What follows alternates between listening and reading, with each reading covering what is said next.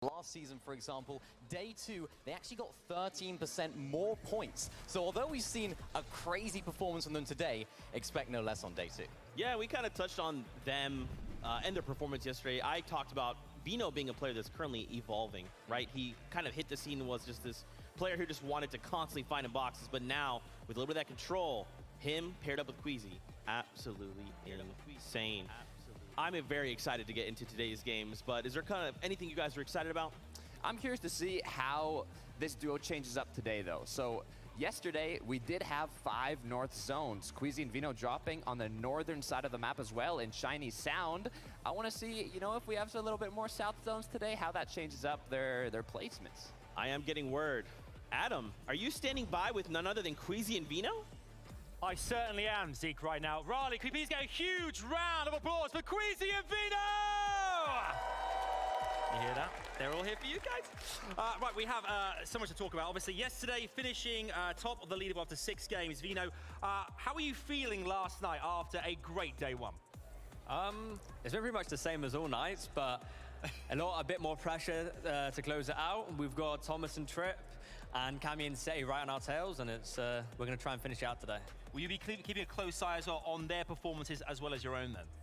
Yeah, but we can't change how well they're going to do. We can only try and do our best. I must ask you as well, Queasy. Obviously, we know yesterday a lot of zones pulled north for you guys. Is that a good thing or a bad thing considering Storm Surge?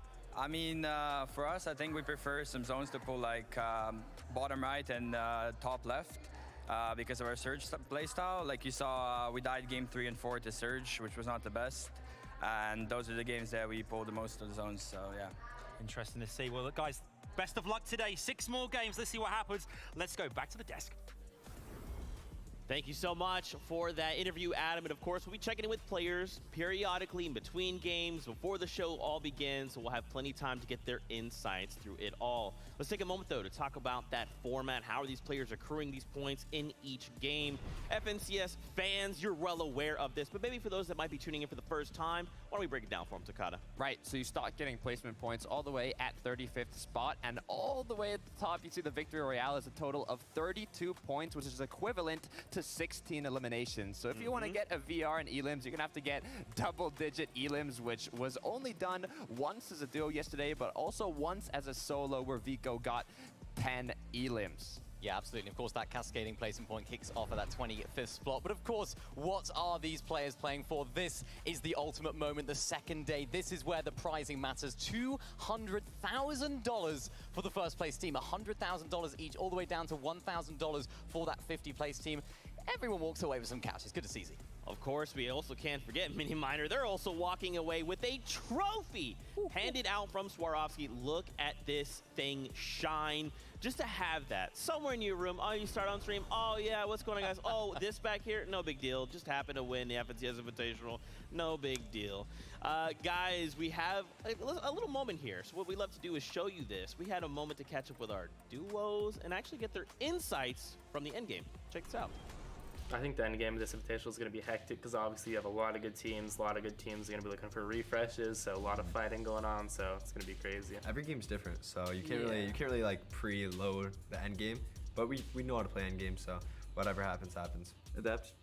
Just need to adapt. That's how we played end game. He's doing everything. I just follow him. I think the FNCS end game is going to be chaos. Yeah, the difference between public matches and competitive pro lobbies is like literally night and day. End games at a professional level are a lot more complicated than end games at a casual level. There's so much action as well, like on high ground, low ground, mid ground. Biggest difference is getting refreshes is way harder because people are way more aware. Coming into the end game, what do you like to have in your loadout? Oh, I like to have, of course, an AR. And then I usually like having pads to just rotate. Max mats, mobility, launch pad, gold prime. Yeah. Hopefully he's, you know, locked in because he gets the refreshes. I tarp. أنا بالنسبة لي أفضل إنه يكون معنا يعني فل ماتس. أنا غالبا الماتس اللي أصلا بتفوزنا الجيم يعني إذا ما معنا ماتس غالبا إنه الناس بيناظرونا بيشوفون كذا بدون بلد فبنموت. فأشوف إن الماتس اللي بتفوزنا الجيم صراحة. Priorities in endgame depends on the situation also. But in the best of situation, we like to just stay front and stay together and be able to be ahead of everyone. First moving zone, we usually launch pad and try play second height. And we stick around there, and if we get an opportunity to take high ground, we'll take it. The best thing in the moving zone is like when you're like on the side or on the dead side, so you can't get shot like from people. The dead side. Yeah, like if you're like on the left side of moving zone, you can't get shot by people on the left. And I have no idea, you do everything, so I just follow you. We'll usually play anywhere, honestly, mid-ground, height, low ground. The one thing that's important is like after like second moving or so, you should probably either be on height or low ground, or trying to get one of them. انا اشوف افضل لاير ناخذه بالبطوله الميد لاير لان ما راح نتقروش من اي احد سكافت ينزل له ونفس الشيء. صح صادق لان المشكله الهاي جراوند يعني كثيرين راح يفكرون يمسكون الهاي لان الهاي غالبا هو اللي بيفوز كل جيم بس المشكله ان اتيام كثير راح يفكرون انه خلاص خلينا نحاول نمسك هاي عشان نفوز الجيم. Prefiro low também porque é muito mais divertido, high é muito chato, mas se for pra ganhar o campeonato também pelo high, mas eu prefiro muito mais pelo low, muito mais divertido e eu gosto mais. Me and Dukes like to be low ground. You know, we're a low ground team, meaning basically we're the lowest of the lowest. So when there's a lot of people low ground, it's a lot more fighting based on low ground, and that's what we are really good at. I think it's gonna be chaos because since it's every top team from every region, I think it's gonna be way harder. We'll see who's better at the end. Bamstow and Fash, obviously the most wholesome duo I believe we have here in the competition. You do love to see it. Why don't we take a moment here to take a look at our lobby list. We touched on that duo in first place, Queasy and Vino. Let's talk about second place, Thomas HD, Triprin. They were showing up in huge yesterday. This duo has been playing incredibly, right? The Danish duo, I have a crazy stat for this duo. They got at least 20 points every single match in day one. And what's so crazy about it is there wasn't another single duo that even got more than 10 points every match yesterday. Not only that, they placed top 15 in every single game as well. Yeah, they actually had the highest average placement yesterday by almost 3 places. So these guys are absolutely popping off. And you can see on the screen right now, Thomas HD is absolutely fragging out every single game. I mean, out of the 20 total eliminations they have across the 6 games, Thomas HD has 18 of them. So Trippin is on 2, which is not as much, but Thomas HD is definitely doing great. Trippin plays such an important role in this duo as well. We can't forget, they're definitely a dynamic between themselves. It's not just a case of 2 solos combining together. They have that brain that almost synergizes both of them. And we can see Thomas HD absolutely popping off. Yeah, they are kind of like, we talk about this consistency factor a lot, right, in the FNCS, being able to put up those numbers, make sure you're not falling, having these games, it's like, oh, we were eliminated off spawn. No, they're making sure they can be consistent across the entirety of the game. And that's what's helping them maintain that second place. Now, how are they feeling coming into the competition day 2? Well, guess what? Adam is standing by. He's got the answer. I certainly am. Thank you very much, Zeke. I'm joined by Trippin and Thomas HD. Do you know what's great? We're actually talking about consistency a second ago, but you heard some of the great stats from yesterday. Second place, what is it specifically, do you think, that's gotten you into this position? You just get to every end game and you just play from there. And yeah, we have our surge and good position, and that's all we need. Because prior to this, I mean, I'm getting a sense of confidence, really oozing confidence back here.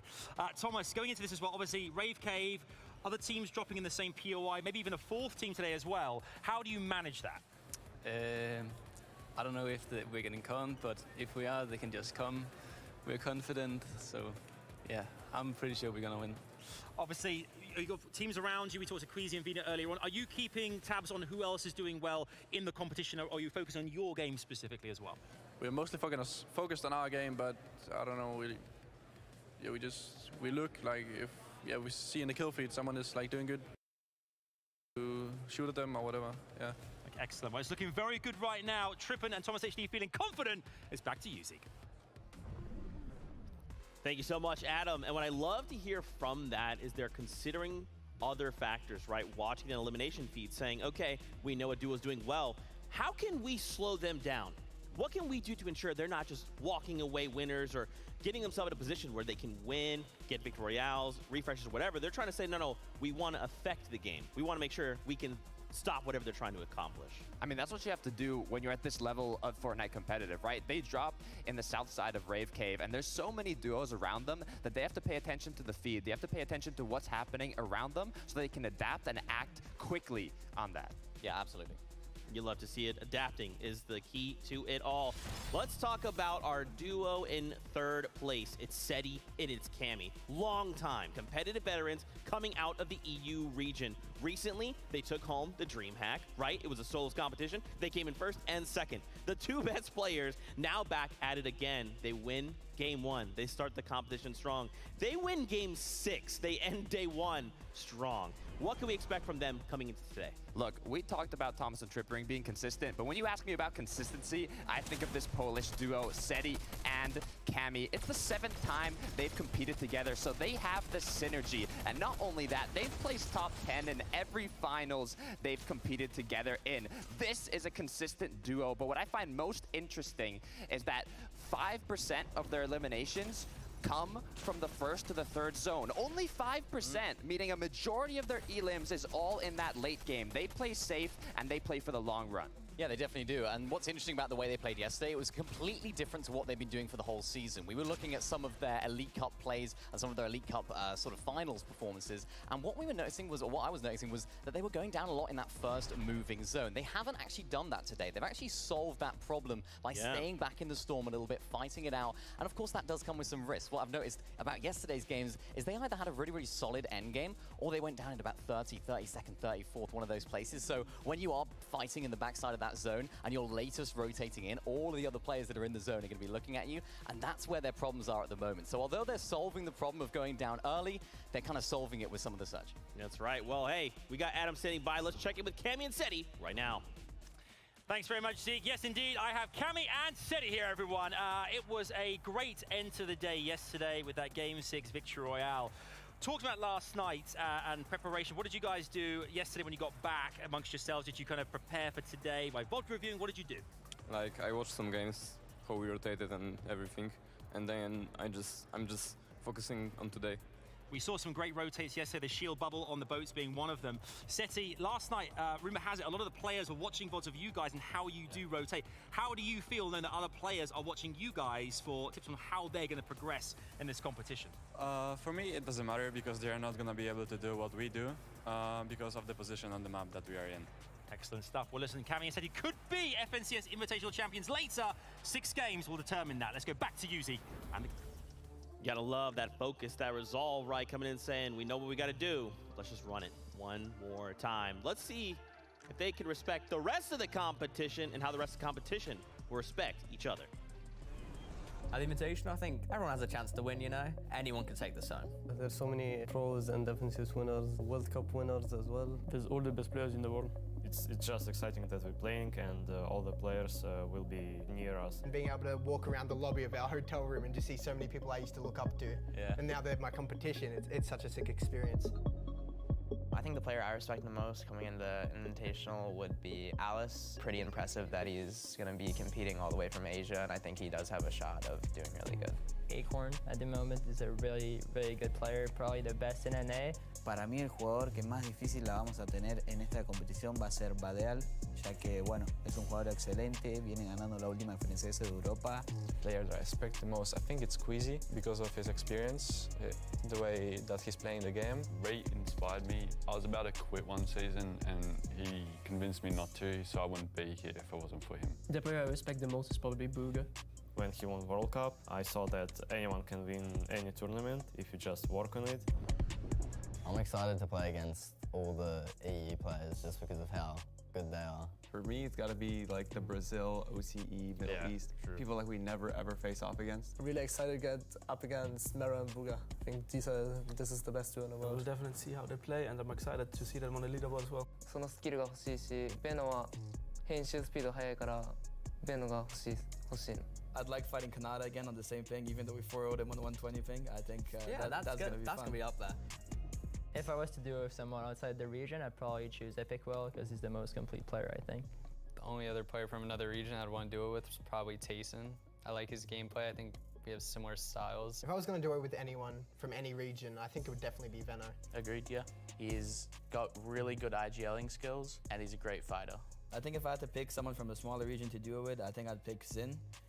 He's dominating Brazil right now, and I think he's a good person to look forward to playing in Invitational. Robin, Rox, Chapix, they are underrated, but they're all good. Good mechanics, good brain. Yeah. I think they will do good. The Brazilian duos are really underrated and they could surprise people. Eu acho que jogador da Oceania que pode ganhar, que agora tá jogando na Nhaish, é o Muz. People tend to sleep on him, but his skills in Fortnite are still just as sharp as they used to be. Thank you, my bro. I got you, my bro. Appreciate it, my bro. My bro. Dude, that's what I love to see coming to this competition, right? Of course, everyone's laser focused. They want to win. There might even be a little bit of trash talk here and there, but everyone respects everyone. And that's what I love about the competitive community. Why don't we take a moment, though? Let's talk about some off-spawn fights, boys. Oof. We got 2 here to break down. So, Takada, where do you want to start? Let's start at Fort Jonesy. This is where it gets interesting, right? We have Clix and Dukes going head-to-head against Pink and Anas. Now, I don't know if I'd call this an off-spawn fight or an off-spawn disengagement because this duo did not fight each other once yesterday. 6 matches, and neither of them ended up getting eliminated off the start. But what did end up happening is that Pink and Anas were the duo that had the most time inside of the storm at 14 minutes in day 1. Yeah, they did, and I think the big reason for that is Clix and Duke, they're not interested in fighting. They're not interested at all. They are just getting straight out of there. They're getting the loot. Even if it's not that great loot, they're just hopping right on out of there. They don't want anything to do with that fight. And what's interesting about these 2 duos and the way that they've performed is that Clix and Dukes, they've kind of had a bit more of an erratic performance all day. They've had 3 really, really solid games, and then the other 3 games weren't so great. Whereas you look at Pink and Anas, those guys have been really, really consistent. Not necessarily popping off in any of the games. We've seen, I think, a 9th potentially from one of those games as well, but they've had sort of between 10 to 20 places, so it's not too bad from this team. They're being consistent, and that's why Pink and Anas are above them. That's right. Well, Kelly, you're standing by. Let's talk about this head-to-head matchup. That is right, Zeke. Joining me right here, I have Clix and Pink fighting at Fort Jonesy. And Clix, obviously these zones have not necessarily been polling in your favor. What's been your strategy to deal with it? You know, we need to find some eliminations on the way and hopefully get a refresh, because our loot is getting out of Joneses, especially this bad side that we're on, is terrible. But we got it today. And Pink, for you, you had a great performance. Your best game yesterday was 11th place with 7 eliminations, and that was all solo. But what changes are you making to break into that top 10? As Click said, hopefully we get a few zones, because like we had to use all our mats and all our loot to like get to the zone. So if we pull a few zones, we'll be able to save our mats and get deeper into the game. And obviously, you two are facing off against each other. Is there anything that you want to say to him before you go into the game? Man, a few words, everyone. I love to see it. Can't wait to see you face off in the final 6 games today. Let's head on back to the desk. Hey. Oh, sorry. Ah, man, you guys are absolutely amazing. What a great time. You can tell everyone's in high spirit. They're still focused. We're all having a good time from here. Let's talk about our next off-spawn fight. We watched it kind of unfold yesterday. Coming into today, we got Baka going up against Mr. Savage over at Chrome Jam Junction. What were expectations going into today, and did they change coming into, or yesterday rather, and then change coming into today? Look, it was interesting. It was actually a very fair, matchup, right? They ended 3-3, so Mr. Savage, iDrop, ended up winning 3 off-spawn engagements, and Bak on one also ended up winning 3 off-spawn engagements. But if we look at the leaderboard, Mr. Savage and iDrop are a bit higher. Yeah, 14 places or 14 points ahead of the latter duo. So it's going to be interesting to see whether they can continue that today. Who's going to be winning the off-spawn fight? Mr. Savage and iDrop, when they do make it off-spawn, they do seem to be a little bit more confident on their surge rotations, their surge paths. Of course, Mr. Savage clutching up so well yesterday. But I think that when they're 50-50 in that main building, we see Baka and On1 on top in that engagement, because when that bus is moving from the north to the south, it is a lot easier for them to have that drop for the main building that's there. And I think what we're seeing is a little bit less of that 50-50. We only saw it happen in one of the games. Maybe today, as things get a little bit more desperate, we'll see that happen more. That's right. Guess what? We got another interview to throw your way. Kelly, she's standing by. We have both of these players. We get to hear from them about how they're preparing coming into the competition. Thank you so much, Zeke. Joining me here, I got Mr. Savage and Baka. And Mr. Savage, yesterday you had an incredible solo run. Walk me through what was going on in those moments. Well, Idrop died, so I was just trying to make the best out of the situation, and I managed to find like 2-3 eliminations, so it worked out pretty well. Obviously, it did work out for you well. In Baka, there was one game yesterday that was really, you performed really well in it. The other 5, not so much. What was so different about that game? We pulled a good zone. We got a lot of tags on people, got a lot of surge, and we went 10 game with good loot, and we played the game out. I love it. Thank you guys so much for joining me in this interview. Good luck in your 6 games, and we're going to head on back to the desk. They're ready, man. They are ready to start the competition, and we'll get there in just a moment. What I want to do is take a quick second here to kind of talk about what we're hoping to see coming into today's games. I think for me, I'm really looking forward to Zago and Meram, bright champions out of the Asia region. We saw them just come out swinging yesterday, and then after that kind of halfway point, they kind of fell off. Now, they're not that far away from first place. We could see a huge shakeup coming into the next 6 games today, so I really have high hopes for them. Tokata, who are you maybe looking forward to seeing? Maybe even a storyline? What are you excited about? I also want to look and, talk a little about Acorn and Edgy. We talked about our top 3 duos, but in the 4th place, NA East duo Acorn and Edgy, they've been playing very well. They landed Tilted Towers on the Blimp, and Acorn actually had the most damage dealt in the first 2 zones out of any player competing in day 1, almost 3,500 damage, so they have been prepping well. Yeah, they really haven't. So I tell you how they're getting that. You know that Blimp outside of Tilted Towers, just to the west side of it? They're sitting on top of there. They are getting so many surge tags in there. We got to talk to Acorn yesterday, and we were saying, what's it like? He said, it's brilliant. Everyone's rotating towards me. The zones are pulling north. I'm getting 1,000 tags on players rotating in. They're loving life at the moment. My only concern for this duo, how will they fare with the south zones if we do get any today, right? We saw a lot of north zones yesterday. So many of the players rotating into that Tilted Towers area.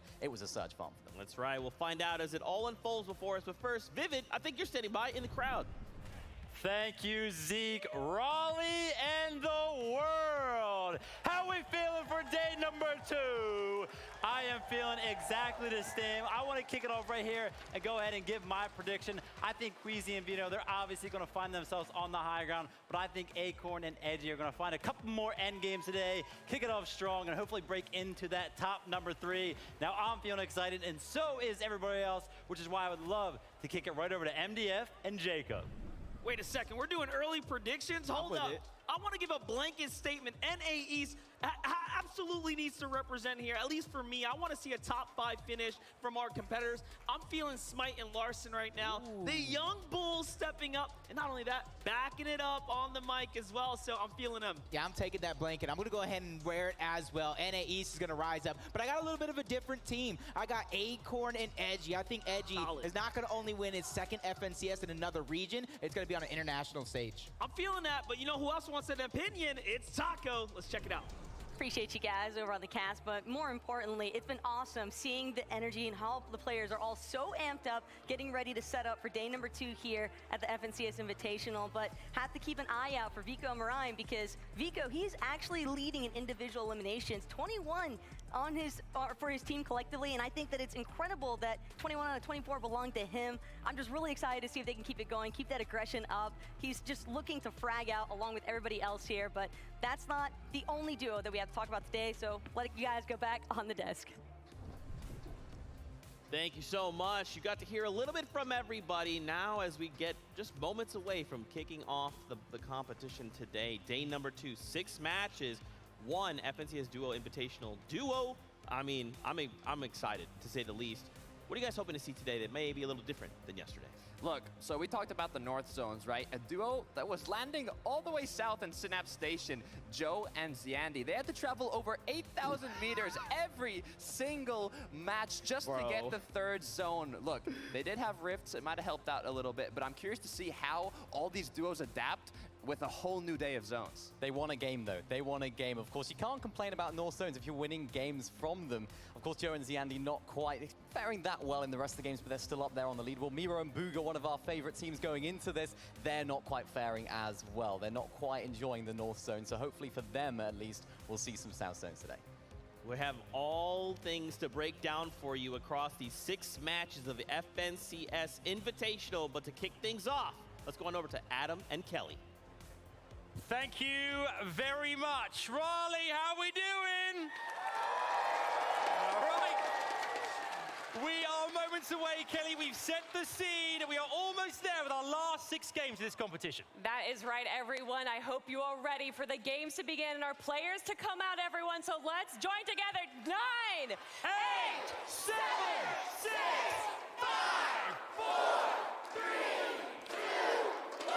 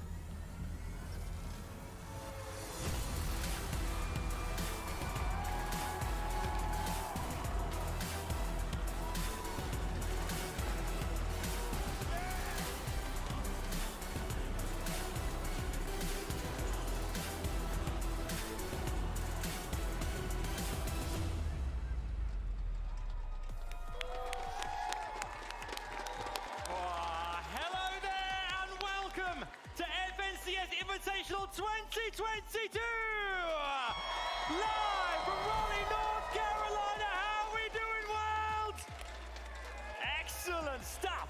It has been absolutely amazing. I'm Kelly Ling. This is Adam Savage. And guys, this is the final day of the FNCS Invitational. 50 of the best duos from around the world representing 7 regions, duking it out for the lion's share of $1 million. First place, walking away with $200,000. But not just that, they're fighting for the pride and the bragging rights, and of course, that trophy right there. Oh yeah, that's right.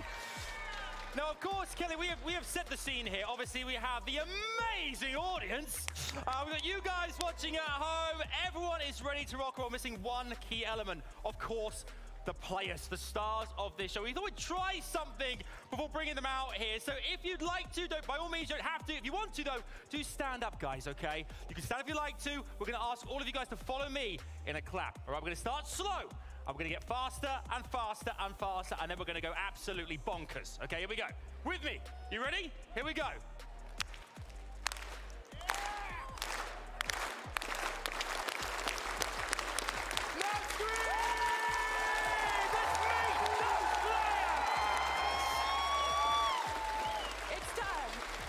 It's time to meet the players.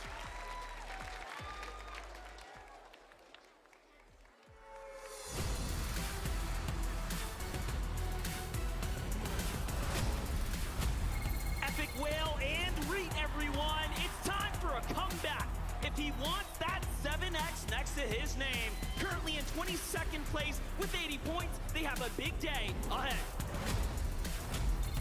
Give it up for Fabs and Snacky with a contested off-spawn situation in day 1. This team is looking for a more consistent day 2 and a huge comeback. Welcome to PA Zin and Kitos.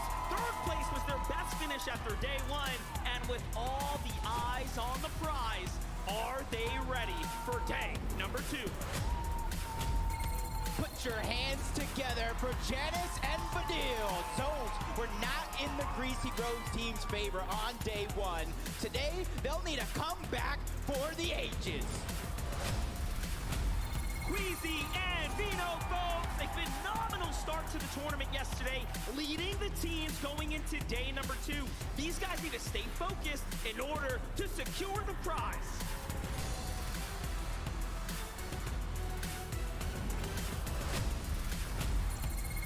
This is Rapid and Andalex with a popping performance in Game 3 yesterday. This recipe for success is there. They just got to repeat it today to take it all. Put your hands together together for Basil and Jace. Improvement is the key for these guys. They have to show up today if they want to take that trophy home here in the FNCS stage.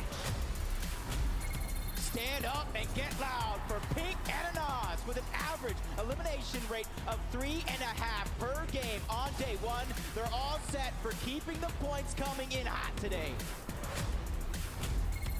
If you say Poland, I say Cammy and Seti. These two legends had 2 victory royales yesterday and are the front runners for the trophy. Can they make it happen? Let's hear it for Aqua and Reason with challenges right off the drop. This team might take a different approach today to get to the top of the leaderboard.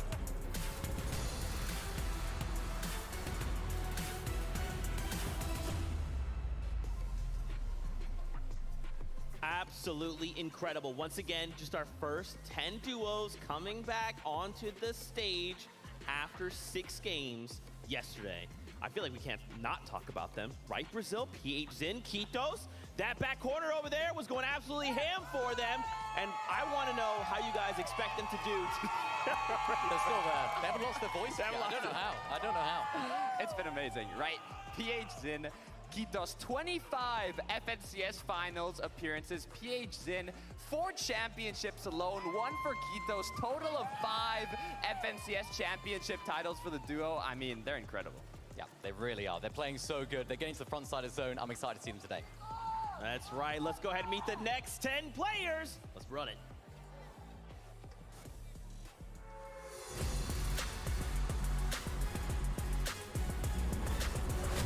Give it up for iDrop and Mr. Savage, coming in hot on his birthday run yesterday. These guys faced a huge obstacle off spawn. Will this change today? A team that needs no introduction, Clicks and Duke, with a clash of the Titans currently happening in Fort Jonesy. Will Clicks and Duke come out on top today?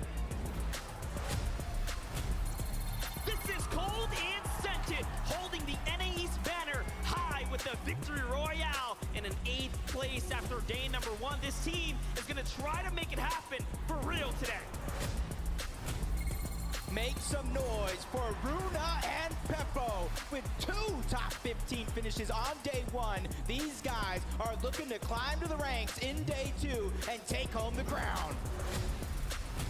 Let's put our hands together for Noah Riley and Bad Sniper with an 8 elimination game yesterday and an average of an elimination rounds of 2.7 per game. They're hot.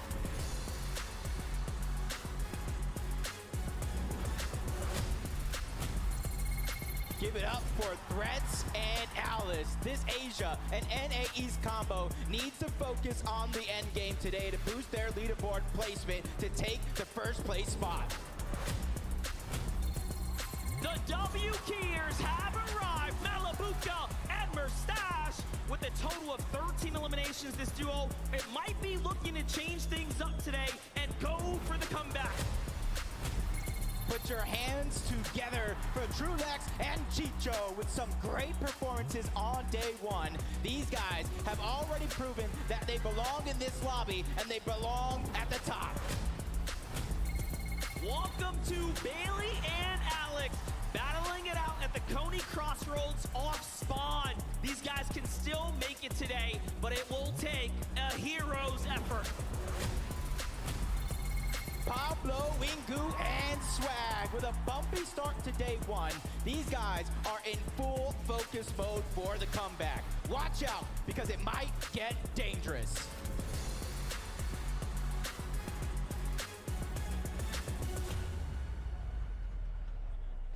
Welcome, everyone. I am joined here by Scented and Cold, your 8th place team out of day number 1. And Scented, we got to talk about that Victory Royale run that you had yesterday. What was the recipe for success? You know, we just played our game. We got some good loot. We're getting half of our loot taken, so we were able to find some refreshes and put ourselves in a good spot throughout the game, you know what I mean? Yeah, definitely. And obviously, you know, you guys are in a good spot right now. 8th place is a great place to be in. But what's the strategy for today? You're changing things up or still sticking with what you did? Just sticking to the same thing, just playing our game out, hopefully just hoping for the best. I love it. Thank you guys so much. And one last thing, is there anything that you want to say to the audience right now? Enjoy, I guess. Like, I don't know. Guys, make some noise for Scented and Cold right now. Let's head on over to the next part.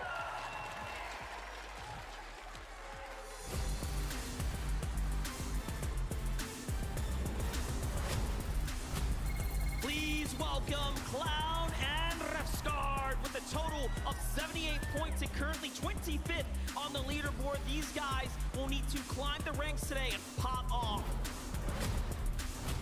Let me give you Mixin and Ardor coming out hot yesterday. These guys are looking to keep it going for the best possible placement today on the day.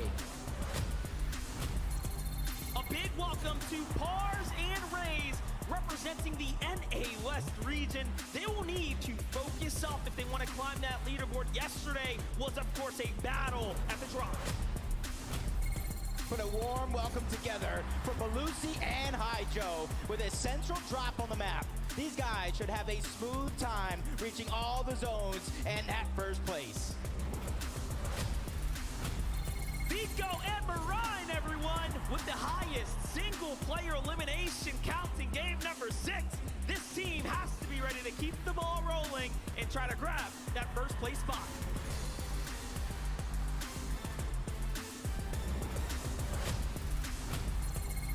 On one and Baka, everyone, with an off-spawn contest from the very first second of each game. They're looking to take over day 2 and take over the top spot. Let's hear it for Walks and Robob. They had a strong showing to close out day number 1 here at the FNCS Invitational. Let's see what they can do today. This is Groles and Rifty. These guys got fired up on day 1 and will look to continue that streak today and take home the prize for EU. Let's get a big welcome for Larson and Smite, battling it out at the top of the leaderboard amongst the best of the best. This duo had a lot to say before closing out the evening. Put your hands together for Falconer and Hellfire. This NA West and EU combo cracked the code towards the end of day 1, and let's hope they can keep it going today.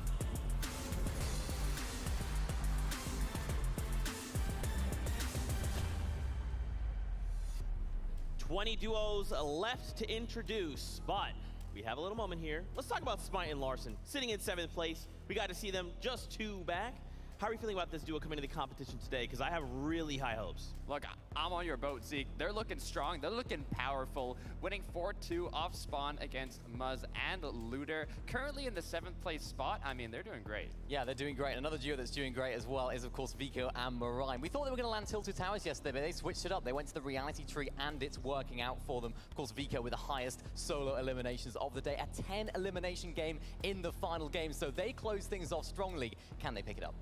We'll find out, but first, let's meet the next 10 duos from the FNCS Invitational.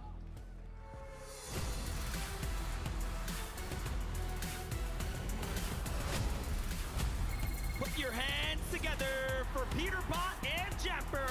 These guys are looking to make that great comeback today. We all know they have the potential to do it, but they will have to step it up. Make some noise for Pam Stu and Fatch. Currently finding themselves in the top 10. These guys are running for the trophy. Now is the time for them to shine. KBR in seat, folks, giving it their all yesterday. They find themselves as the 6th best team in the tournament so far. They are here to make the Brazilian region proud. Let's give a warm welcome to Bevy and Vortexers, coming out with an average elimination of 2.6. These guys are amongst the top fraggers in this lobby. Let's see more of this today. And a big welcome for Retake and Novice, finding themselves at the bottom half of the leaderboard here. They have to now make this day the comeback. A single game can change it all.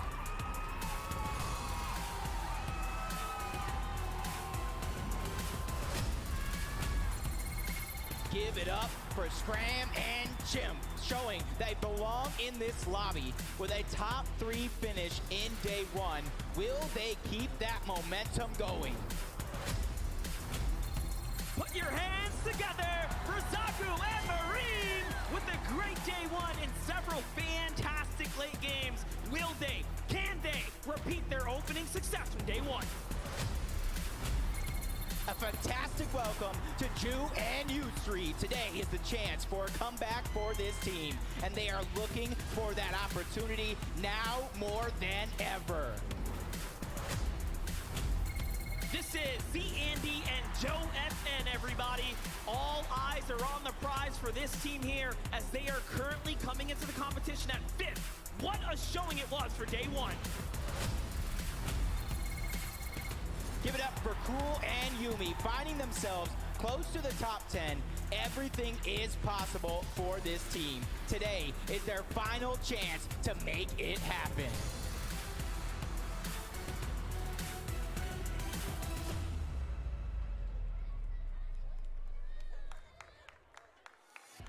I am joined right now here in North Carolina by FaZe Replays! Replays, my guy, what an amazing experience this is. You were at World Cup, here we are at FNCS Invitational. How has the vibe been for you? Oh man, it feels great to finally be back at an in-person event. The vibes, the atmosphere is feeling absolutely amazing. So, shout out to all of you guys coming. Honestly, let's make today a great day. Yes, Replays!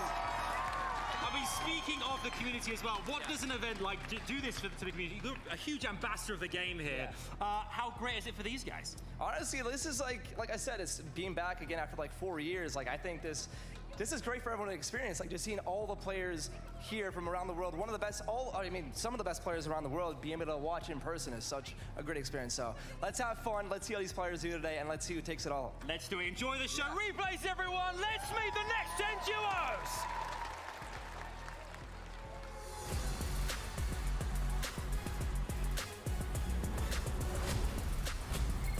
This is King and Ed Lagana with a strong ending on day number 1. The Brazilian duo has to show up and perform even better here on day 2.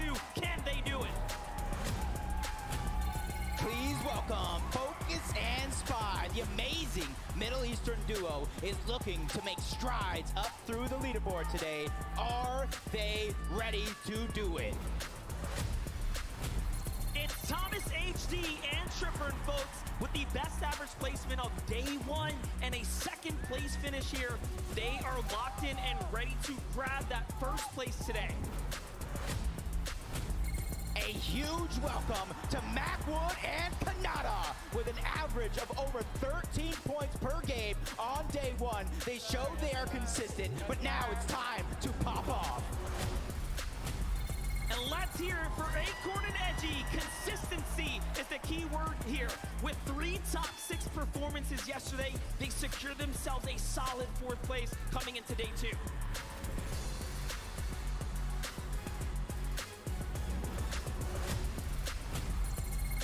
Make sure to get loud for Hand and Vortex. This incredible duo showed they belong in this lobby with an amazing 2nd place finish with 7 eliminations yesterday. And a big welcome to Kamavin and Avery with an amazing Victor Royale on day 1. Kamavin and Avery are focused and ready to get even more here for day 2. A duo that needs absolutely no introduction with the clash of the European Titans in Cloudy Condo. Tayson and Chapix are looking to take over. Let's give it up for Moz and Looter with the contested drop spot at the Grim Gables. I am sure we are in for a treat today. It's going to be a hero's effort to take it off. And finally, let's hear it for Booga and Miro. The fan favorites are ready and looking to make a comeback of a lifetime.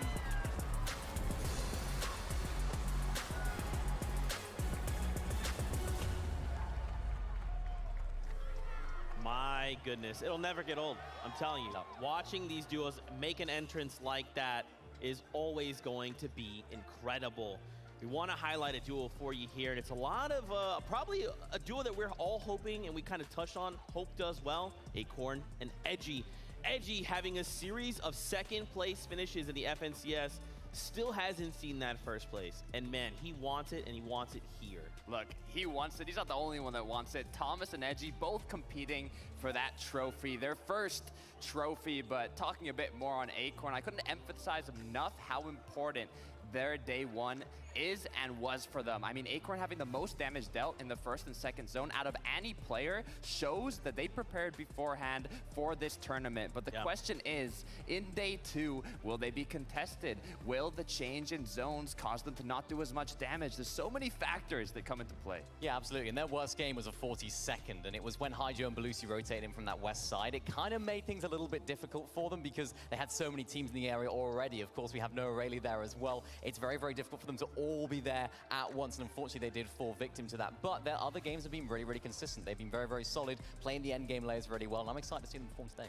That's right, Kelly, standing by right now with Acorn and Edgy as they prepare for the competition. Thank you so much, Zeke. I am joined by Acorn and Edgy, and guys, make some noise for this team right here. You guys are currently in 4th place. What is that like to be in the top 5? It feels pretty nice, especially one of the only NA teams up here, but it's not over till it's over, and it's going to come down to the last game. Well, with how you guys have been playing, 1 second place, 1 third place, what's standing in your way from grabbing that VR? Honestly, we just need to keep getting kills and refreshes and stuff, and if we just get mats and play with mats, we'll do good. It's really just we run out of mats, that's why. I mean, good luck to you guys. You have 6 more games to go, but everyone, it's time to head on back to the desk. Thank you so much, Kelly. As incredible as always, but it is almost that time to kick off the competition. So why don't we go hang out with Monster, D-Face, and Jacob PR.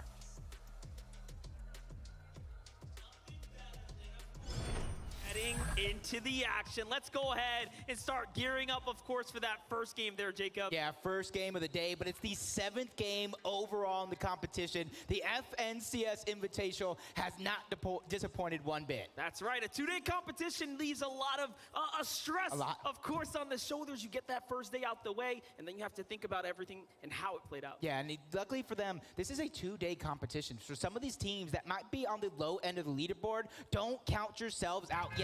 It's all about that mindset, but the mindset has to be ready because game number 7 starts right now. Here it is. The players are on that battle bus, and we get to see it all play out.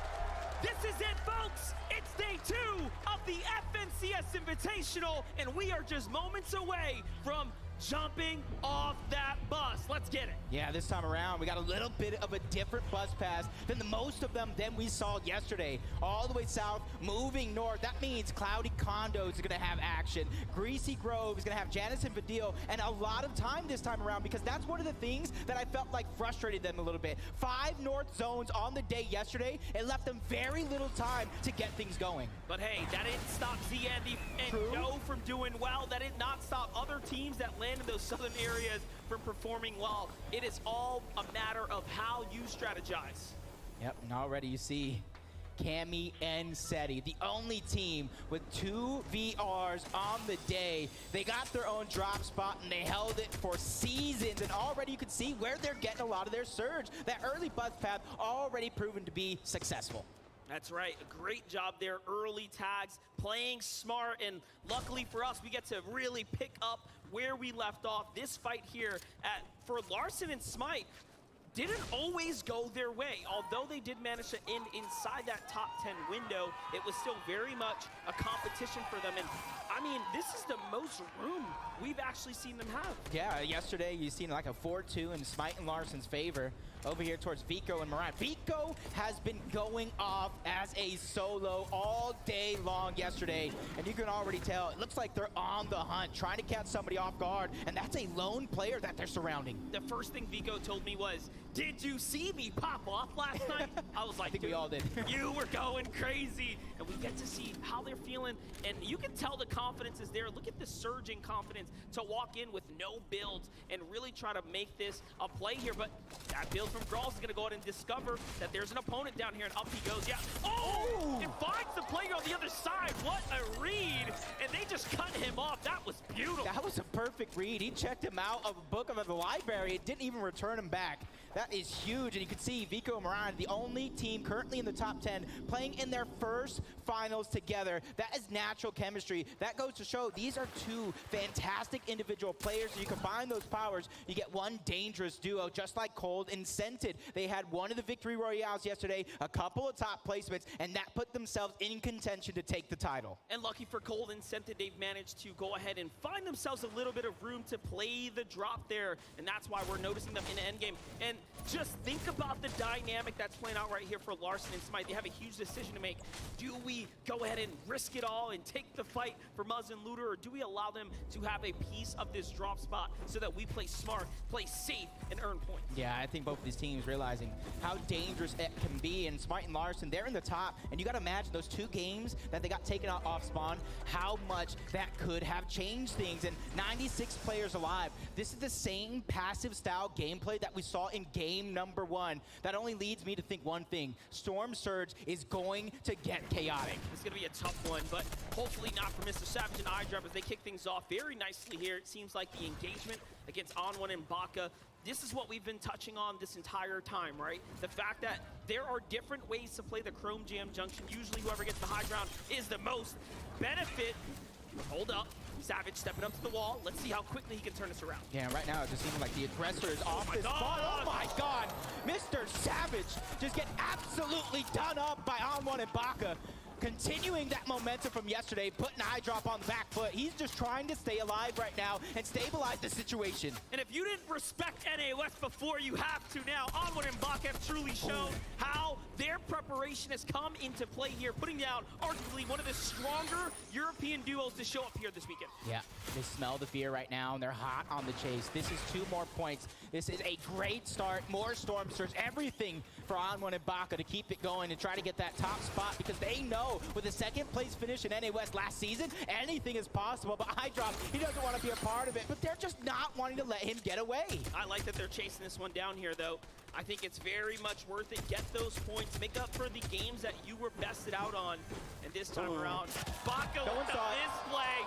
Everyone close your eyes. You saw nothing. We move on. Oh, but look at that in the feed, though. King gets credit for the knock on the Baka. I don't know where they're at, but you got to know, an aggressive team coming from Brazil, if they see that green light, they're going to go. They have to weigh their options at that point. Like, what just happened? How did we get that? Luckily for us, we get to jump on over to Janice and Vadil here at the Reality Falls. This has been a very interesting position for them to play out of, because Vico and Moran have found so much success, and Vadil and Janice are such a great team. It's unfortunate they're being contested. Yeah, this is what more we were looking towards seeing today. It may have started off a little slow, but Smite and Larson know how dangerous they can be, especially if they have the high ground against Muzz and Looter. But the longer this one takes, it looks like it was a little bit of a north zone. A lot of teams are going to begin to rotate in, so you know as well as I do, the longer you take, the more chance of a third party, and that's going to be Larson and Smite's job right there to try to disengage. But they don't disengage far. They just continuously hold that high ground. Smart of them. They're showing us that they actually want to take this fight. Smite and Larson, some of the most confident players we have actually seen. Yeah, he's not backing down. Looter's like, what's up? You guys want to do this? I play better. Box to box. Come see me. That could have been a key. That could have been a huge key for success for Smite and Larson, because winning those off-spawn exchanges gets you the Storm, so you don't have to worry about it later in the game. But the duo from OCE wants to challenge the NA East.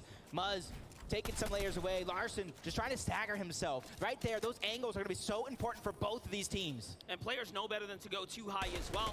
You want to make sure you're respecting the distance, but not too much. In fact, you get chopped down, but it's a great angle here. Muzz finds a huge tag. He's going to win the exchange there, and luckily, the shots in the distance, probably from King and Ed, do not connect here. Yeah, it's like an Eiffel Tower getting built. You even see those shots already now coming in from all different directions. Everybody wants that surge. They want to have as much flexibility through the mid-game as possible. And once again, it looks like Larson and Smite are trying to disengage. They don't want to get stuck in this mess. They felt and dealt with this lobby at the top spot, and they know that you cannot fall behind. You cannot put everything you have in all one moment.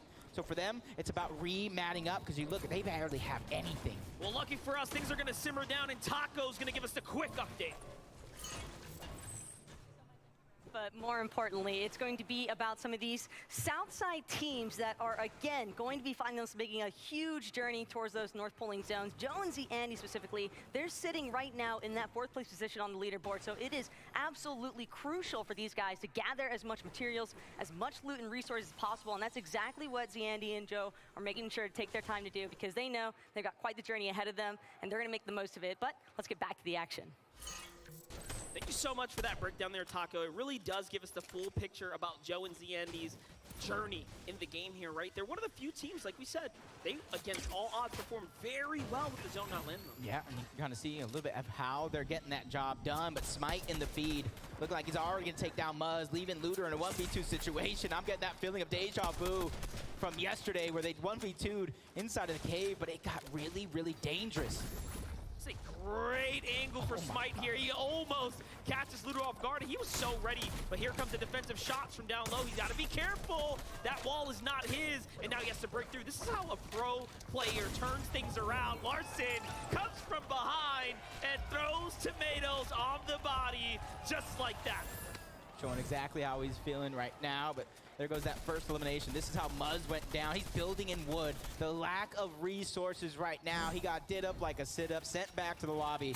Now it's up to Pars. They were in an exchange. He got the knock on to Bailey. The Siphon finally going to come through, and this is a chance for him to slow it down, stabilize here for a moment while he figures out what is next. Alex and Bailey have been contested this weekend. Pars and Raze mixing things up. Seems like they haven't caught a break just yet. But way to kick things off. Raze is down, in fact, as well. So this is a one-on-one type situation. The question is, can he find his way to a reboot, Van?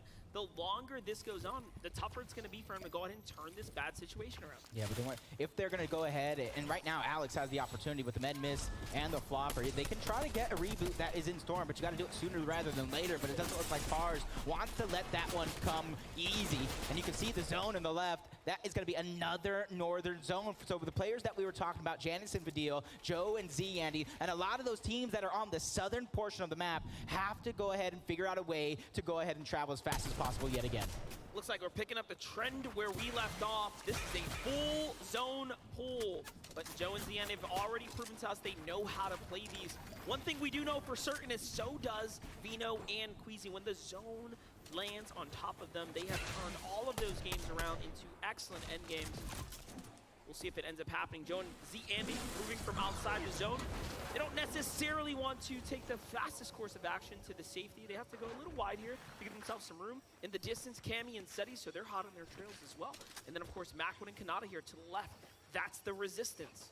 Yep, you see Joe and Andy, 5 games, 5+ eliminations on day one. Most of any duo. The consistency coming out of some of these teams is absolutely insane, but jumping on board, Queasy and Vino, our first place team. They got the zone that you talked about, and you can look how they're setting up right on top of the blimp. They're not necessarily together. That way they can continue to maximize their opportunity to get Surge. And they're so far apart. Just look at where Vino is compared to where Queasy was on that mountain. They have that north zone on lock. Here's Edgy and Acorn, one of NA East's only hope inside the top 10 right now. Last game yesterday fell slightly short of their expectation, but one thing I did notice about Acorn and Edgy, they were in the player lounge late last night, VOD reviewing, studying how to adjust their gameplay to never drop another round. If they can put all of those rounds and learnings into play, Game 7, 8, 9, 10, 11, 12. And that VOD review actually paid off, but we've seen this rotate from Cammy and Seti. Everybody's hitting that VOD review after day number 1. They want that free rotation, especially since they are in the storm. But I did see Booga go down. Malibuka getting a knock on to Andalex. But for this team, I love this rotate now. Cammy and Seti were in a different position yesterday. They were down on Surge, but for Trulex and Ticho, they are over 300 above. They have absolutely nothing to worry about other than finding that sweet spot in zone. Here's Colton Scented, playing very smart, taking their time, and of course, hiding out where they can. Another team that is seemingly interested in playing as individuals here. Scented trusting in his teammate to watch his back while he works on the loot. Tripern and Thomas HD coming in at second place today, finding themselves 19 above the Surge. Big task in front of them, but this is perfect. Talk about a delivery. You find a player, it's Grolls, one that we know was already taken out earlier, so he's gonna have a limited amount of loot to work with. And it seems like Tripern takes the passive route.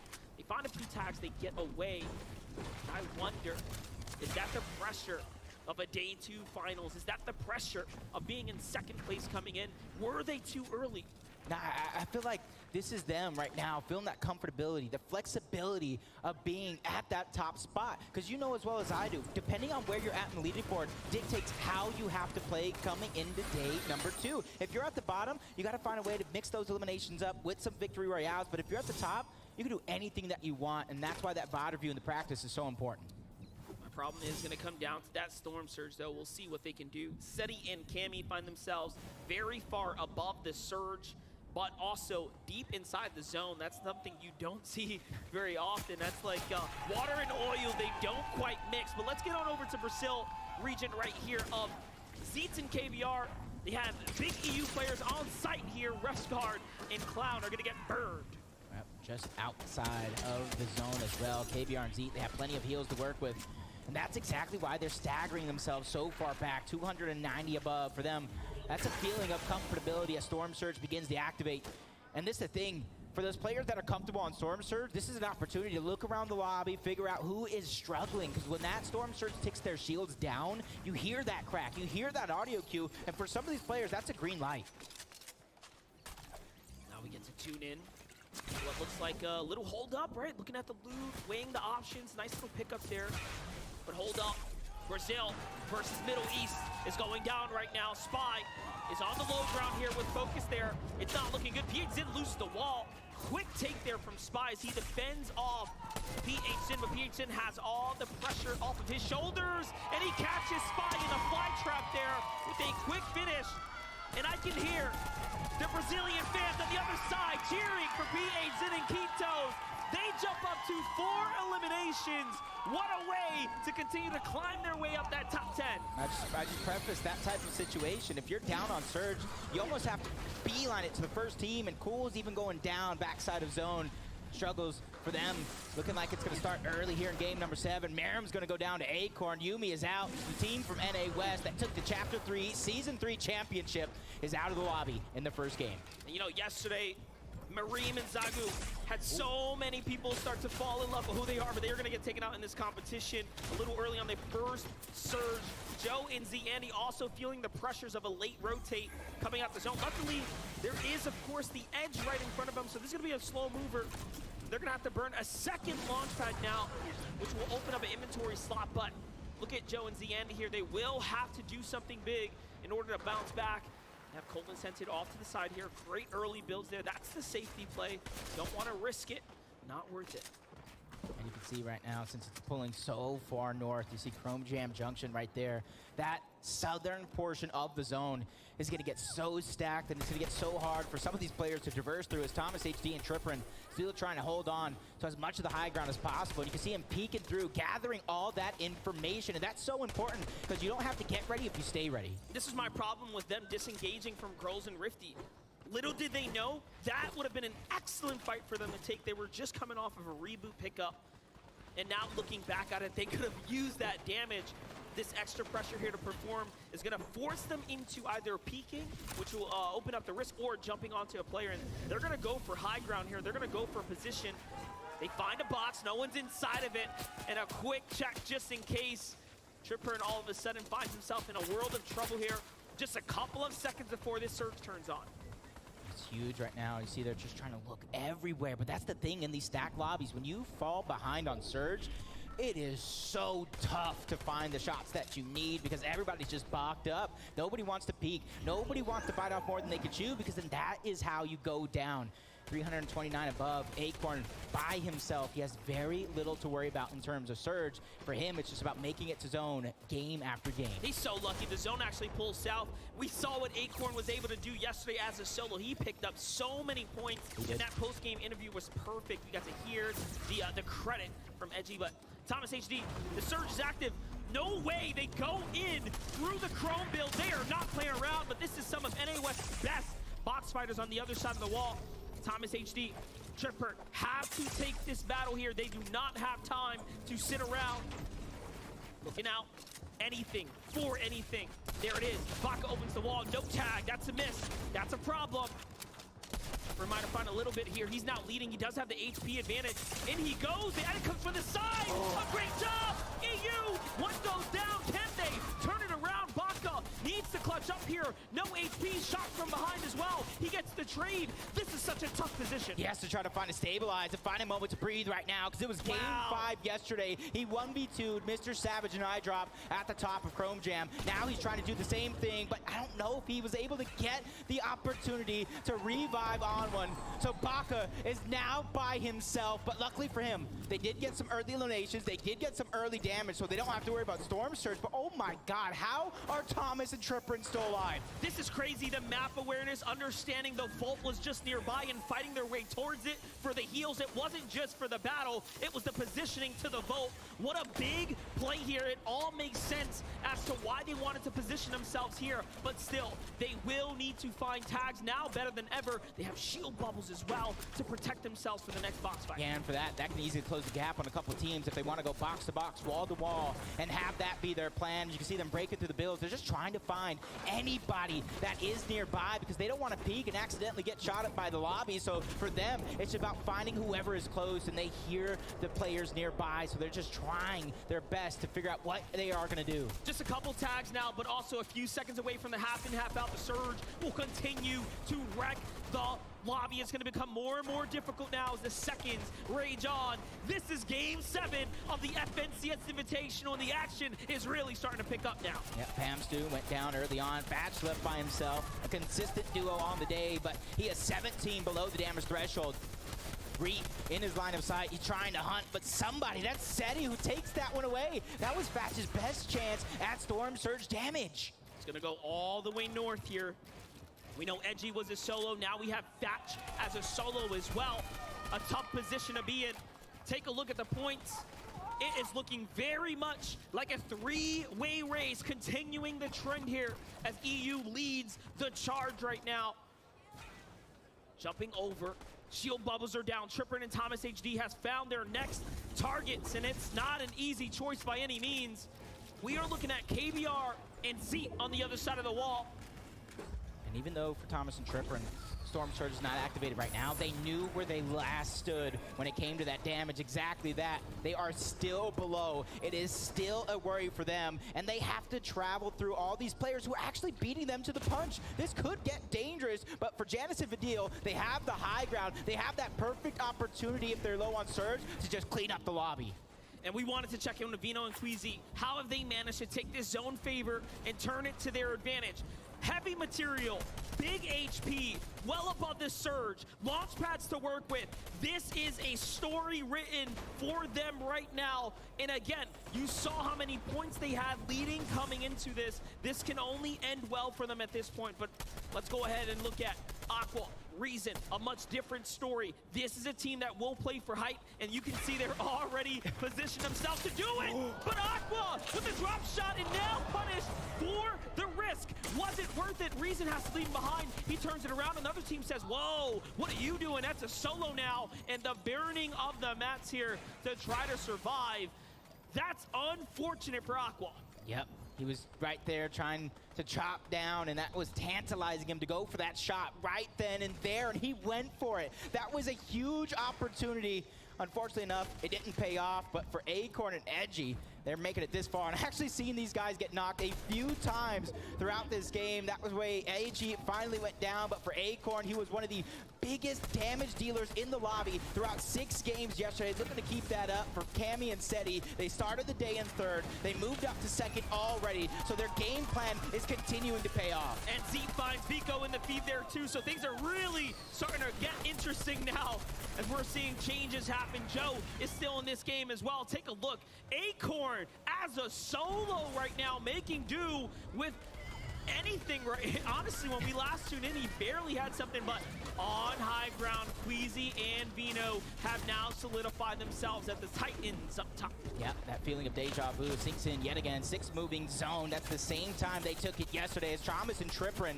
This time around, they're going to have that flexibility because they're 141 above the damage threshold this time, so they don't have to go hunting. They can stay ahead of zone, try to get themselves in a good spot. And what a beautiful way and usage of the shield bubbles to make their rotate on the dead side while using the shield bubbles. Cammy, though, caught slipping there, and Seti is left now as a solo in this endgame to the hands of Larson. Cammy falls. Yeah, and this endgame is just getting so rough. Up and down these mountains. These players are going to have to figure out what they're going to do, especially Tripper, who is out of builds. Him and Thomas have to figure out something, but they have been through the ringer this game. If anybody deserves it, it's them. This is crazy. Tripper and Thomas should not be alive right now, but they are staying up. Thomas, he does it again! Truelex with a huge refresh, and he is back in the game. It will come at the expense of Tripper falling, though. But hey, they have earned points, and now we have another top 3 player inside the game here, keeping up with the pace. Scented, Cold, still alive. 3 Elans as well. Looking to take a fight there, but no. They want to make this rotate. They need to get to the zone. What a great layer change here from Scented, and it's all about smart play from him. Yeah, he had 2 med miss, floppers on the backside of zone. Thomas doing everything he can to stay alive, just like Larson here, who's by himself. 5 eliminations as a team, most of them coming off the back of Larson and that early game start. But first place, Queasy and Vino holding on high to the high ground in the sky. And Brazil is still alive in this game as well. So we have EU, NA, and Brazil all in the same game. You can see the heals coming out from Kitos and PH in there. They still have so much to work with. 2 of our top 5 teams already out. So for Vino and Queasy, they are starting to take away. Tripper holding on with dear life here at 200 points, making sure the gap does not go too far. 6 elims now for a Brazilian duo. Larson has a solo right now, trying to steal away whatever he can get. Only 2 builds of names, trying to play his cards carefully, but somehow Scented.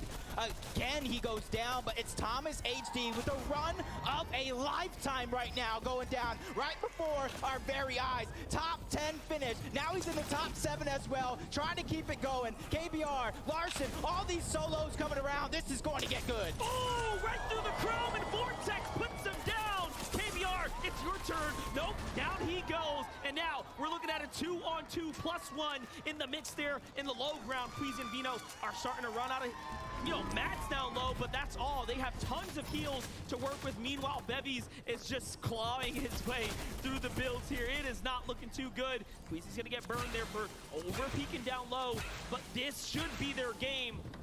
That feeling of deja vu comes in yet again, picking up where they left off from yesterday. But this time, Janice and Vidil, the team from Greasy Grove, making it this far. And it's come down to a 2v2 situation between 2 of the top teams in EU.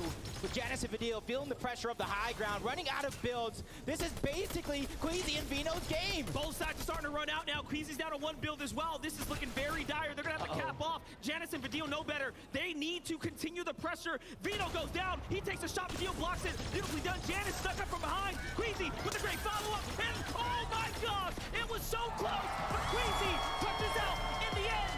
EU, Vino, Queasy from first to another first, literally. From high ground in 6-moving zone, the calculated play pays off. They hold on through and through.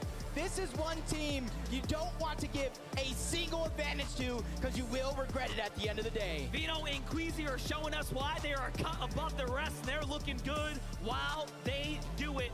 The ability to capitalize on pulling that north zone is just making it look so easy for them. Let's get caught up here. I'm joined now by your Game 7 winners. It's Queasy and Vino! What an incredible way. We talked about this only a short time ago about coming in at like a strong start here, Vino, and you have done exactly that with an incredible endgame finish. Yeah, I know. It's unbelievable. Hopefully we can still close it out. We're feeling good. Maybe we should get a bit more kills. 4-kill win, but we're feeling good. We saw some of the teams around you managing to score a lot of points as well. Were you conscious of that going through it? Were you focused simply on the task at hand, which was seeing that out and getting the victory royale? We're just focused on playing our own game and winning the game. That's it. Like, brand new day, brand new everything. Well, it was a great start to proceedings and a great start to this competition on day number 2. Let's get back to Zeke and the desk. Shout outs to you, Adam. Thank you so much. And massive shout outs to Queasy and Vino. We interviewed them at the end of yesterday, and they said, we want to take a moment. We need to go back. We need to review a couple things and come back stronger tomorrow. What a better way than just go ahead and win the game. I mean, to come out and in zone 2, be zone favored, to be sitting in zone on height, basically max materials, basically max heals. They're not going to lose. They're unstoppable, Zeke. We saw it yesterday, and I don't know what's going on. Another North Zone for this duo with the potential they have, how confident they are, how well they play. We saw it going into the late game. I think it was Queasy almost had 12 splashes, almost max materials, and they knew exactly how to capitalize on an advantage like that, and they did it perfectly. You know how they knew how to capitalize? Game number 5, the zone was almost in the exact same place yesterday. Today, it's in the exact same place again. It's just deja vu. It's Groundhog Day for these teams that are playing it, and of course, Queasy and Veno, it's the same outcome. What I noticed about them doing really, really well there was in second moving zone, they actually switched to metal. Now, that's the time when most teams are going to be using wood. They're going to be running out of steam because they used all their hard mats earlier on. Queasy and Veno are different. They know how to play high ground. The most turnover of height happens in second zone, and they were reinforced in metal. A little something to pick up on in that gameplay. I'm telling you, it's just one of those things, right? They kind of take that step back and they say, wait, remember, this is an invitational. We got to be on point. We can't make those small mistakes. And of course, they come out strong. Thomas HD and Trippin as well. We watched the top 3. They have not budged. Look, I got scared for a moment watching Thomas HD and Trippin. They went up against Baka and on one. You can actually see it happening here, and that was a close one. One of them, I believe it was Thomas. No, it was Trippin who got knocked down here, leaving Thomas alone, but he did a huge amount of damage before getting knocked and was actually able to escape and get picked up again, which allowed them to get those points that they needed. Yeah, it was absolutely valiant from Trippin there as well. If he'd have just gone down without taking out one of the opponents there, he wouldn't have been able to get res, right? That was a crucial amount of damage that he did right there, and it allowed Thomas HD to have that freedom to get the revive. I didn't think they were going to make it through this endgame. Their surge were looking pretty bad, particularly for their zone position here. Of course, they're landing at the Rave Cave. They have all of the map mobility in the world to get there. It did require a nice little solo clutch from Thomas HD, who is synonymous with solo clutches. Consistency, consistency, consistency is what this duo is showing. Yesterday, they got more than 20 points in every single match. Also, top 15 in every single match, and today they're looking to do the same. That's right. Well, guess what? These are just some of our insights. Vivid is actually standing by on the stage. Let's hear what he has to say. Yes, of course. Listen, I am feeling for the players right now. We saw them hit the socials. They were complaining about all these North Zones yesterday. What are we going to start with here again today? Another Northern Zone. Now, I wanted to kind of explain why some of these pro players are having such a hard time with this. Well, first of all, it's going to be all about Tilted Towers and the blimp that we can find there. Look what this position is doing around it. There is not a single arrow under this blimp. And what it does is it's going to force this funnel on the right side and the left side of it. So as they're making this rotation all the way up to the northern side of this map, they're all just rotating together, right? It's looking like the Mr. Beast X Fortnite line over there for these burgers. Absolutely incredible. And then when this zone actually ends up closing in, they're all just on the southern side of this, and it's so congested that it makes it so hard for any of these teams to consistently handle this if you are coming from the southern side of the map. But of course, Queasy and Vino landing up there. They do take that victory out. Congratulations to them. That being said, let's kick it back over to the desk. Thank you so much, Vivid. Fantastic breakdown there. I did want to take a moment to highlight some of the other duels we did see kind of performing well. Zeet, KBR, they finally find themselves in that top 15 and hold and fall in 5th place. Now remember, we don't need the Victory Royale to climb the standings. We just need to be consistent. Look, I love to see this duo performing well. The audience loves it. I hear the cheers when they're getting Elim after Elim, and now being bumped up to 4th place, seeing that this is the 4th finals they are playing together. This duo coming from being the champions of Chapter 3 Season 2. Zeet being an all-star champion as well, to now on the main international stage performing. You'd love to see it. Yeah, we talked about it at the beginning of the show, right? Can these teams pick up where they left off after day one? And Zeet and KBR were one of those teams that ended the day better than they started. Their final 3 games yesterday, they had one of the most points out of all of the teams, and they're picking it up once more. That's right, another duo, PH Zin, Kitos, also alive there in the top 15. So real Brazil, they're showing up huge today. I feel like another duo that we actually got to see first time. They're kind of still under the radar. Vidil and Janice, they've been relatively quiet, but they did make top 5 in this last game. So what are we kind of hoping to see out of this duo? Look, they adapted. I saw Janice on social media yesterday. He was like, I don't know what to do. I'm landing in an uncontested spot. The zones are pulling north. I don't have time to get enough surge. I don't have time to get enough damage. I need to change something. And clearly, Janice and Vidil changed something because they got second place now going into today. It's a huge match for them. Yeah, they were doing great. I saw Vidil just doing a little bit of vault reviewing as well, and he's really making changes. Man, a lot of these players, they know today is the day to bring it all. But as we prepare for Game 8, let's go hang out with Monster D-Face and Jacob to get things started. Thank you so much there, Zeke. Yeah, we really get to pick things up. It's looking like we're closing into a runaway train, potentially. Yeah, potentially it is so, but there's still 5 games left on the day for some of these teams. Right now, game number 8 is their chance to close the gap on that leaderboard and fight for the chance to call yourself the FNCS Invitational Champion. Well, at this point, if I'm a team, I don't care where I'm landing, I'm gonna maybe think to myself, hey, let's slide on north. Let's play the upper side of this early rotate. How do we get to those general areas sooner rather than later? Well, now we get to find out, folks. Here we are. Game number 8 is kicking off. Yep, got a little bit of a different bus path yet again. I'm liking the little bit of variety that we are coming out with. And for some of these teams, we're going to see a little bit of Fort Jonesy, Clicks and Duke, Peak and Anas. Almost all day yesterday, they completely split the POI, went their 2 separate ways. And that's how they were able to get the spot they did on the leaderboard. That's right, and also Jamper and Peterbot on that coast having a tough time. Yeah. Contested pretty much for very little loot, not much to work with. And that is the difference maker sometimes when you have your route being imposed on. It's not all about taking head-to-head engagements. It's also about what you lose out on. Yeah, because you also got to remember, there is 7 different regions being represented right now. Some of these guys are the top dog in their region, and they're not contested on the usual. So this is a new feeling and a new thing for some of them to have to work through, as Cammy and Seti yet again trying to get that early surge down as Larson and Smite taking control of the entire house over at Grim's Gables. A split spot coming out from Muzz and Looter. But you got to watch out if you're being this split against a team that is this active in Larson and Smite. I did not expect Miro to fall so early, but it looks like Kanata might have found himself a free knock in the air. As now we get to look over at Chapix and Tayson. The rotate out for Aqua, losing his teammate right now. Reason is down, and Aqua, I could just feel the desperation. The look on his face tells it all, man, as they are communicating with one another. What went wrong?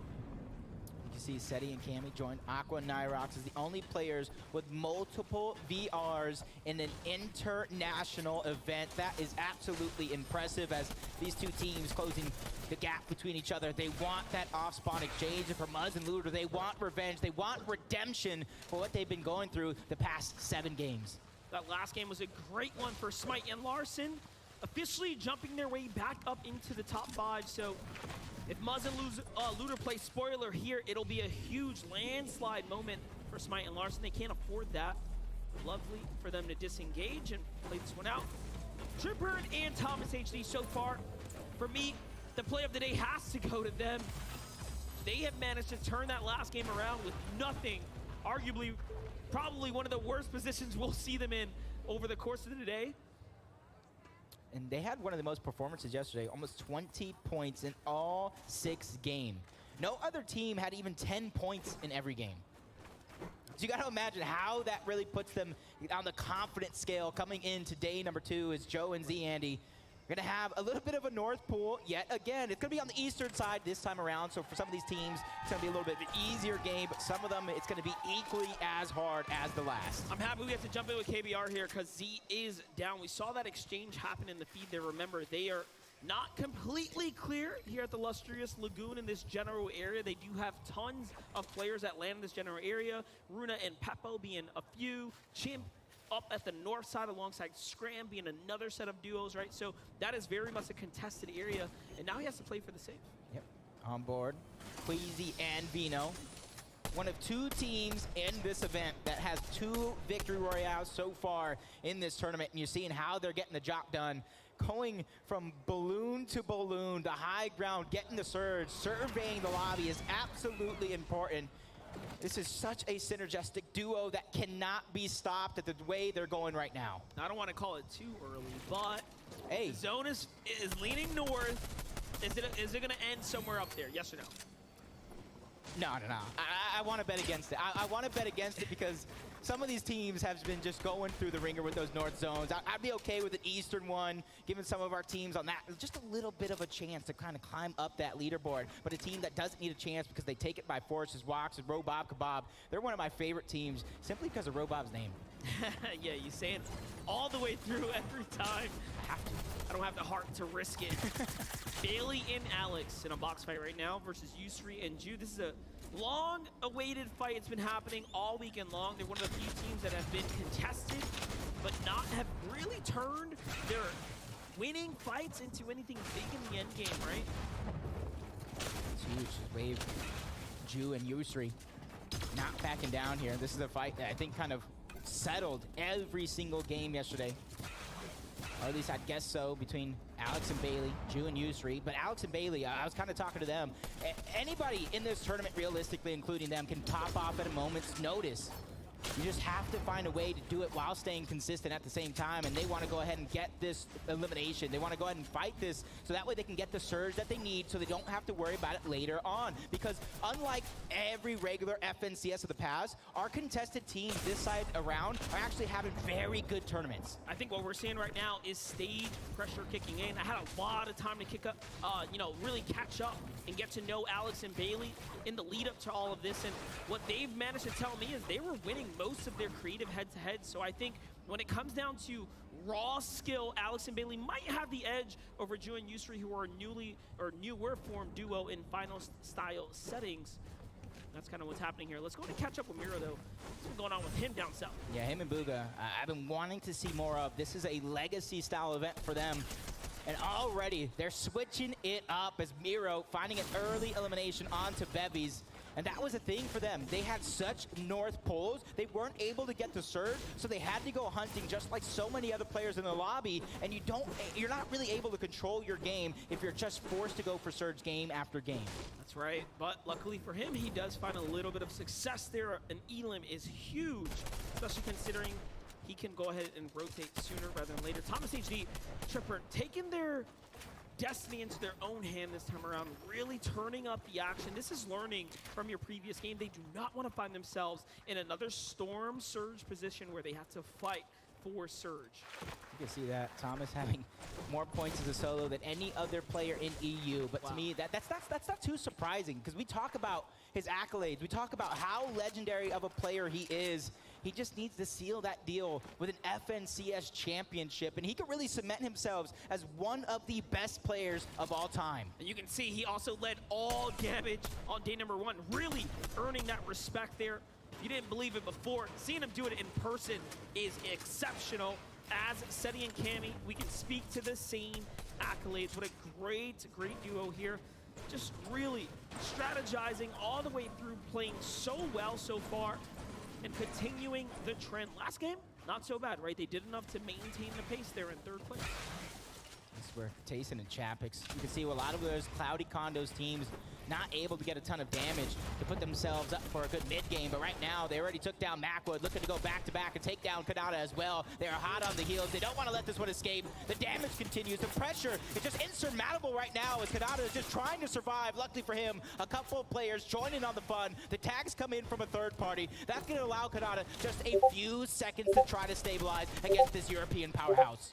Kanata and Macwood are uncontested at their drop, so they're playing with fire right now as they pull south to the edge of the zone here to see what they can make happen. But Kanata riding his way around the builds right now. You can see Tayson now jumping onto all the loot. Some of it was already scavenged through, so Kanata should have the reboot card there. If the distance shots come in, that could be Booga and Miro at the hill there. As we know, this is their area. They do play those outskirts. They will not rotate early to center. It's not how they do it. Kanata's just trying to stay alive right now on the edge of zone as well, so it's not even going to be a storm fight when it comes down to it. So Chapix and Taste do exactly anything they want, and you can kind of see KBR, Zeet, 4th place. They go down in this one. That's not where you want to be, but the fight continues, and Kanata is doing an absolutely fantastic job fighting back against one of the best teams in the region of EU. Let's see it. Chapix looking for the wall here. Kanata demanding respect, but gets punished first. 72 was a huge shot from Chapix there. And the edit comes through, he fights back. This is what pro players do so well, and Tayson still, against all odds, will turn that one around, but it was looking so dicey. Yeah, unfortunately for Kanata and Macwood, that's where that consistency of yesterday kind of comes to a halt, but there's still a couple more games on the day. They can climb back at any moment. That's right. Let's get a quick update from Taco on how things are going. Been a lot of action taking place over in the Tilted Towers area as well throughout this game, but absolutely wanted to highlight the way that Acorn and Edgy have just managed to split their teamwork responsibilities. You've got Acorn just spending all of his time securing the loot, securing resources for this duo. Meanwhile, Edgy, he's making sure to take care of their surge management. The entire while, he's just posted up on high ground, looking everywhere he can for as many tags as possible so that their rotations can be as free as they need it. And those are the strengths of Tilted Towers. Center location, it doesn't matter where the zone goes. They have a strategy that has been so solid every single time. And again, as we gave you guys the updates, top 5 has changed as 4th place is now out of the competition. You see there the slight misplay from KBR. He tries to throw down a chug splash, but unfortunately sends one into the bush. And look at that, gets eliminated there by Wax and Robob. And the reaction, that's a tough one there because, again, they were doing very well pacing in Game 8. Yeah, just hopefully right now, mentally, they realize that they can still do very, very well. They can still jump up a ton of placings in the next couple of games. You just have to buckle down. You can see the TSM duo far below. But now I want to go over to Larson and Smite. Is this the longest either one of these teams have not only been alive, but been in Grim Gables as well? But at the end of the day, they want to fight. And that fight they will get. And between Larson and Smite, they have a little bit of that high ground. They're only team contested in the top 5. At this point, I don't even know if they know it's Looter and Muzz. How do they? You really, like, how do they? It's been happening for so long. Maybe they walked away and came back, said, hey, is this another duo? But no, it's just Larson. It's just Smite. It's just Muzz. It's just Looter. And now out of material, Larson trapped up. Box like a fish, almost. Smite turns it around, though. 2v1. They try to swing in, and it's not looking good. They are hurt. No HP, low material count. It's down, goes Smite. Larson sneaks out the side there, and Muzz catches the first elimination, and the Siphon is enough to get some mats there. That's huge. That's huge for them, for their comeback attempt. Get as many placements as possible, but there's a couple other teams that are stacked up here as well, and it does look like the surviving member of that duo got out alive for a moment, but he cannot go back into the storm. Otherwise, he will get eliminated by somebody else. And Thomas HD gets those 2 points. That can be a difference maker.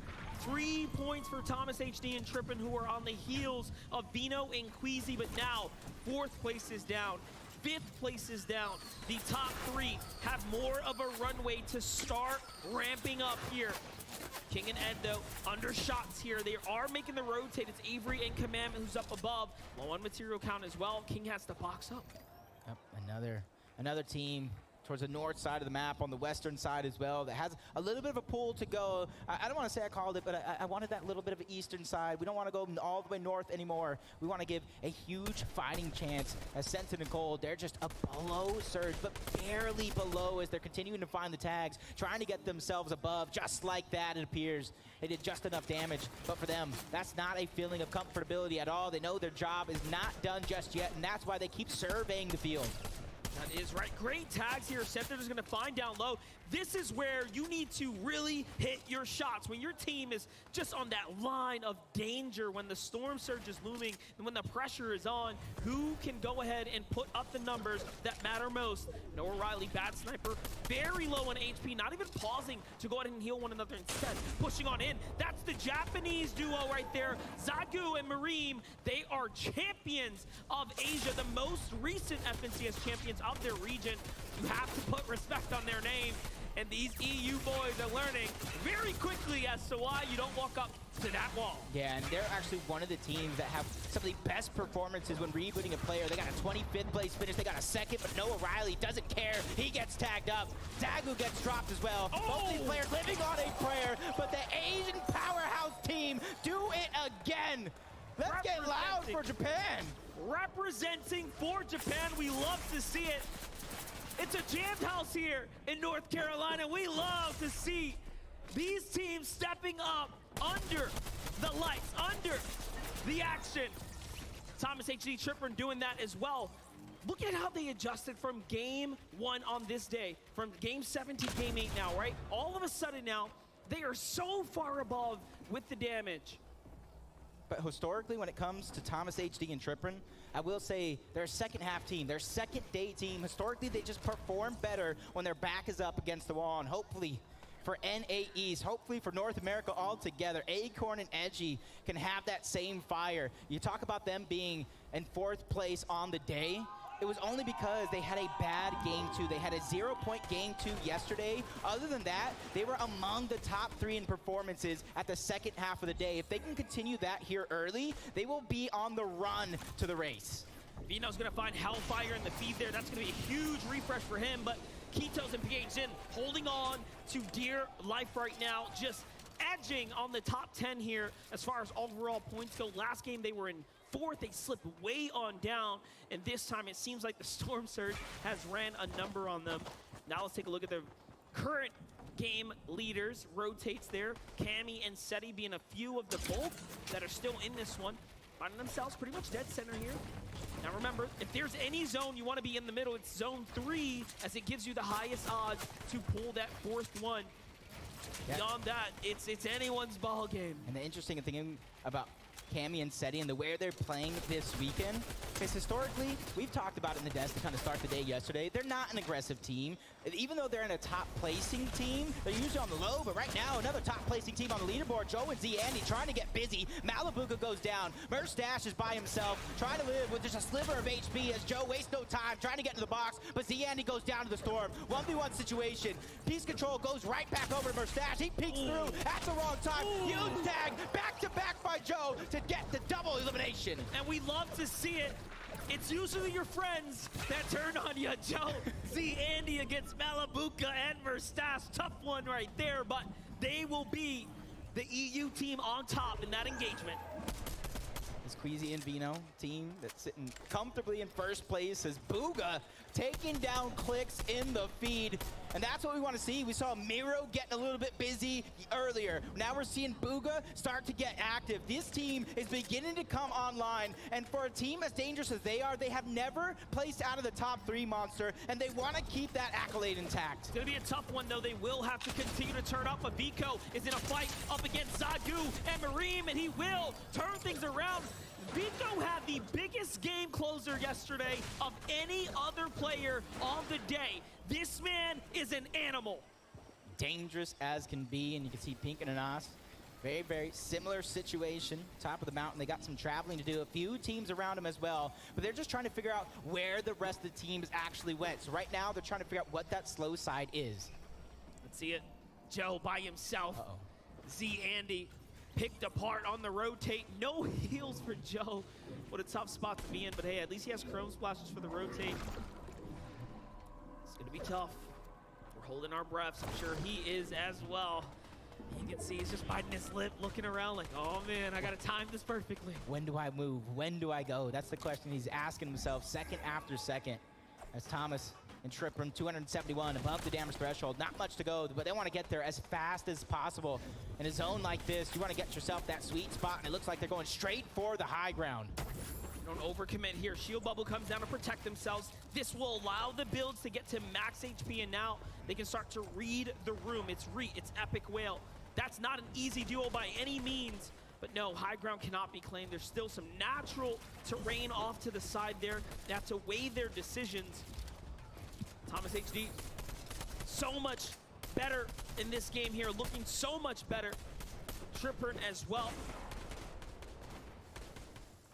I like this view of the lobby right now because it really shows us how stacked that right side actually is. We're gonna probably see some teams launchpad early if they do not get the zone. Is Hijo, Belusi picking up a couple on the Brazilian duo of King and Ed. You see Epic Whale, a player that usually is lighting up the leaderboard, having a couple struggles, but he is too a second half team. A lot of these teams are known with their backs up against the wall to come up big.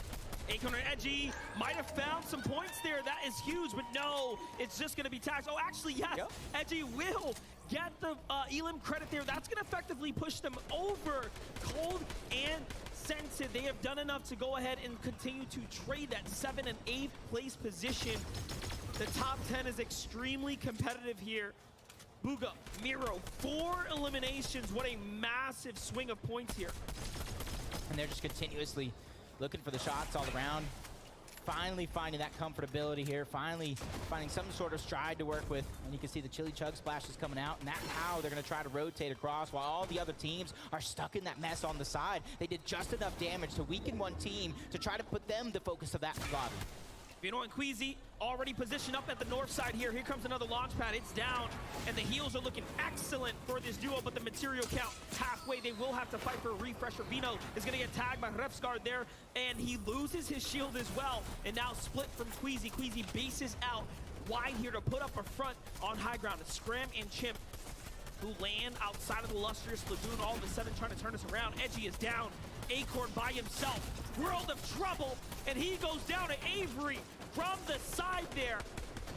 That is huge because they're having a pop-off game right now. Seeing Commandment getting a few eliminations already. Chimp and Scram finding success here on the day. They had a top finish yesterday. They're looking to replicate that some way, shape, or form. But Vino, Queasy, you know what time it is. 5th into 6th moving zone. This is where they typically try to go for that high ground and hold on to it for the rest of the game. Most of top 10 that we started this lobby with is now down and out, but you know who is consistent is our remaining first 3.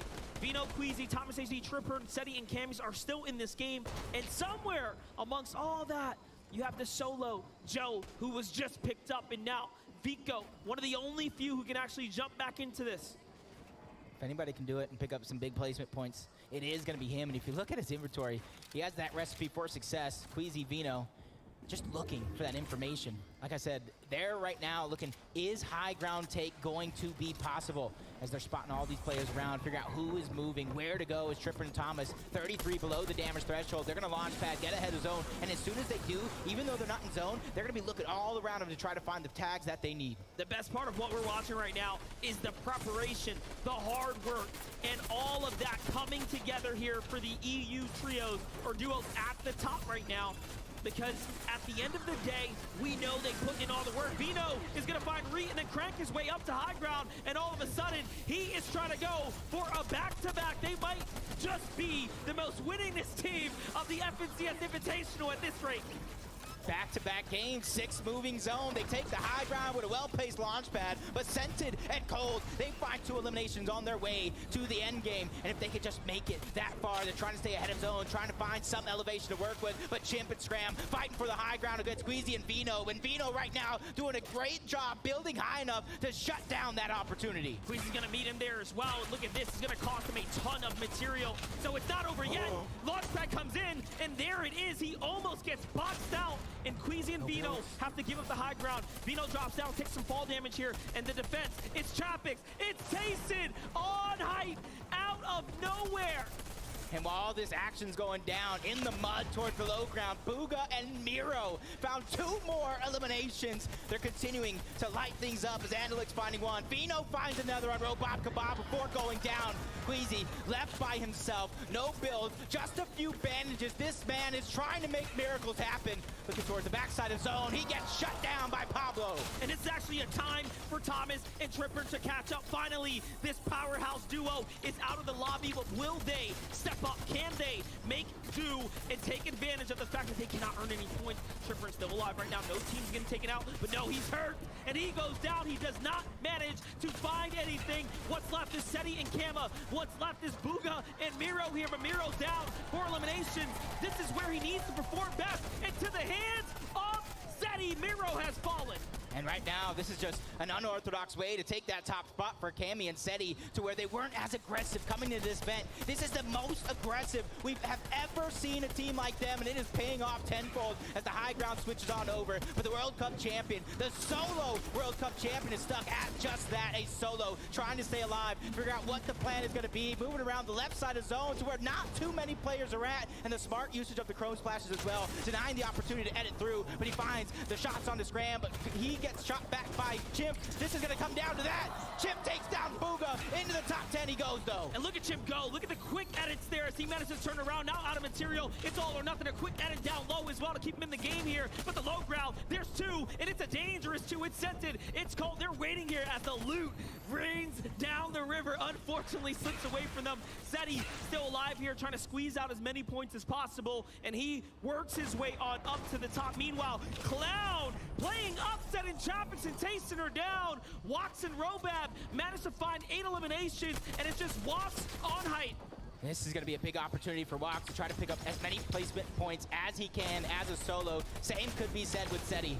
Chrome Splash, bobbifying himself and dashing, trying to take the high ground, but a misstep by Golden Scented as well. They both go down to Hen. He is putting on a show to bring them to the top of the leaderboard. It only takes one game to jump back into this top 10 here, and you're watching players fight for it, putting it all on the line. 9 elims for Wox and Robab, 3 for Clown, who has a little high ground position here over the lobby, but they're still a duo in this game. It's Hen, it's Vortex. They're the only duo alive standing right now. 1v1v2, Clown versus Wox here. Wox is looking up and high, a great jump shot there, and he is down. And now Clown has to take on 2 of the best here on EU. Guild Hen, Focus Vortex. It's not looking good, but it's looking great for Vortex and Hen, and they close out. They had complete control of that game. From 8th moving zone and all, the last duo alive. Teamwork really making that dream work. And off the back of Hen, that 2 eliminations at the end to get the siphon, that was the recipe for their success. And they were just so close to pushing double digits there. A low ground win is not something we've seen, but let's get caught up in a little insight from the pros. Hello, hello. I am joined here by Vortex and Hen after that incredible game. How you feeling, man? Pretty pumped. Just gotta keep it up. I mean, obviously grabbing, what, 8, 9 eliminations in that game. What's the next step for the next game? Win next game again. Okay, 2 VRs back-to-back. I love it so much. And obviously, what was the recipe for success there? There was a lot going on all around you guys. We made lots of mistakes yesterday, and we're trying to come back stronger. So we're trying to fix all the mistakes made yesterday and, win today. So what were some of the mistakes that you fixed in this day? Search and rotation. I love it. I mean, thank you guys so much for joining me here. Congratulations on your win. Can't wait to see what you guys do next game. Let's head on back to the desk. Thank you guys so much. Hen and Vortex picking up game number 8. And all with 9 eliminations. This is kind of what we talked about yesterday at the end of the day, right? Yesterday was kind of like an initial setup. Let's go ahead and let's fight a few times, let's play a few games. But today, we really want to bring it. For them to come out in game number 8, basically the second one of the day, this is a really good jump start. This is where they have to shine, right, Zeke? And they did exactly that in this match. I mean, one of the few victory royales that actually come from down in the dirt, from below, and they made it happen.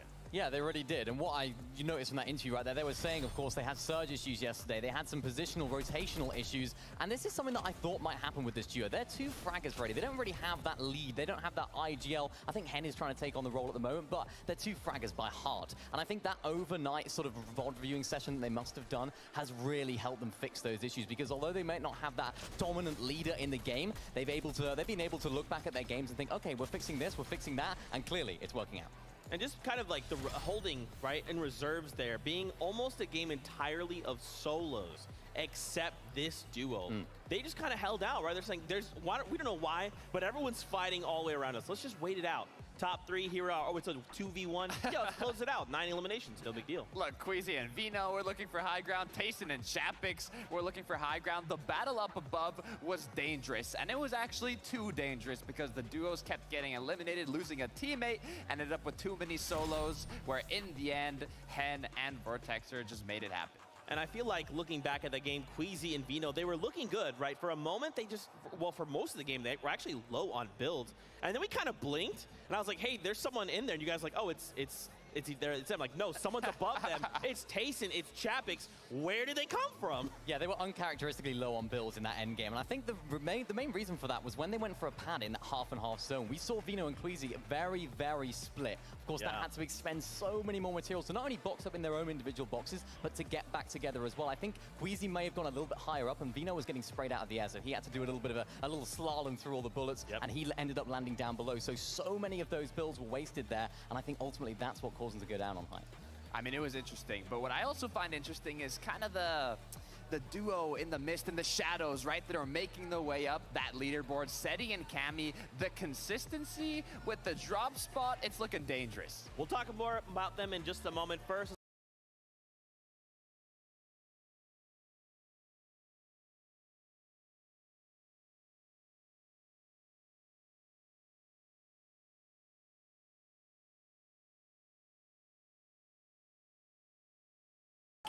Gabriel, I'd love to ask Zeke firstly.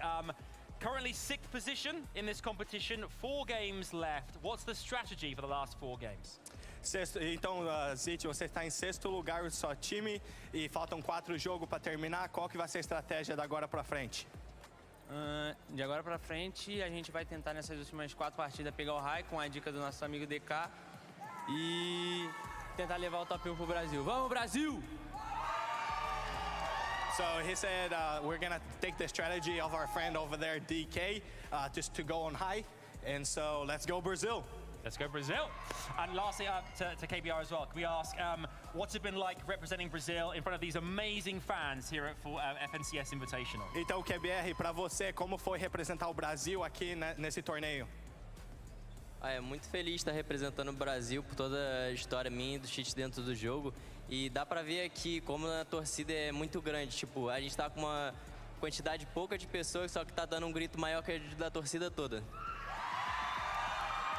He said, I'm incredibly excited to be here. And I mean, with all these people, we only have a couple of Brazilians and we're louder than everyone else. You had it right there. Thank you very much, KBR indeed! Let's head back to Zeke and the desk. Thank you so much, Adam. I mean, what more can you say? Vamos, Brazil! I tell you, this corner right here, they're right going absolutely ham.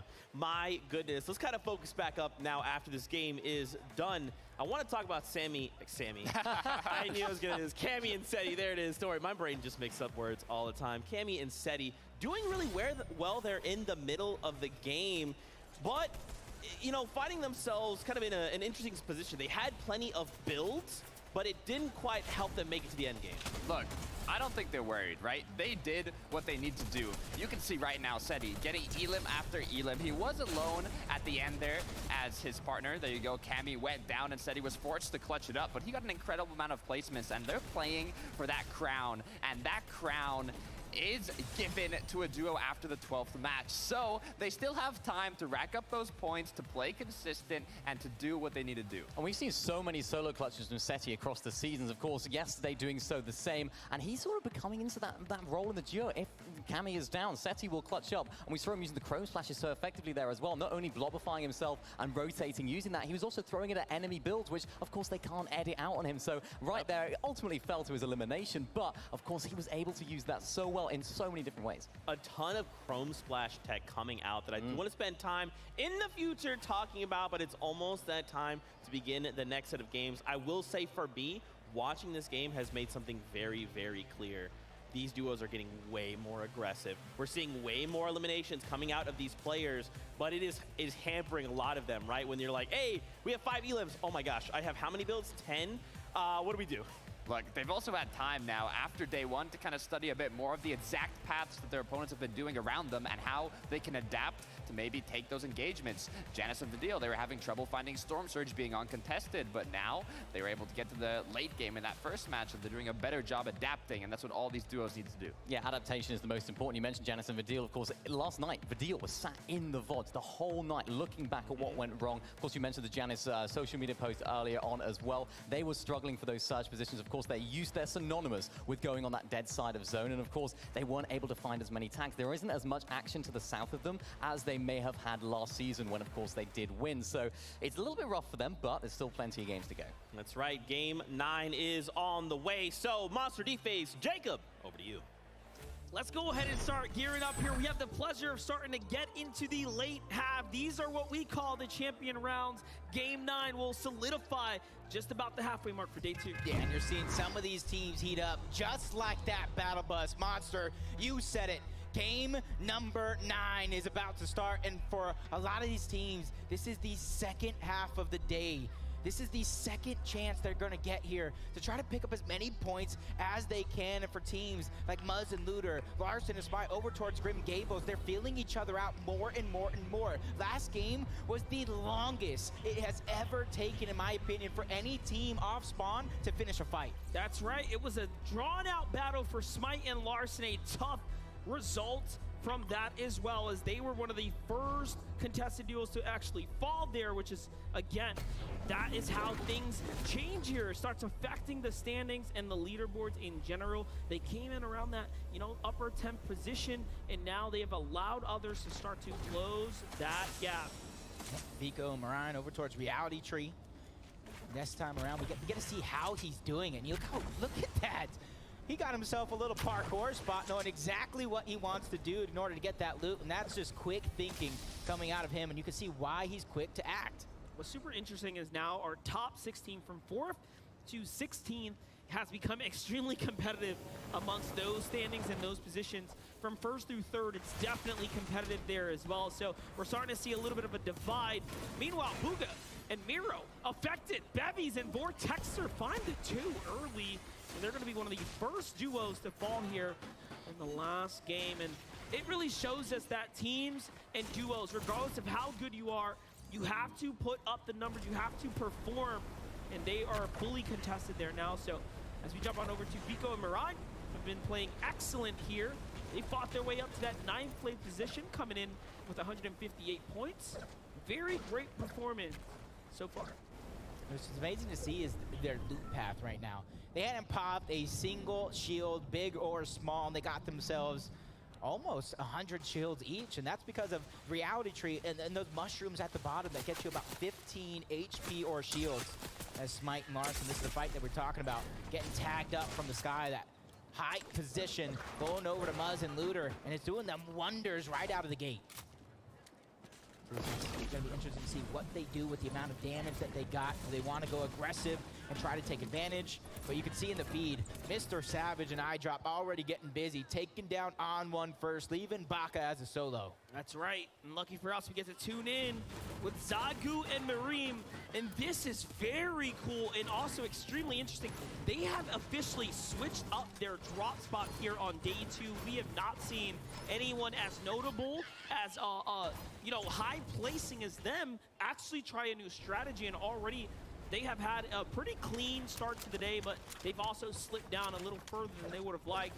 As we jump on over to Retake versus Vico here. Little head-to-head action. First tags are going to come in for Vico. They're looking good. So far, they lead the points here, Jacob, and also the execution very much in their side.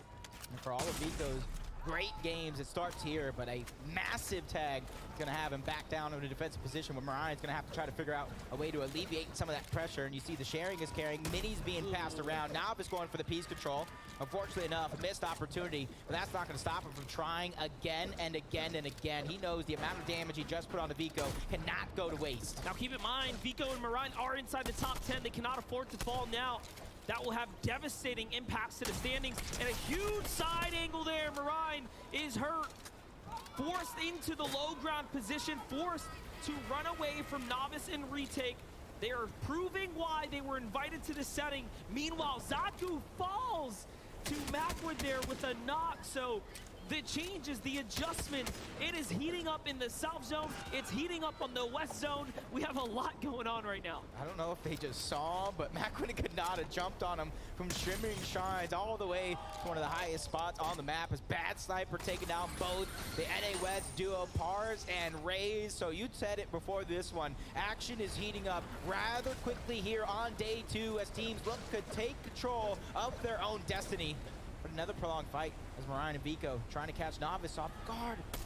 The shots to come through, that actually saved Vico's life, even though it wasn't a ton of damage. That would have allowed Novice to keep going. Buys him some time here, and this is why he took those zip lines out the side there, trying to find these new angles. There's something so special about watching high-tier players navigate the map. Very much a strategy type of situation, type of game, when you really break it all down. But Ryan and Vico are going to go ahead and settle down now, as they need to go ahead and recuperate all of these lost resources. So was it worth it, right? Was it worth it? On average, you need around, I don't know, 400-600 damage, right? Around that range, around that first storm surge area. Hey. They've managed to do enough, but can they climb back loot-wise? They can keep finding those shrooms to regenerate as much of the health as possible. It could definitely prove to be worth at the end of the day, because it's not going to expend any of their utility in order to regain it back. What do we think about this? Larson and Smite leave the drop. They say, all right, Muzzlooter, you got it. Last game was solid. You can have Grim Gables. I'm getting out of here. But it almost looks like they left TSM duo trying to go ahead and still put the damage onto Muzz and Looter, as he, Andy, and Joe floating in all the way from Synapse Station, trying to put the Tiki tags onto Kanata, and that's going to be his shield disappearing right before our very eyes. But ultimately enough, the Cloudy Condos teams who lack damage very early on, beginning to put in their own tags. Everybody right now feeling the pressure of the leaderboard to try to get active, to try to pick up as many points as possible and close the gap. See the look of focus on Z Andy's face here, as he's got a lot of things to think about. Players to the left, players to the north. Very tough spot to be in. Acorn on the other side. Acorn and Edgy still housed up in their position. Remember, Noah Riley is here, but Edgy is down. So Acorn left to try to play this one out by himself right now. He is in 7th. Second highest placing NA East team currently alive in the lobby. Cold and Scented lead with the points, but Scented has done enough to go ahead and perform while Acorn is just behind them.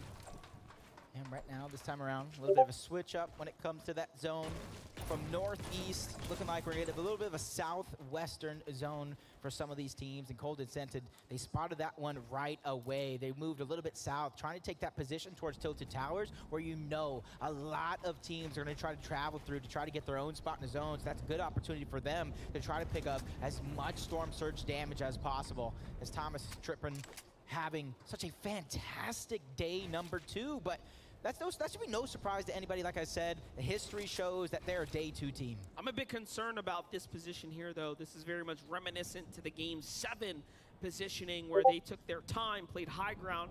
Yes, it's more textbook as they split up, but professional players are very much not willing to rotate through those open areas. Meanwhile, Commandment and Avery also hoping for the same, playing the high ground of the Rave Cave. You can see not a team in sight. It's very, very tough to play those positions out. Yeah, I would love this team to kind of switch up their spot, because right now, they should know there's not too many teams above them.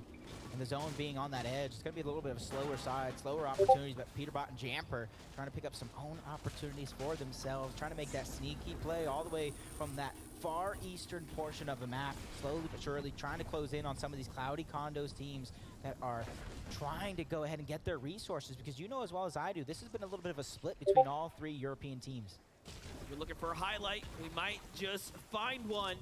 We are just moments away from something big unfolding, and Murstache and Malabuka know better, but on the other side, there's another fight too. Moraine and Vico, top 9. Such an important fight. We have to see if Moraine can actually clutch up for his teammate. Yes, he will drop down and get on top of Vico's body. He doesn't even box him up because he doesn't have enough resource to do it. He would rather save it in case he has to fight his way out of this one. Falconer and Hellfire managed to execute a big elimination here, and now are extremely curious as to whether or not Moraine is nearby. Tented and Cold just took out the NA West 3-time champions, Favs and Snacky, on their own way to the journey. Peterbot taking down Merstache as well. Everybody really trying to prove their own path. They don't want to have anything other than their own decisions, really find out if they're going to make it to the top or not. But this one continues as Malabuka's trying to stay alive here as a solo. Peterbot and Jamper don't want to let these points go to waste. They know the Storm Surge here is so important to them, including those points on their way to the top. Peterbot refuses to end this day in last place. He wants to fight for more points. Yesterday was a very, very tough showing for them. And now, what can they do? What can they earn? Jamper's gonna get hurt there, but he does close out in the end versus Malabuka. And that ambush pays off. Yep. Looter, Muzz, spotting out Vino, trying to put their own damage there from the distance. Along with Queasy, for them, it's not too much to worry about. That is huge. That's a huge opportunity. As Robab Kebab also goes down to Andalex, this is an opportunity for everybody to take control of their destiny. Queasy, Vino, box to box, wall to wall, taking that peek, and a great attempt on the Looter. Unfortunately enough, didn't find its shot. Now, Muzz and Looter, the difference between this fight and their early game battles is they actually have had time to fully loot out Grim Gables. Vino is great. He shows us what he has. He puts a huge shot onto Looter. Mind you, this is our first place current team leaning into Game 9, taking an extremely risky battle close to the edge, but he is not fearful at all. Vino's gonna swing around, look for the angle to back up his teammate. Muzz opens the box, but nothing just yet. He's gonna be important in a fight like this as Vino finds yet another tag onto Muzz. It's textbook. That's what you do. Right camera peeks. He's playing it very smart, taking his time. He knows what he's doing. Take a look at how he's trying to control the terrain as well. Muzz doing just that as well. But Muzz is playing off his left side right now, so he does have to be extremely cautious. Looter fully commits in. He tries to take on Queasy, but Queasy's quick. He defends. Doesn't even get touched. Yeah, this is a good trade of damage for both these teams, but it is a prolonged fight. You see another team closing in on the distance. Want to join in on this fun, especially if they don't have enough points. They're trying to close the gap as well. 266 below the damage threshold, but not for long. Things are going to update now. Vino and Queasy looking solid here. They understand they are good and they do not need this fight currently. And now they look for the disengage as they manage to not push over Muzz and Looter. Muzz and Looter have such an interesting history of how extremely respected they are, especially as it pertains to Muzz's mechanical skill and Looter's accuracy. So a wise decision there. They may not have a lot of points, but in that setting, I think they're probably on top. And as we find out, the zone is actually going to be a good zone for a good portion of the lobby to have their fighting chance here. And this one is Cammy and Seti. Honestly, if you watch the beginning of their games, you almost get that feeling, am I watching the same thing? Am I watching the same game over and over? Because when it broke, you don't have to fix it. And Cammy and Seti's early game is one of the best. And that's why they're currently in third place, only 21 points out of first. Z Andy, Joe FN already on the move. Very reminiscent of what we've seen before, these extremely late rotates. Somehow, though, they've managed to consistently find tags, so Surge hasn't been too much of an issue for them. Love this here. Finding some leftovers over at the vault, a launch pad as well.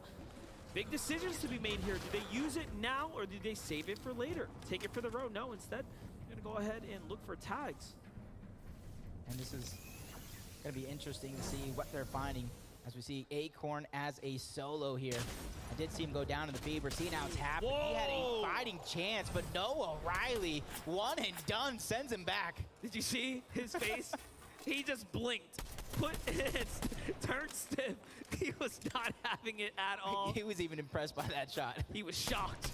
He was shook even right there. You know, they say life comes at you fast, and that's one of those moments there. It is, though. It is. Can you believe we're already in Game 9? I feel like we're going in fast forward right now, and a lot of these teams are following that same pace. And jump on board, one of the best EU teams here in the lobby, suffering to Storm Surge. Trippin is actually going to go down, 23 below. Thomas, he's trying to do everything he can to find the damage. What a huge, huge engagement happening here. There's a lot of story unfolding. PH Zin is hurt as he finds one. Kitos is going to go ahead and slide on in after the knock off the Tripper, but they get up. PH Zin slides in. We just saw that happen before our eyes, and now Thomas HD gets the opportunity to honestly honestly try to play for a clutch here, but it's not going to be easy as PH Zin and Kitos have already said in their interview, all they are here to do is make Brazil proud, and there's no way they're going to let this one down, and they find Thomas HD. That was second place. Second place is now down. The aggressive Brazil region trying to rise to the top as Cammy and Seti are now met with Kanata and Macwood. And honestly, I don't think either one of these teams want to stay too much longer here in the zone. They want to try to get themselves that good spot, not too far behind any position right now, but Cammy and Seti putting the shots in from the distance. They know Storm Surge right now might not be a wordy, but later on in the game, it might have to be something they think about again. Pivotal moment right there, finding those tags, giving themselves more time to work with, as they are one of the last teams to have to make this rotate right now. Us casters have the wider look at the map, so we can tell how much is really going on here, and this southern area is looking dicey. Yeah, tilted towers is majority in there. You can get different elevations. You got to be careful when traversing through that. As KBR, you see the elimination onto Peterbot, him and Jamper. Such a good run here on day 2, trying to make a comeback for themselves, bumping up a couple placements, but KBR and Zeet overall have been impressive game after game. Their consistency is absolutely insane, and their game plan, honestly, has proven to be one of the best. With those set of elims, that now puts them just around that 5th place mark. They're on the heels of Joe and Z Andy, looking to go ahead and wrestle that one away, but the lobby is focusing on them. It's not going to be an easy rotate. The next time we tune in, they might be extremely worse for wears. Larson and Smite also having a problem. Surge is active just soon. 20 seconds away and they're below the surge. And you're seeing what happens when they don't take that off-spawn fight. Both Muzz and Looter are hunting for damage, and you're seeing Smite and Larson have to do the same, and it's causing them to use a lot of their resources to try to survive this. As you see Reek picking up 2, taking down Threats and Alice, a team forged specifically for this event. As Smite and Larson still trying to peek through every angle that they have, but still below on Surge, not finding that comfortability just yet. They do know that the body was eliminated there, though, so although no tags, they will find some heals, and that is going to be a difference maker. Full med miss here, but they need tags. They need a couple more. Several players nearby, they all have to also commit. Yusri and Ju are going to be one of the few. Runa and Peppo on the other side of that as well. And they're hearing the shields crack. They're hearing the damage being dealt to Larson and Smite, so they know that they're suffering the surge, so they're in a good spot. They just need to play defensive and not let this team get any chances. And it was crazy smart of them not to break the Chrome builds in front of them. They know this team cannot edit, so they start to turn the focus to the other duo in the distance, but now a decision has to be made. There it is. Huge. They find a few tags and a down body that will count, and a little moment to breathe here. Now it's either fire or stop and heal, and instead they take the fight here. Smite looking outwards, and these are the crucial seconds right now that they have to think. But once again, Storm Surge is going to shut off, and right as they were falling, right below it, a lot of those heals, a lot of their resources being used just to stay alive here in this position. So for them, in the back of their minds, they might be trying to look, when can I get a refresh? Where can I get a refresh? Because sooner or later, that is going to be a must if they want to continue their consistency. Might make sense for them to go ahead and look for another fight, but on the other side, King and Ed are still alive in another situation. They're really starting to heat up today. All of a sudden finding their footing here in the competition. They're around the middle of the pack, just around that top 25 marker. They can still do big things. They can still show up. Larson and Smite still dealing and trying to survive. Running out of absolutely everything box to box right now against Scram, trying to find out the damage they want. This could be huge and absolutely necessary for Smite and Larson to take him down. And you got to imagine Scram as a solo jumping into a duo's box. He was probably hurting on Surge as well. But even with that elimination, they are still 105 below. And the biggest elim, Thomas, HD, and Trippin are down and out. The leaderboard will give us the full picture here. Seti and Cammy are now the only team that can start pushing for Vino and Queasy right now. Outside of Cold Incentive of Smite, Larson have a bigger problems here as they are looking for Surge. They are looking for a fight. The focus comes in, loses his teammate here, and dips into the stone. Not much to work with. They are going to have to step in. It's all or nothing. Great tags there, but not enough to do any serious damage. Larson is down and out now for the count. That is it. 7th place out of the competition. That is exactly why, if you're in a stack lobby like this, falling behind Surge is going to be one of the worst things you could do to yourself. It almost makes you feel like you have no options, you have no control over your game. As Kanata trying to take control of his own, Cammy and Seti as well, 154 above. Even though they're just living in the zone at the beginning of the game, you can see exactly why, and you can see their game planning unfolding right before our very eyes. As KBR, 22 HP. Luckily for him, he is above the damage threshold, with only a few players needing to go down.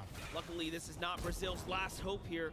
King and Ed are still somewhere alive in this game, but KBR at 22 HP, you have to wonder, he won't be making it too much further. How far can he push the envelope? Vino, Queasy, absolutely executing, putting in an exceptional performance, not just one day, but 2 days in a row here. And if there's a team, if there was a team that everyone was talking about, it was Queasy and Vino leaning into the competition. We had that awesome videos segment where we interviewed the players and asked them, who do you have as the best player here, the player to look out for? Vino was amongst that conversation everywhere. That was the common denominator. That's for sure, as Lucy and Hydro have that high ground, trying to put damage onto the lobby, and Cold and Scented trying to cement their side of zone, picking up not one, but 2 more eliminations to add to their total and add to their run. As Hen picking up and taking down Aqua altogether. That tag team coming out from him and Vortex proving to be successful. As you can see where the leaderboard squeezes, as Thomas and Trippin went down early on. Cammy and Seti taking away that second place spot. And last game, we talked about it, the same thing, 21 points behind. They have closed that gap. Now they're only 13 points behind Vino and Queasy. Tough spot to be in here. Like we said, KBR has to push the envelope. He is by himself. What exactly will he do here?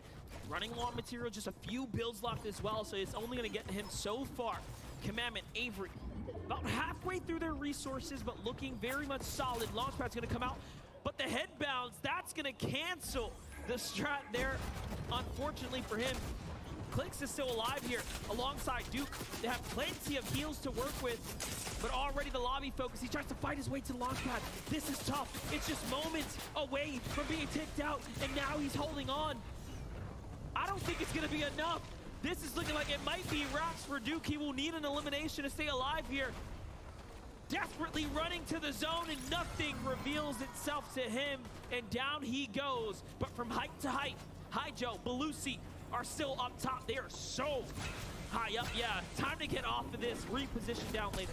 Yep, check your watch, because you know what time it is right now. 6 moving zone. This is where typically Queasy and Vino try to make a shot for it, and right now it does look like that one's going to come to fruition yet again. These guys know how to play the end game and take control, but Hydro and Belusi, one of few teams trying to fight for it as well. Macwood and Kanata flying through the sky. They don't want to even contest it. They feel safe towards the low ground in that chaos where it's so many eliminations. Even Clown picking up 2. Commandment going down. Cold gets another one, and Cammy and Seti are just sweet, strolling straight through the zone, finding themselves that sweet spot without too much to worry about. Hen's got his eyes on Cold. Cold is hurt. Shot from behind, though. He's still on the prowl here.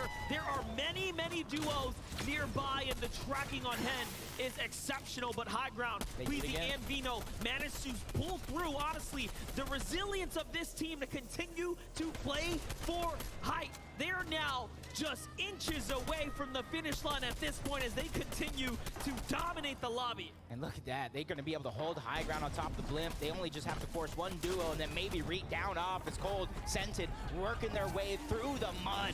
And that's where it's going to be a treacherous journey as they find themselves front side of zone. That is a recipe for success as Hen, Vortex, all the way back. 6 eliminations, trying to find their way forward. Macwood, Repstar, they're all joining the action. And let this be a lesson for every player here. It is not over until it's over. Hen was so far out of the competition, and now he finds himself fighting inside of the top 10 here for a spot at big money. But Pink is still alive now. His story is yet to be told, from contested drop now to an end game. Finally, we get to see what Pink is all made of here. Sent to the Cold are so alive. 5 elims for them. This is where they play best, the low ground. They have to be careful, though. That's going with an elevation change. They gotta start it now or never, and a good shot by Noah Riley to take down Reed. Everybody having those struggles. Pink goes down to the Storm. Cammy gets credit for that elimination. 2 more points, 6 total overall. Cloud and Revsguard trying to meet that total. They get their 6 as well. 4 for Revsguard. These guys are lighting up the leaderboard, but the team having free rotation after free rotation. Queasy and Vino pressuring the lobby from the high ground. They're looking so good doing it as well. Lucy and Hydra trying to get out, and no, swatted out the sky. It's over. It's a no-fly zone. And Vino and Queasy are just running away with Hype. Meanwhile, Sentin finds one of the feet there. Sentin and Cold might be one of NAE's last hope inside this last lobby. Savage is still alive too, just by himself though, very hurt. I drop hunting nearby. Great way to start to turn around here and put a little pressure on the high ground, but this time there, 111 onto Height. Savage demands respect, but Queasy says, stop that. It shuts it all down. Perfect opportunity to stagger himself to the backside of zone. Spots eye drop up, but he continues to drop down low. High ground was taken away by Cammy and Seti. Better late than never as they're forcing everybody down, and they have that free rotation towards low ground if they want to take it. This is excellent now. Cammy and Seti have a chance here to close the gap and take back first place. They started it off that way, and they want to remain, but Queasy is still here. Don't count him out.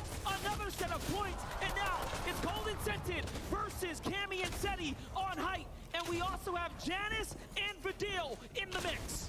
3 teams alive, 6 total players, but Cold goes down, but Janice and Vidil get knocked as well. 1v2 situation, NAE's, the world on Sentin's shoulders, but Cammy and Seti going for their 3rd victory royale in the FNCS Invitational. This is how you cement a legacy. All they have to do is close out this game as Sentin trying to take control, trying to fight for the high ground, but it's not enough. EU strikes again with Seti and Cammy taking their 3rd victory royale. I don't know how they do it, but they have the face of champions. They go ahead, they sit down, and they play this one out through to the end. An emotionalist reaction there as they say, nope, we still have a job to do here. It's not over. Not over until that 12th game is done and dusted, and that was only number 9. This one is heating up quick as the teams at the top of the leaderboard are trying to take control of everything that they can. They're trying to do everything in their power to not let it slip through, because Monster, at this point in time, nobody at the top can afford a bad game. That is true. They cannot. As the winners start to take to the stage, we will get to touch base with them one more time this weekend. Let's go ahead and send it on down to the floor to get the update. Thank you very much, MDF and Jay. Give it up for Cammy and Seti, everyone! We've spoken so many times the last few days. We're almost approaching getting matching bracelets time. This is crazy. Congratulations. What a great way to head into the halftime. Another Victory Royale. Like, we need to get more. You need to get more! Yeah. This guy's confident. Looking at the last few games as well, you wanted to start this strongly. Seti, you've done exactly that, and you're managing to manage your games exceptionally well. Huh? You're managing your games exceptionally well. Yeah, thank you so much. We just have to be confident going into the last 3 games, and yeah, good luck to everyone. Now, looking at the leaderboard as well, obviously we had Queasy and Vino who are very close as well. We now know that this is coming down very... We love a battle going into the last few games. Queasy and Vino are there, a few others too. What are you guys going to be doing in this break now, in terms from a strategic point of view, to prepare yourselves for the last 3 games? Just chill and wait for the games. Just wait for the games. Seti, is it going to happen? Could you be FNCS Invitational champions? Yeah. Of course they could. Guys, give it up for Cammy and Seti! Let's head back to the desk. Thank you so much, Adam. Congratulations to Seti and Cammy. I mixed up their names last time because my brain does crazy things. A massive victory out here in game number 9. So right now we are heading into a little bit of a break period. Our duels will be having about 20 to 30 minutes, step away, recollect themselves before the last 3 games. Now for you all at home, and of course here, don't forget, stick around, watch till the end of the broadcast for some FNCS news. Now, Vivid, Taco, welcome back to the desk. we got to talk about Seti and Cammy. I would just like to set the stage a little bit for the duo. These guys were stacked all game. They had borderline max materials. Look at the loadouts. They had the launch pads. And I mean, even in the situations where they would have been forced to use them, Vivid, they were just able to just casually navigate builds like it was nothing. I mean, they're impressing me right now. I'm not gonna lie. You know, day number 1, they did get those 2 victory royales as well. And then this third one, I really wasn't expecting them to get another one, but sure enough, they find themselves on the high ground again. So uncharacteristic. We've talked about it so many times that usually they are not a high ground team. They like to play towards that mid ground, just casually go throughout the game. But no, ending this game with 5 eliminations, which, yeah, that's not too many, especially when we saw Scented and Cold get 10. But again, you know, just realizing that, hey, listen, we're on the international stage and people are making mistakes, and we have to go for the higher ground when we feel like we can. It's just the fact that despite the level of competition that we see here up against Cammy and Seti, these two still control a third of the victory royales for the matches that have taken place so far. That alone is an incredible feat to accomplish here on a stage of this level. And I'd like to think that it really came down to that 7th, 8th zone period where you could really tell that Cammy and Seti, they started to recognize the fact, Quizivino, they're not really building out as much. They're kind of taking their time. They're working through these high ground layers, starting to see if they can actually find somebody for resources, find a way to refresh themselves. But it was just a beautiful overtake there. And they had enough. They only had 27 builds, I believe, when they first took control of Hype, but sometimes that's all it takes. I love that they were talking about confidence, right? Finding that opportunity, like you're saying, they were just like, hey, they ain't building on high ground. We have plenty of builds. Let's just rush them. Boom, turns it into a victory royale. Mini Miner, you were standing by here during this break period. What you got? Thank you so much, Zeke. Now let's take a little look at our game number 9 winners, Cammy and Seti. How did they manage to get into the position to win the game? Let's take a little look. As you can see, that is their drop spot, the Cammy split as they call it, and we can have a look at how they're getting their surge off spawn. It was something I talked about on the desk. These guys had a little bit of a problem, right? They were having a few issues with their surge, going down in that first moving more often than not, and it was down to surge. But look at this. They have the balloons to give them that elevation in the center of the map, even staying back into the storm to take advantage of the fight that was going on. We saw Kanada, Macwood, Basil, and Jace going head-to-head. And look at this. Cammy and Seti just thought, you know what? That's free surge. We're going to take that for ourselves. And what's most beneficial about this position is, of course, you can wait late because you have the balloon to rotate in late. This was a risky rotation. I was watching this in the back and I was thinking, oh no, they could get beamed by so many of the teams that were pitched up inside of Tilted Towers. But look at this. Beautiful plays using the buildings to prevent them from getting seen. Not just seen, but also taken out. And that is ultimately what this team are doing. They're really adapting their play style to get that storm surge early on, and they're even staying back in the zone to get those tags and then rotating in perfectly. That's a little look at what Cammy and Seti are doing. How are Thomas and Trippin thinking? Kelly, over to you. Thank you so much, Mini Miner, joining me here. I have Thomas and Tripper, and I want to start talking about yesterday's games. Just consistency is key, and that's what you showed off, ending off the day with back-to-back 4th place finishes. What was the key to that success? I don't know, we just played consistent. We had our search and we just played in game, and it was easy from there. So obviously game 9, not the best. Was surge the issue for you guys there? Yeah, we didn't get a really good spot, and we couldn't see a lot of players. So we just had a really bad game and we didn't get enough surge. Well, obviously you guys have 3 more games to go here and you have a little bit of a break. What's going to be the preparation for the second half of the day? We were just too slow off spawn, like, to get out, and that's just it. Yeah, I mean, obviously you guys are going for consistency. Eliminations, though, don't seem to be a focus for you guys. Why is that? I don't see a reason to go for dumb kills, so obviously it's a bit... We just play our game and try to get placement. I mean, obviously it's working out for you guys. Even with a rough game 9, you are still in 4th place, so still doing a great job. Thank you guys for joining me here, and we're going to be head on back to the desk. I haven't watched all of them, only a few.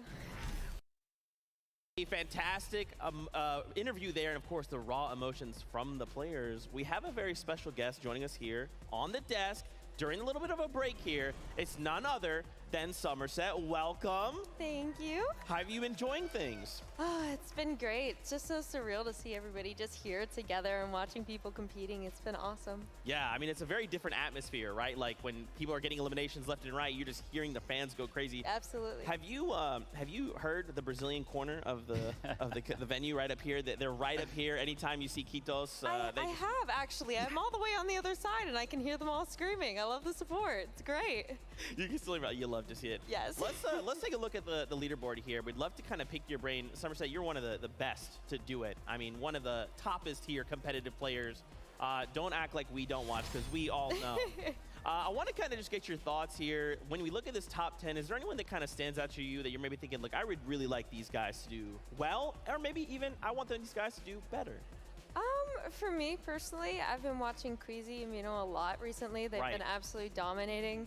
But also I have a couple of friends on the board, like Tripper and Thomas HD. I really want them to do well. And they're all such good players, and there's always something that makes them stand out. So every game, it's just a surprise to see how they play and how they play against one another after they've been doing it for years. Yeah. How do you keep yourself focused, especially like in a situation like this? I mean, at this point, you just have to know that when you're in the game, you're in it to win it, and you have to be so focused on the right things, because whether you're an IGL or you're a fragger, there's always a role you're needing to play, and being able to communicate with your teammate properly is so important, especially for moments like these when you're trying to get those impact frags and to just win the entire game, because it takes a lot. There's so many different steps. Yeah, what all goes into that? Because I know, like, I've watched a lot of you in recent tournaments especially. Like, what role do you play? And then, like, what are maybe just a few things you kind of have to be mindful of when you play that role? I'm personally a fragger, but I'm always having to make sure I'm calming everything properly, being as quick as I can, constantly staying close with my teammate. Because if you fall back, you can easily just mess up the whole thing.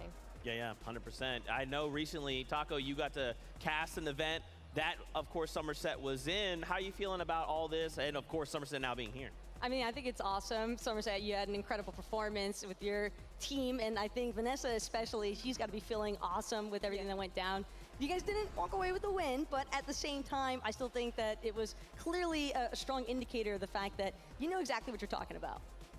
Thank you. I don't even stop. No, I don't know, like, I'm just like, stay humble, you know? Like. Yeah. Of course. How do you feel about, like, seeing all the fans here in person? They're all running around. They're losing their minds. Like, are they just running up to you like, oh, Somerset, I know you. What's up? I've actually, it's so surreal, because I'm trying to, like, walk 10 feet, and I've got all these people like, can I take a picture? And I'm like, hi. Like, it's like, I'm the one that's more excited than you know what I mean? Like, it's a complete opposite experience for me, because it's not what I'm used to. I'm used to streaming at home, looking at the chat go wild, and now I get to put, like, a name to a face and meet all these people that I've known for years, and my community that's just been so supportive over the years. It's been great. That is amazing. Well, Somerset, thank you so much. We hope you continue to enjoy all of the action. Kelly, I believe you're standing by. What you got? I am indeed, Zeke. I'm joined here by Joe and Zandy, the current 8th place team right now in top 10. You got to be feeling good. Yeah, feeling okay. The last games, couple of games, I haven't gone the best. Just need to play good in the next 3. So what exactly happened, and what do you plan to change to make it a better second half of the day? We're just gonna start double kicking everyone. I mean, it seems even when you guys go down a little bit early, you're still able to grab those elims. So what is the part that you're able to do so well there? All we can do is just get kills. Like, can't get any placement points. Just gotta keep running across the map. So obviously there's a lot of people watching, hopefully being able to learn from you guys, wanting to be pros like you guys. When you do have these far polling zones, what is something that could be a good piece of advice for these people watching? You just need to make sure that you have enough stage to survive and then go to dead side and farm your meds. Dead side rotation always works, or it works sometimes. Guys, thank you so much for joining me here, Joe and Zandy, and can't wait to see how you do in the second half of the game. But guys, it looks like it's time to head back to the desk. You love to see it. Kelly, thank you so much. And again, I'm always going to shout out the players for just giving us that moment of time, just check in with them, see how they're doing, see how they're feeling. We have another special guest lined up.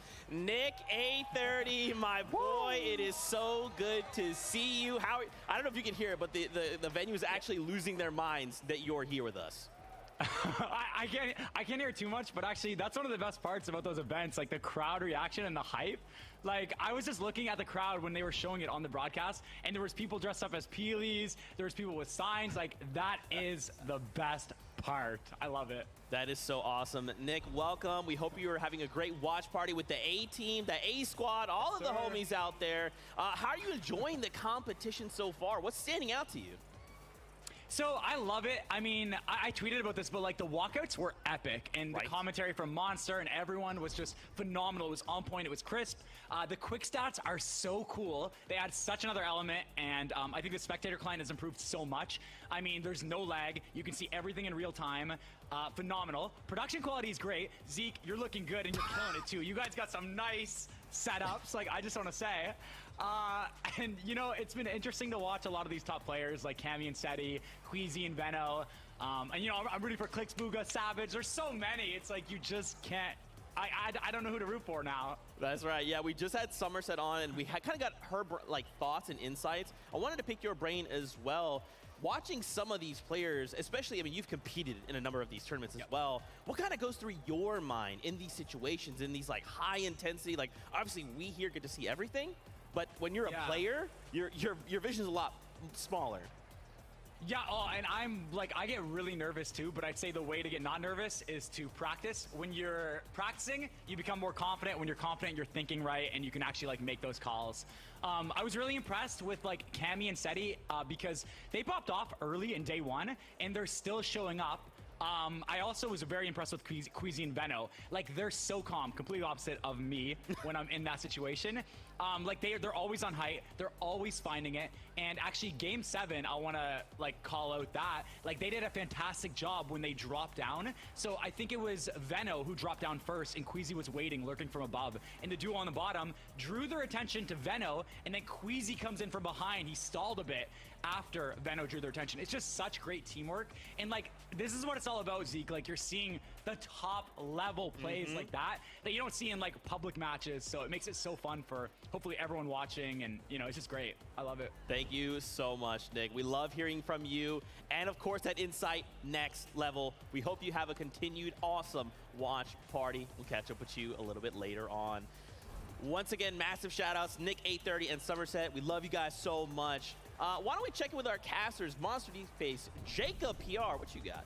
You know what? I like Nick A so much. I might actually just take his jacket for you, Nick. I got you. I'm gonna take Zeke's jacket. We're gonna split it in half though, and we'll go ahead and send it out. But let's talk about some of our favorite moments.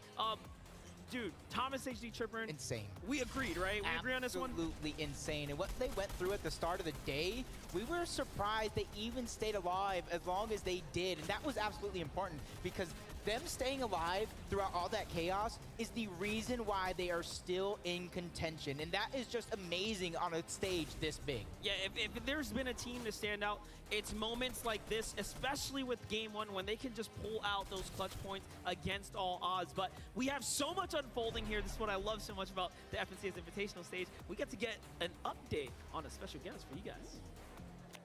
Yes, thank you very much, Monster and Jacob. I'm joined by the almighty Vanessa!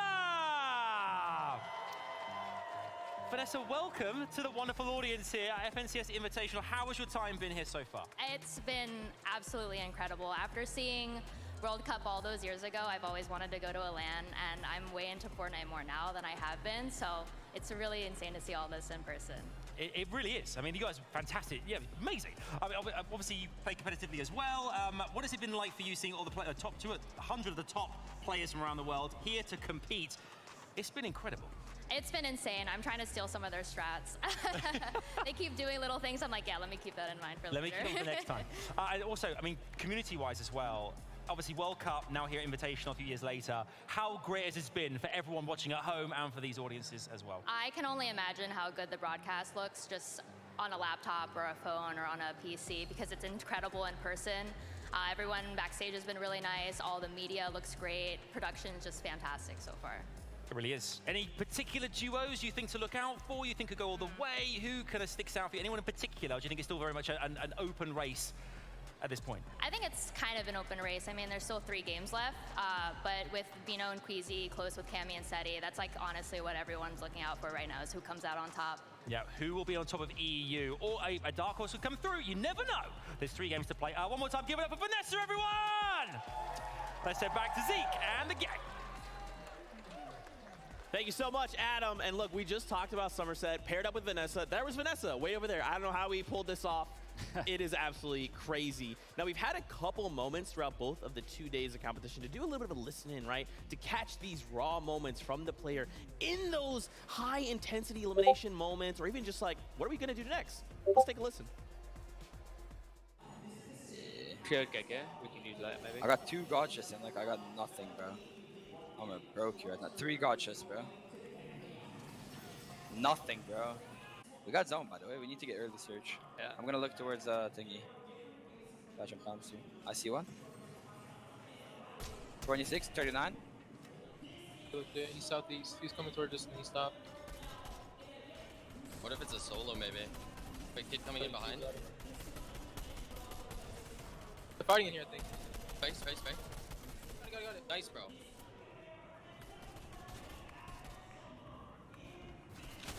Nice. It's decent. 5 kills. Not bad. Yeah, drop it. Yeah. Hit me. Crack, watch me. Watch me, Anna, watch me. 9! Yeah, let's see where zone is in 30 seconds. If it's far, keep the bubbles. Do my bubbles. We have some. Yeah, drop your bubbles. I'm chugging. Come on. Look as well. A dead 200. Nice. I got Chugging. chugged. Yeah, you need to go. More I have no chugged. mats. Hey, come on. Just go. Get ahead. We just play for placement. Get all the 150. place. Yeah. 150 on height. I'm coming down though. That on me. I go, buddy. Yeah. Adding. Jump in. Go box. Get it. Watch me. Nice, bro. Second, The other one's on me. They pad it up. I dropped. Team padded up. Okay. Go down. Position. Nice. We hope you enjoyed that. Now, guess what? We got a really special interview from Adam, who is on the stage. This is Around the World. It certainly is. Thank you very much. We have 2 phenomenal players here on the stage. Please, big round of applause for Pars and Jace. All right, guys. Good to see you. Obviously, what a fantastic experience it's been. Pars representing NA West here. What has it been like being here in North Carolina with these beautiful people here and competing against this stacked lobby? It's been an amazing experience. Honestly, it's my first LAN, so I didn't really have any expectations going into this. But the whole thing's just been incredible. Has it made a big difference playing in front of the audience, knowing, I mean, as well, being the player hotel, being around the other players, has it really added to the experience for you? Yeah, just the atmosphere in general is just incredible. It's electric. It really is. And Jace as well, from OCE, what's it been like for you as well? I guess, you know, all the way from like Australia. Yeah. What's it been like being here in North Carolina competing in front of the crowd and everyone at home? Yeah, no, it's been cool. It's a new experience because I've never been at LAN before, but yeah, it's been fun. What do you think you'll take away from this? Obviously, the community have been absolutely loving this as well. What do you take away from this experience as well? Just experience for more LANs in the future, hopefully, and hopefully next time can win and not come last, but yeah. Don't be such a pessimist. Always have hope. One more time, give it up for Pars and Jace! Thank you, fellas. Back to you, Zeke. Thank you so much. Jace, listen. You're gonna go far, all right? Believe in the me that believes in you, okay? We still got 3 games, ain't nothing. Come on, Jace, you got this. Fantastic to see now. Our players are slowly kind of making their way back onto the stage. They've kind of had this little bit of a break to collect themselves, talk amongst their duo, potentially a coach. What are kind of some of our expectations? We only have 3 games left to go, Vivid. Now, more than ever, it is vital for these duos to put everything on the table. It is, yeah. There's only 3 more, you know, when we were playing yesterday, it was like, oh, we have tomorrow. When we started the day, it was like, oh, there's a lot of games left, 6 games, but no. Now the halftime, like you mentioned, is over. Only 3 more left to do it, and the top 3 on the top of the leaderboard right now. They are pulling away from the rest of the competition. So not only do you have to perform, but you also have to stop them from gaining points if you want to break into that. It's two things from how I look at it, because as far as the top 3 to 5 are concerned, you don't want to start hitting that autopilot region. And what I mean by that is you don't want to start thinking about, oh, well, this is what it looks like to be first place. You start thinking about yourself having already won. Cammy and Seti, Queasy and Vino, these two are just duking it out nonstop back and forth between who's actually going to stay in that first place position. And I want to see the bottom as well. Those teams, I don't want them to check out necessarily, because there are still 3 games. There is still a substantial amount of prize pool money up for grabs and some pretty significant jumps if you can get just 1, 2, 3 more placements. Yeah, I think that's kind of my key takeaway as well when we watch things like the FNCS for their respective regions. It's not over until game 12. Anything can and anything will happen, right? So for all of you here in the venue, for all you watching at home, if you have a favorite duo that maybe isn't where you want them to be, continue to cheer them on, right? Until that last game, anything can happen. They can find that refresh. They can make it into that top 5 and get the victory royale. Anything can happen. You can see these players are zeroed in. They're focused, vivid.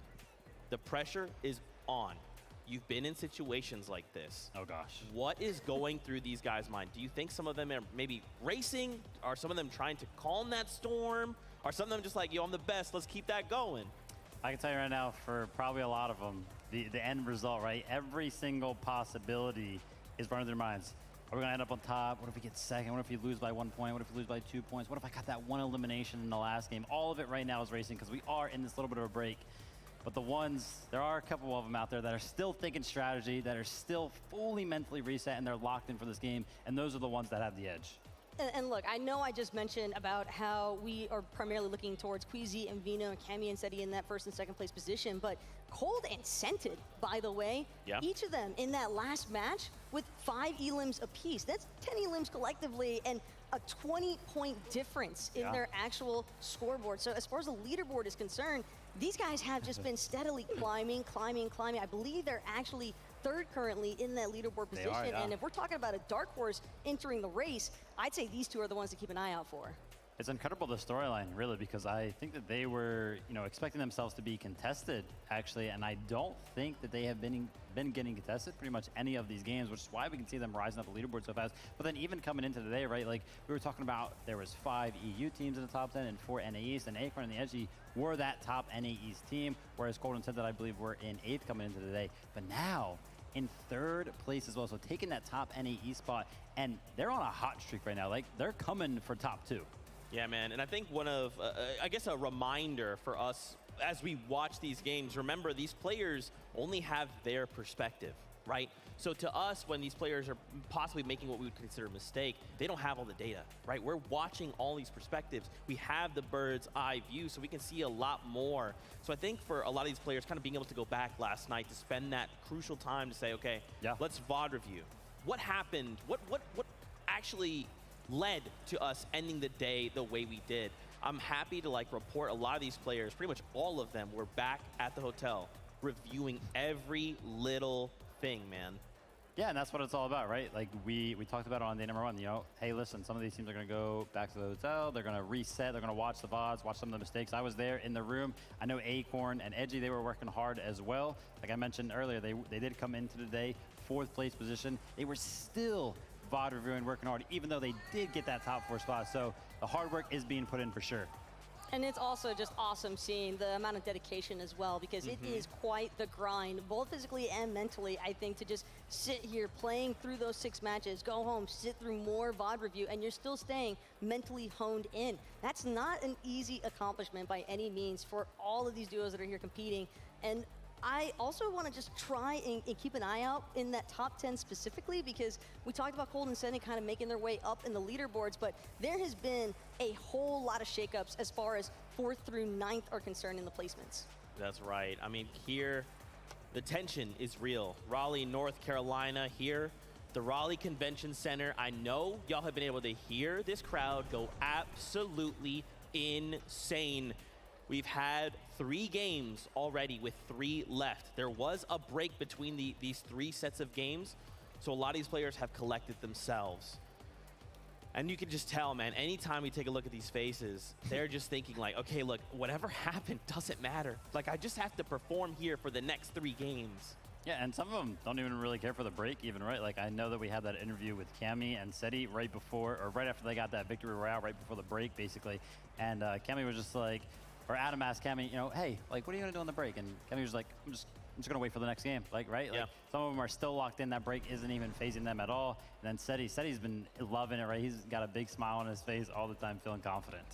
What I want to see is what the momentum shift is going to be for having this break period, though, because it's not necessarily that the players are going to go cold by any means in terms of their aim, because I'm sure just from the energy in this crowd alone, looking out into that audience as a player, it's got to be an invigorating feeling. But as far as that catalyst aspect, because something to kind of highlight from earlier in the day, for our first game with Game 7, there was a moment with Trippern and Thomas HD where Trippern literally challenged a box fight in a 1v2 situation, gets a trade, and essentially forces out On1 and Baka while picking up an elim in the process. And from that moment on, we kind of just saw Thomas HD and Trippern just really make a strong move up in the leaderboard positions because of the fact that they were able to just take that instance and just run with that momentum.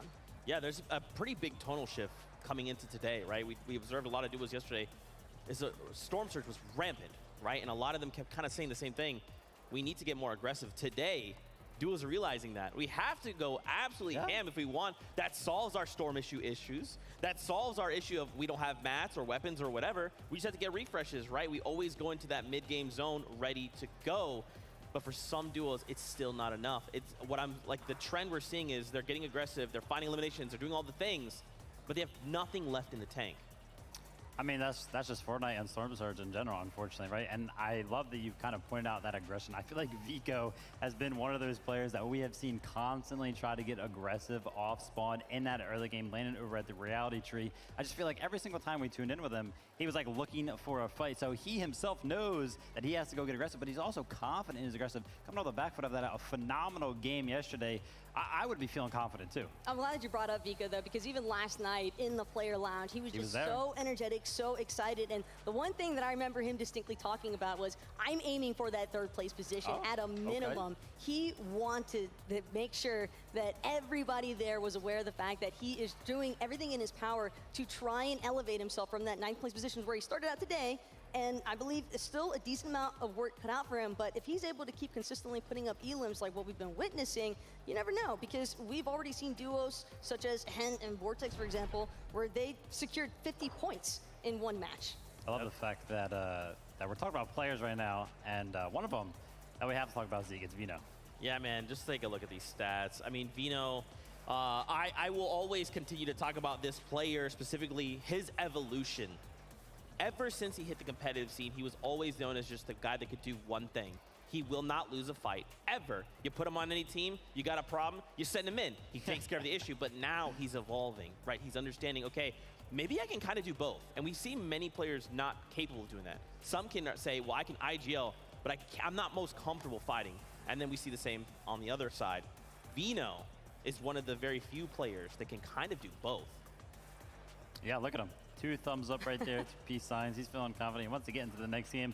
And shout out to Nick A30, right? I'm supposed to be the analyst, and he was the one breaking down one of their plays. It's actually one of their, like, their highlight plays that they do all the time. They do this thing where one of them drops down on one side, and then the other comes right down on the other side. And Nick A30 spotted that. So shout out to him for having that analytical mind, having the game knowledge. But Cammy and Seti talk about game knowledge, being well aware of their surroundings at all points during the game, so much so that we have seen them take high ground twice now when that has like never been done before by this duo.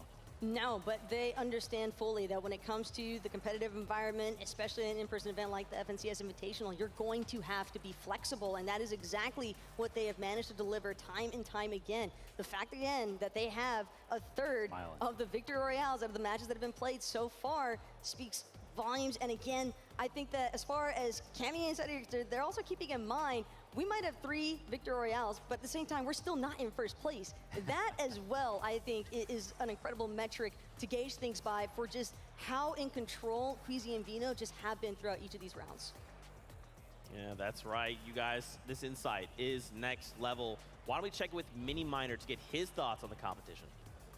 Thank you, Zeke. Now, yeah, this is a huge moment in the tournament, right? We're halfway through day 2. Game 9 has been completed. I want to talk about how these players are feeling mentally. How strong do you have to be in these moments as a player on that huge stage in front of this incredible crowd to stay calm, stay confident, and stay effective in your plan? We've seen so many teams switch things up on day 1, and I feel like we've seen less of that in day 2. We've seen teams that are sort of thinking about, you know what, let's just stick to our guns, let's just stick to what we know, and let's try and see if it works, right? We're seeing Cammy and Seti returning to the low ground quite often as well, picking up elimination after elimination. I touched on their Storm Surge strategies earlier on as well, and these guys are looking really, really strong when they are in that position. And I think they could take it all, you know. These are one of those teams that if they are getting those end games, if they're getting there consistently with this great Storm Surge plan that they have, they could definitely take it all. Of course, we talk about Queasy and Vino taking the high ground, but that is, of course, very relevant and very reliant, if you like, on their material management as well. So it's exciting back here. The hype is real. I can't wait to see what's happening next. Thank you so much for that insight, Mini Miner.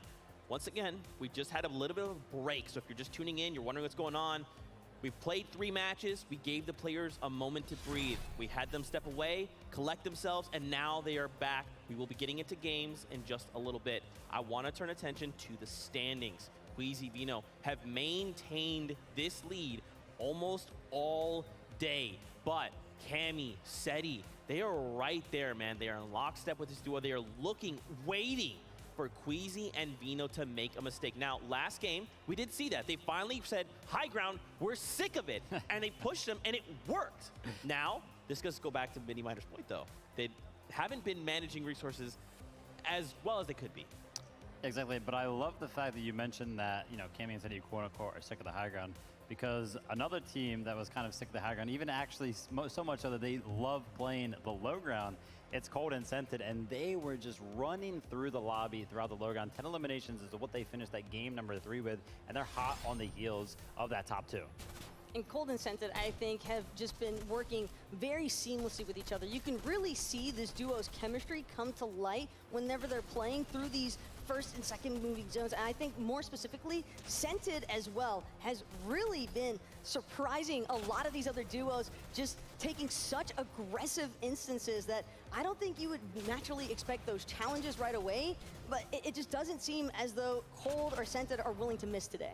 And the teamwork is always there. This is one of the things that I am most impressed by when I watch these 2 guys play on NA East.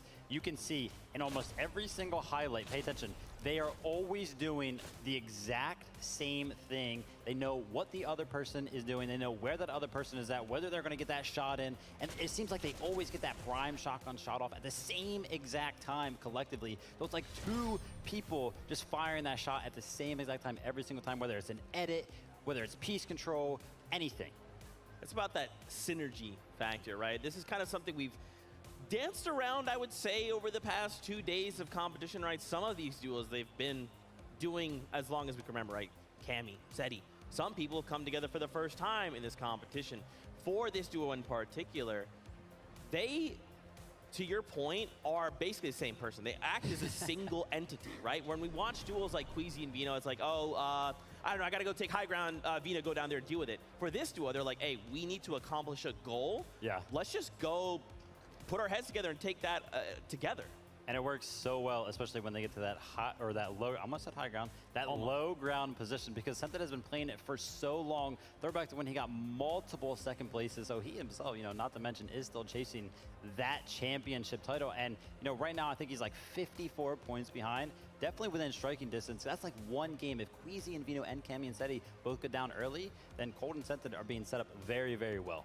And that's another thing that I love about looking at the top 10 of the leaderboard and even seeing some of the players that are in those 11th through 20th positions is that there are so many duos out here that we see in that top 10 who are chasing the prestige of their first championship title for an event. And to accomplish it here at the FNCS Invitational, one of the first in-person events that we've been able to witness in quite some time for Fortnite, it's just absolutely insane, and I can understand why these players are just so excited to continue the competition, to keep trying to showcase that this is what we've been grinding for. I mean, just look at these emotions, right? These are just a handful of highlights from every victory royale we've seen. You could just see on their face. Well, unless you're Cammy and Seti, then. Cammy. Yeah, Cammy's just the like. single clap. Yeah, you know what? One clap, boop. Another day in the office. I mean, we're starting to see a lot of familiar faces here, getting back-to-back victory royales or cumulative victory royales. Man, oh man, it just kind of begs the question, what the heck are we going to see in these last 3 games, man? You know, game number, let me think, let me do a little bit, what was that, game number 9? Yeah, game number 9.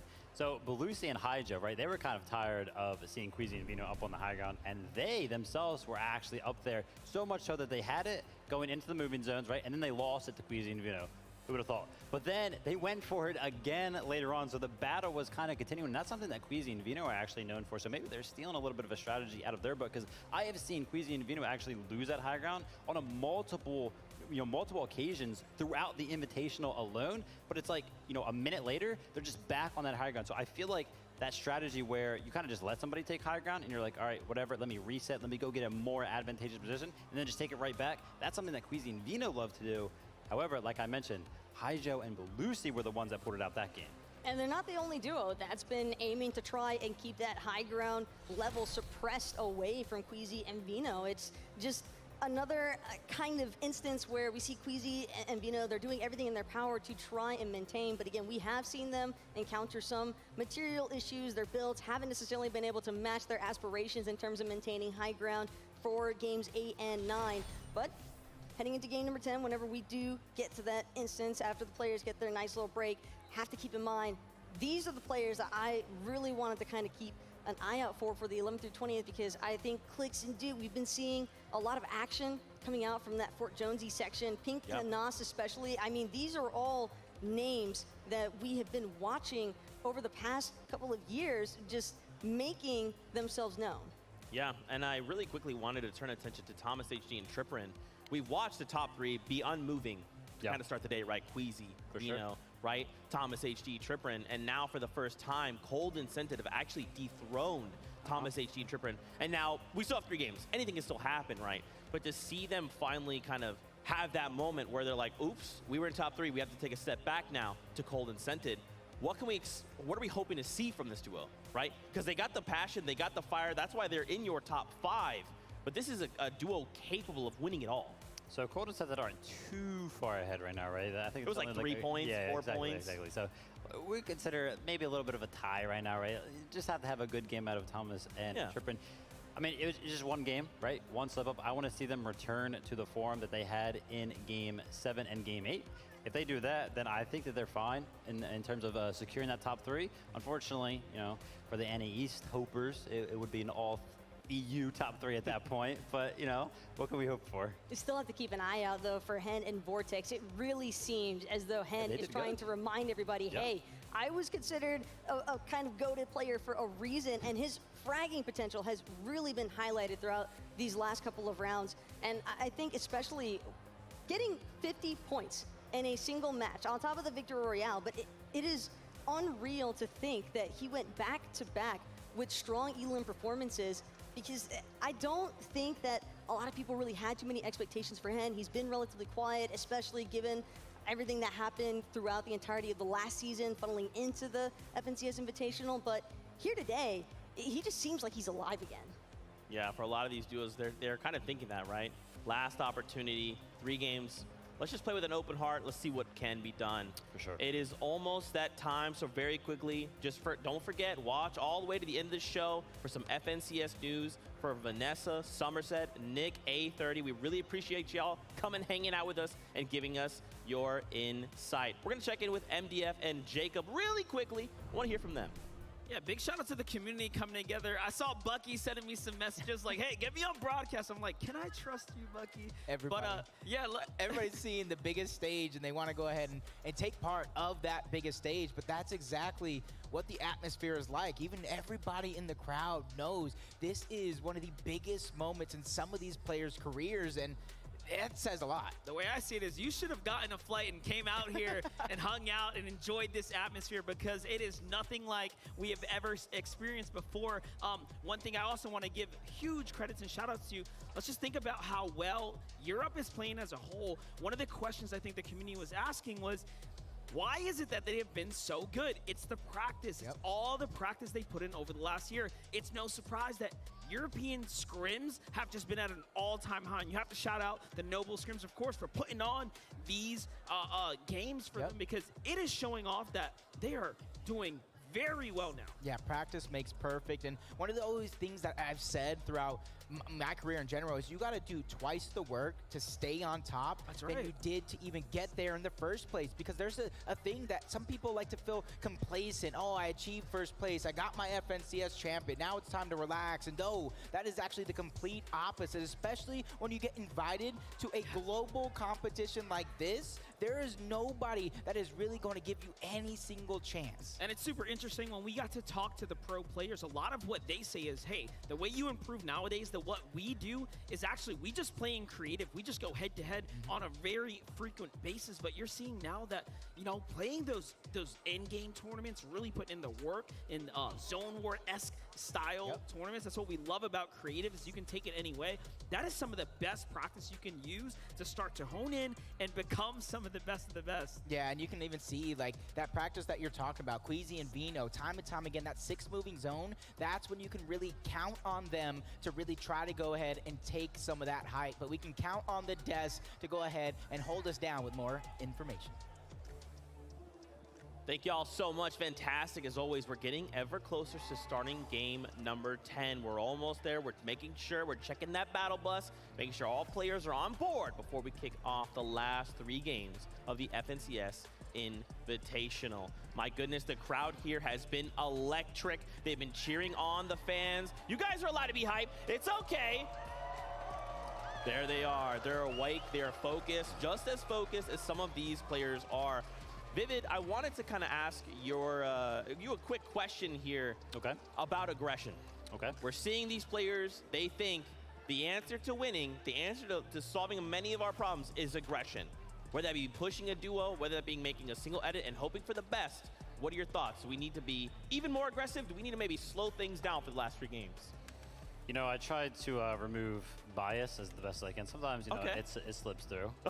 And this right here, this answer is going to be biased, because I was like, like I'll straight up tell you, I was like one of the most passive players to ever play Fortnite, right? So aggression to me would have never have been the answer. I personally would just be maybe looking at the positions that I'm setting up on throughout that mid game and the early game. Hey, you know, maybe this hill isn't working. The people that are landing around me, they're not rotating towards me. They already know that I'm going to be setting up here. What other positions around can I go set up in? Or maybe I can go get some, like, you know, sneaky little beam on somebody that is rotating one of these crazy other rotations, and maybe, you know, figure it out that way. But if the topic's aggression, one thing that I love to see is that we have some of these newer duos, I think, as far as competitive experience is concerned, especially when it comes to playing at an in-person event. But Smite and Larson, they have been a duo that have been very open about how aggressive they want to be.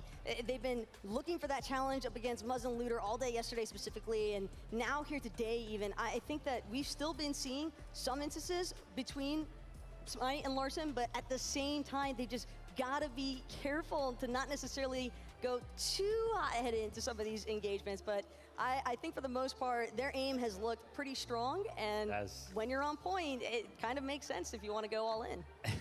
I love the fact that you bring up that aggression, because one of those games I was watching between Smite and Larson and Muzz and Looter, I think Muzz and Looter like left Grim Gables. It was like going into the 3rd zone, so I don't know how they were fighting for that long, but they were like 700 above, and you already know that they did basically all of that damage to Smite and Larson. So I have no idea how they're doing so much damage when there's literally only one duo around them. I'm getting word we have Mini Miner who is standing by with a special guest in the player area. Mini Miner, who you got? We have a very special guest indeed. We have Blake, one of our pro players, one of our alternate players here. Blake, of course, you're a pro player yourself. You've been in this situation before. All of these players going into the final few games. What must be going through their mind from your own experience? I mean, it's just an incredible experience being here. Not really the question, but yeah, they're definitely nervous. Like going into these last 3 games, you know, they gotta like bring it all and keep it up. Yeah, for those teams that aren't doing so well, how do you resolve those problems, right? If you're going into this final 3 games, things can change. So how do you approach the sort of attempt at fixing those? So I mean, like, look at Hem. They started in like 40th place and they climbed all the way up today. So I mean, you just gotta like keep your mentality straight and not get tilted. And I feel like that's like the biggest thing. Like, everyone has a chance still. Absolutely, everyone has a chance. Why words indeed. Thank you very much, Blake, for the interview. Now back to you, Zeke, on the desk. Thank you so much. Blake, you are absolutely incredible. Never forget it. Now, I'm getting word we are standing by with Adam and Kelly. Hey, what do you two have? We have so much for you here, guys. We have had a lot of action thus far. 9 games gone, 3 to go. 27 countries, 7 regions. FNCS Invitational 2022. Only 3 games left. But everyone, before we can get into game number 10, we're gonna need your help because the players need to hear you, the world needs to hear you, so we need to make some noise on 3. 1, 2, 3!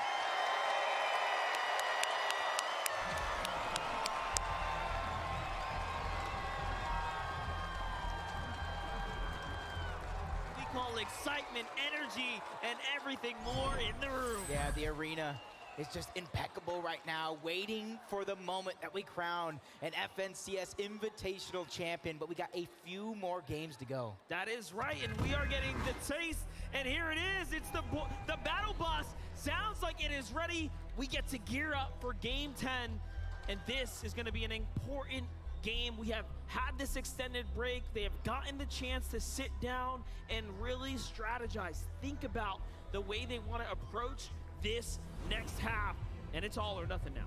Yeah, big changeup of zones from day number 1 to day number 2.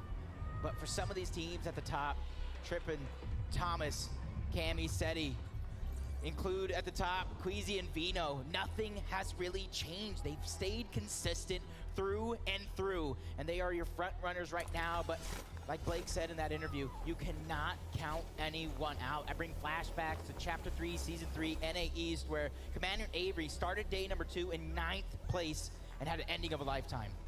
That is right. Well, there are just 3 more games in front of us as we are now kicking this off.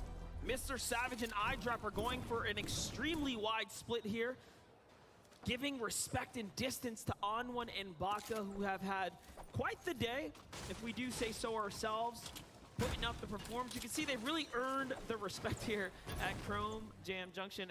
Early on, of course, we got to talk to iDrop, and all he had to say was, hey, I've been uncontested. I absolutely feel extremely confident here, but that has changed so far. Yeah, with the FNCS Invitational, this is where worlds collide. And last game, we saw an early game drop from Booga and Mero, and shots already being fired off by Vortexers. But Bevies, he takes a huge amount of damage. Mero gets targeted. He is going to be the first one down from this duo, leaving a ton of pressure on Booga's shoulders. Yeah, what's crazy about this is they have just switched up the strategy all the way and have decided they are just going to contest Booga and Mero. Cut their chances at performing any kind of comeback story here and earn themselves a real drop. That's some of the things you have to weigh, right? These are the decisions you have to make. There's nothing wrong with getting a side drop, a split drop, but realistically, if you want to win, you need to have winning loot. Trunkers has got it. Yep, going over to Grim Gables, a fight that we know so much off spawn. Larson and Smite, they have the majority of the victories over here, but last game you saw them kind of disengage, not really take that fight, but a fight that we know so well. Cold and Scented taking down Raze, and you gotta imagine Pars was there to follow. Both of them sent back to the lobby. The NA East duo starting off game number 10 hot. That's crazy because we haven't seen them actually contest them in that way, so they are mixing it up. And for them to do that tells us, hey, let's play for first. We want to play for points. Let's play for first. We got to close that gap. We need elims. And for Scented and Cold, a couple second place finishes, close calls right there. Really smelling and tasting what could be theirs, but falling short a few times. Larson and Smite, they know how bad it was to disengage before. They want to be able to try to take this one, but 2 separate 1v1 fights. It's all about the individual in a duo competition. Meanwhile, I saw Vino find an elim as well in the feed, so our first place team already picking up the pace as well. On to Alice. Shots on the other side though. Muzz putting up a great defensive attempt here, but Larson is hurt. Not looking good for Smite and Larson right now, Jacob. Yeah, he's trying to backtrack, box to box, that individual fight. They want to bring it back to the duo. They don't want to let one person really decide everything as Muzz and Blue. They have the advantage. They have the high ground builds and piece control going over, but a huge shot to really back him up and stabilize right now for Smite and Larson are doing everything they can to fight back from the low ground. Not looking too hot right now from Muzz as he has to reset.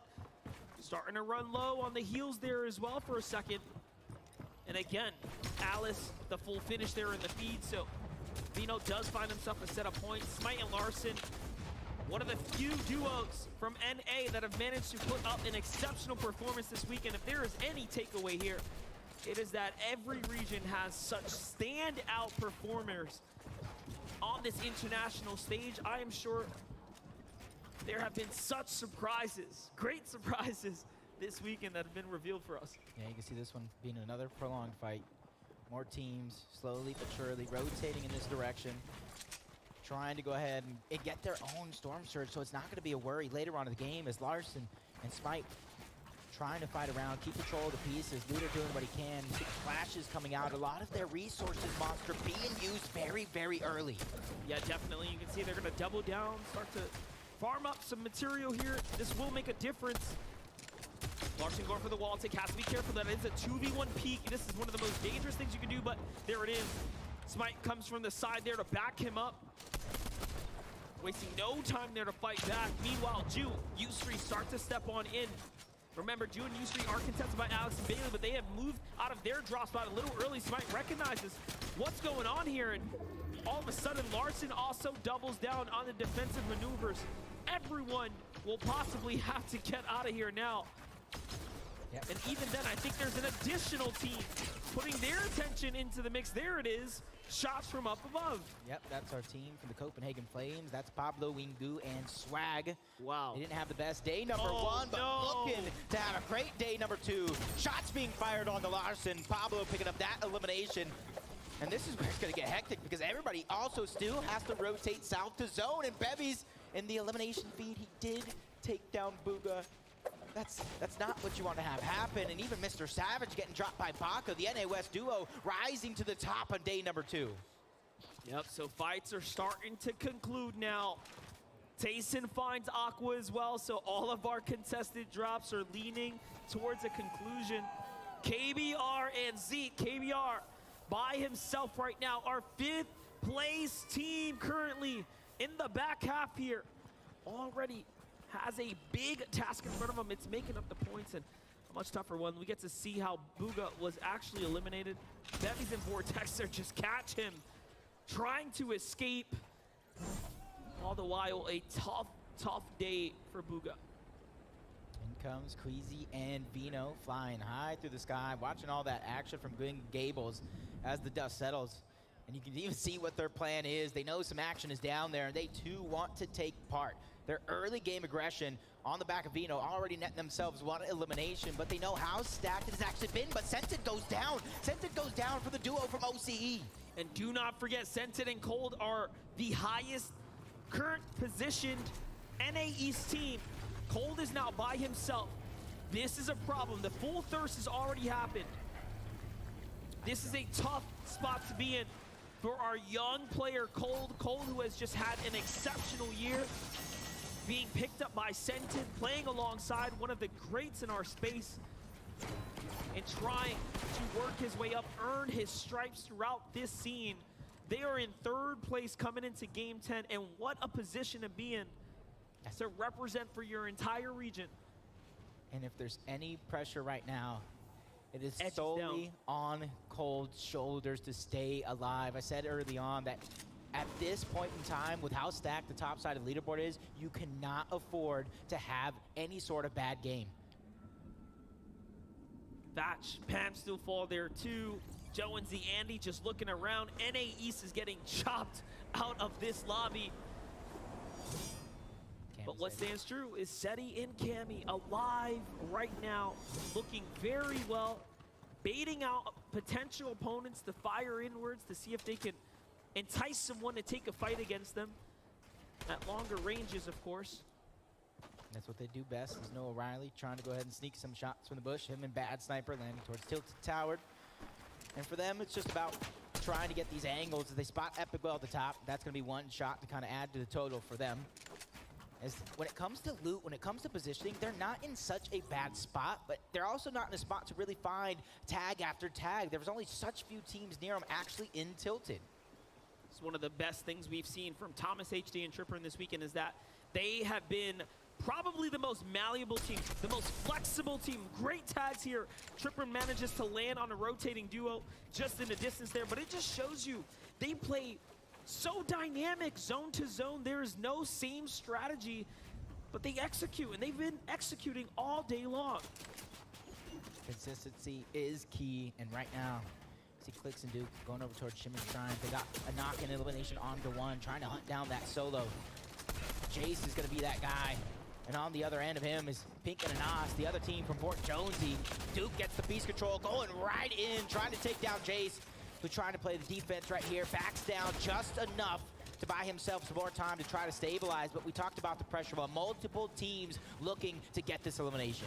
And it's crazy. Their average placement has been around 22.6. It shows us that they are making it far every game, but they are just having a tough time around that halfway mark in the competition. Getting beyond that point is some of the most difficult parts of Fortnite. And if you're not executing perfectly, one mistake will cross you out. Yeah, and you got to imagine that when you split Fort Jonesy, you're not really getting too much damage on Storm Surge. You're not getting the best loadout. You're forced to kind of either look for tags or look for any sort of some resources. Clicks, spotting out the tags coming from the bush, tries to fire back, not being able to connect with anything. But Duke, once again, trying to push up. This team is in complete focus mode, trying to take control of their destiny, shoot to the top of the leaderboards. And that is exactly what you have to do as the games are coming to a close. Okay, Cold still alive right now, manages to put up a great defensive hold here. And it looks like they might have found an Elim along the way as well, or pushed off what was the opponents, and now the play to go ahead and get out and play for the reboot, play for the pickup. There's a med kit. He's got well-timed information of this entire area.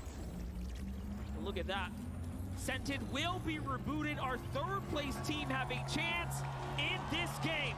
And the crowd giving them some life as well. Let's see if they can take a page out of Asia's FNCS champion, Zagu and Miram.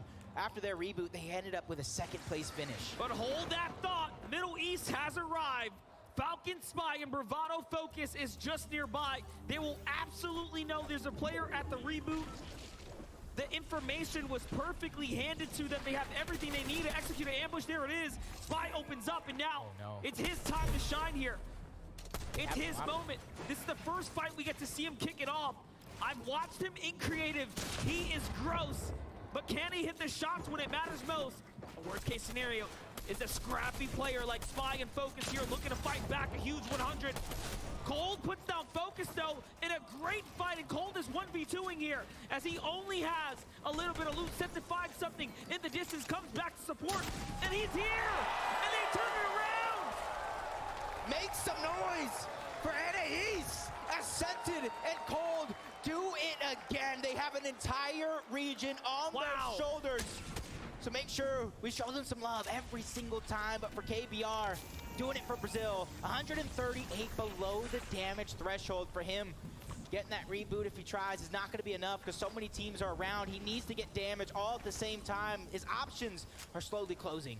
I must say, that was so impressive. I haven't let it down just yet. But let's look at KBR here. He needs 160 damage to get safe here. He's only found 30. You need big tags. You cannot miss these. That's huge. There it is.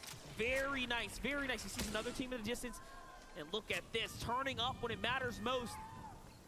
Doing just enough. Just enough.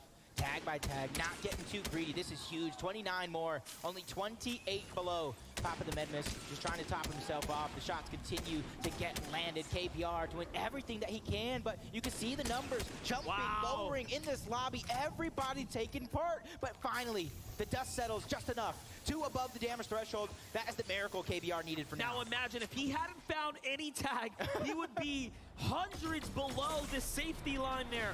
But instead, he gets active. He does enough. Cammy and Seti in a zone fight. This could be a defining moment.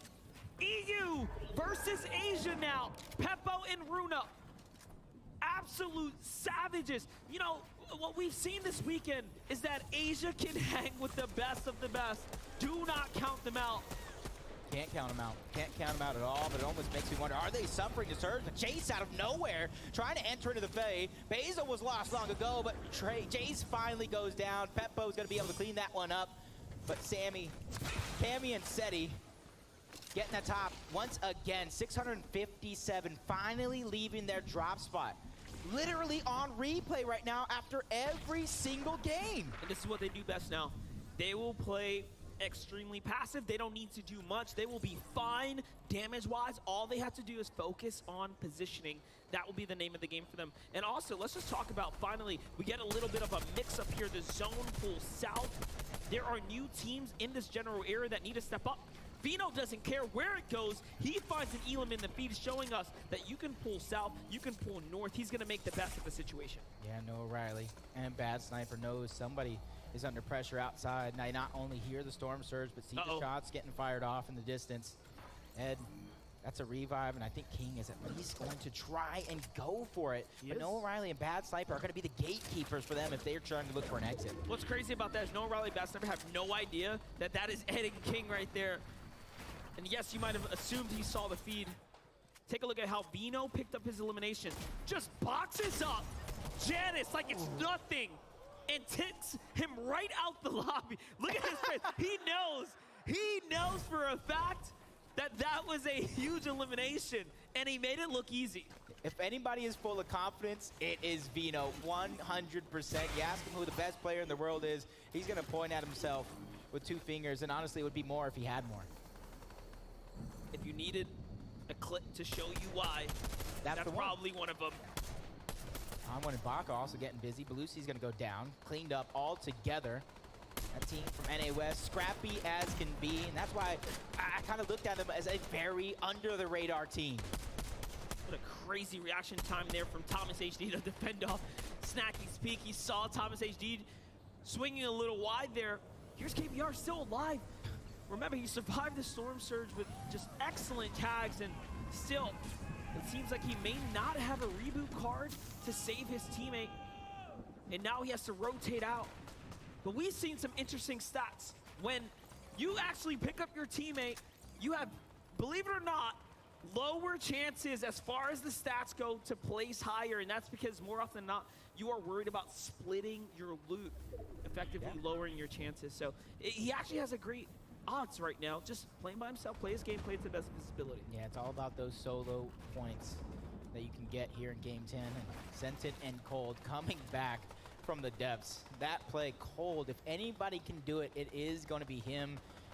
And just hopefully they don't run out of gas, because right now they are in reach. You see it right there, 247 points in 3rd place. They still have a gap to close, though, Monster. And they are doing just that. I mean, they picked up those 2 elims on Spy and Focus. Again, you don't see a team get rebooted and just find points like that. This is an incredible situation that's unfolding for Cold and Sensed, like giving quite literally a second chance in this game here. But you have a zone that's going to start to play out now. Things are going to begin to constrict. The zone pulls east, and this is going to favor Cold and Scented perfectly. Cammy and Seti are already here as well. It couldn't get any better for them. I like Cammy and Seti right now. The dust is settling. They're not getting overly aggressive, letting these opportunities naturally present themselves as they're gathering all that information. Walks, Robab in the distance, followed by Merstash and Malibu, who are a little separated. And in Vortex as well, looking good. 4 eliminations. Got to be feeling pretty confident when it comes to Storm Surge, especially since you're landing even more shots as players fly through the sky. Showing you what that Hammer Assault Rifle can do once you let it rip. 2 of them in hand, big damage. Vortex and Hen. This has been a great day for Vortex and Hen. Yeah. We talk about a team that was well outside the top 15 and then just all of a sudden turn online, come in now earning themselves a 5th place after several rounds today. Robab goes down to Duke and Clicks. They're trying to make up that day number 1, trying to bolster their position as Merstash gets one as well. Avery and Commandment under pressure. They had a victory royale the day yesterday, trying to replicate that success today, but they become the focus of the lobby. All directions now joining in. But luckily for them, they have so much position here, so much control of these pieces, they can back out and still be safe. I need someone to send Avery a tweet and just ask him, how does he play leaning with that posture? I'm so confused. He's just chilling. He's vibed right now. He is fully invested into the game. But here's Ketos and P8's in. 300 above the surge and a very long rotate in front of them. Can they find a launch pad? Do they have something to work with here to get out of this spot? Little loot split for them. Make sure everybody is good. Queasy and Vino looking like they got another elimination onto Alice, bringing their total to 4 in this game alone. Trying to run away with it, trying to build themselves the biggest cushion possible going in to what could be a big game number 12. And even though we didn't see it on screen, but let's see how Vino was able to get that kill. He just continues to add more and more here. Adding up, Alice is gonna fall there. And it happens once again. Here it is, the half in, half out pulls far east. Cammy and Seti pull half in, half out. Are they destined to take it all away? Can they swing their way back over? Will it be cold and scented? They're one of the few there as well in the conversation here. Vico and Mirai need to do more. 14 above is not going to be enough. He's going to slide right past Avery and Commandment. This is dangerous territory to be in. We all know you don't want to walk past enemy builds like that, but luckily they do not swing open, not worth the risk. But if anybody's ready for that dangerous territory, it's Vico and Meringue. From the start of the game, every single game towards Reality Tree, they get busy very early and they're looking for the shots, looking for that piece control. And you see that duo that was once there, they just completely abandon that position. They don't want to risk it all too early in this game. Macwood and Kanata on high ground. This is what we love to see. You know, you put them in a lobby like this, you expect a couple of games, maybe one, maybe two, to go this way. This is a high ground team. Now, the problem of today, or this weekend, has been these high ground teams haven't made it. We've only seen Aqua in a few end games, and whenever he is there, he's going for it. We've only seen Kanata maybe once or twice make an end game. Now he's going for it. And you know what time it is right now. You know what time it is, right? 6 moving zone. Got them on the big screen. Queasy and Vino, this is where they typically always, and I mean always, at least try to make a play for the high ground. And I feel like they have the most success in the lobby so far when it comes to making those plays happen. But Scented and Cold talked about the position they are. 3rd place on the leaderboard. Thomas and Tripper just a little bit above. 453 when it comes to that damage threshold for them. The only focus is getting to the next zone. But their loot looks great. The launch pads in the inventory, they have everything they need. Queasy and Vino are playing such an interesting strategy. Late from behind, they try to swing all the way on in, and that is such an interesting way to play this one out, because what they want to do is allow the zone to pull very, very far, give them room, and then time that entrance. And now look at this. It puts them in a prime position to start eyeing and sizing up high ground. But Scented, Cold already there, beating them to the punch. Start to look in. Someone lands in the box, and Cold is possibly there to defend. Yes, he's still there. It's Avery who tries to land in the box. No, sir. That was a mistake. And they instantly close in on him like a Venus flytrap as Queasy and Vino. They've done it yet again. They have that portion of the high ground, but you see they're staggering Vino back, wanting to let nobody get any opportunity to try to steal it away. And the only person that does gets taken down almost immediately, adding to their elimination total. They're making it look easy. Seti and Cammy now also very much positioned to make another big endgame. 15 duos remaining here. Thomas HD and Trippin still have so much left in the tank as well, but they get broken down. Oh no, a great block there though. They were just one build away from potentially getting taken out the lobby. Too much shot starts to come in now. The focus is here. He has to swing around. This is looking terrible for a second place team. Trippin is nowhere to be found. Thomas hits the launch pad. He swings past high ground and Queasy and crew. And there it is. Trippin falls. Thomas is now by himself. They're trying to go for the high ground right now, but Chapix is shut down. But Tayson's having to do it by himself. But Queasy, he's going to abandon it for now. Vino's going to follow suit. Shots coming in. This is huge. Chapix goes down, though. The refresh and the siphon is absolutely important. Tayson trying to break into the box, but he goes down. Vino and Queasy will not be denied. And this is why they're some of the best. He was there to back him up. and it works out so well. Bevies and Vortexer from contesting Booga and Miro at the drop, running them out of Chonker Speedway, now running it up to the high ground here in an endgamer, looking like they want to take home their first victory of the weekend. Down goes Vino. Down goes one member of the first place team. To the hands of Cammy. A chance right now for teams to try to overtake that top spot, and one of them is going to be Thomas HD as a solo. Doing everything that he can, trying to move through the builds. He has enough resources to make it happen, but Queasy, no build to his name. 1v1 against Drew, but he gets taken down thanks to the storm. And Thomas HD is still alive right now, clutching, which is so monumental as first place has finally fallen. They have a chance to earn some points here. Cold and Scented are still alive as well. Thomas HD needs to make up 15 points in order to close the gap here. Scented needs 30. That's a huge jump up. Cammy and Seti are also still alive right now. On the heel, so close. Cold and Scented don't want any of it, and they back him off. There's more than enough points if Scented and Cold can keep up this pace, keep up this pressure for them to have a shot at the last game at the end of the day, but Cammy will not be stopped as well. Thomas HD goes down. Seti gets dropped, but Cammy knows he can't be the hero in this situation. He has to try to continue on without him, but he finally gets dropped. Thomas HD is on a roll. He's done a lot, but you can't fight yourself out of that spot there. Clicks and Duke are alive. Scented and Cold are alive. And on high ground, Vortex and Bevies. It's EU on top. Down goes Cold. And a great tag there from Vortexer. And the finish now, Bevies slides his way down, painting the loot here. Does a couple edits there, but no, doesn't hit the shot. Bevy is so quick, but not fast enough. You're going to get some of the best. A great low tag there from Duke. This is huge. This is huge for Duke and Clicks. They have the high ground right now, but for Bevy and Vortexers, taking out some big names already on the day, using these builds to try to keep that advantage. Duke, he's in a fray. He ends up on top. Clicks and Duke could take the game with Vortexers going down. Bevy outside of zone. He has the only chance right now, but he gets the down on the Duke. Clicks versus Bevy. He's trying to go for the hill, but Clicks takes the game. In a 1v1 situation, Clicks does not let us down. What a tag, and a great moment for Clicks and Duke there. Progression throughout each and every moment. They finally got the chip off their shoulder, taking the victory royale in game number 10. They gotta be feeling good. They gotta be feeling like they have nothing to lose at this point. And all that matters is that they managed to show us what they can do against some of the greats. Let's go ahead and get a word from them. Thank you so much, MDF. I am joined here by Clicks and Duke, and my goodness, it is better late than never, grabbing that VR in Game 10. How you feeling, Clicks? We're feeling good, you know. We struggled at the start, but we finally brought it home, you know, so. And Duke, Duke, when you're watching Clicks in that final moment after you go down, what's going through your mind?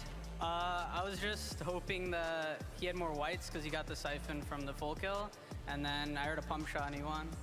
Clicks, I don't know if you heard it, but the audience went absolutely insane. Let's do it again, guys. What does it feel, man, to hear that? Their support's crazy. I'm the best fans by far. Just look at them in the crowd. Congratulations, guys. 2 more to go, and let's head on back to the desk.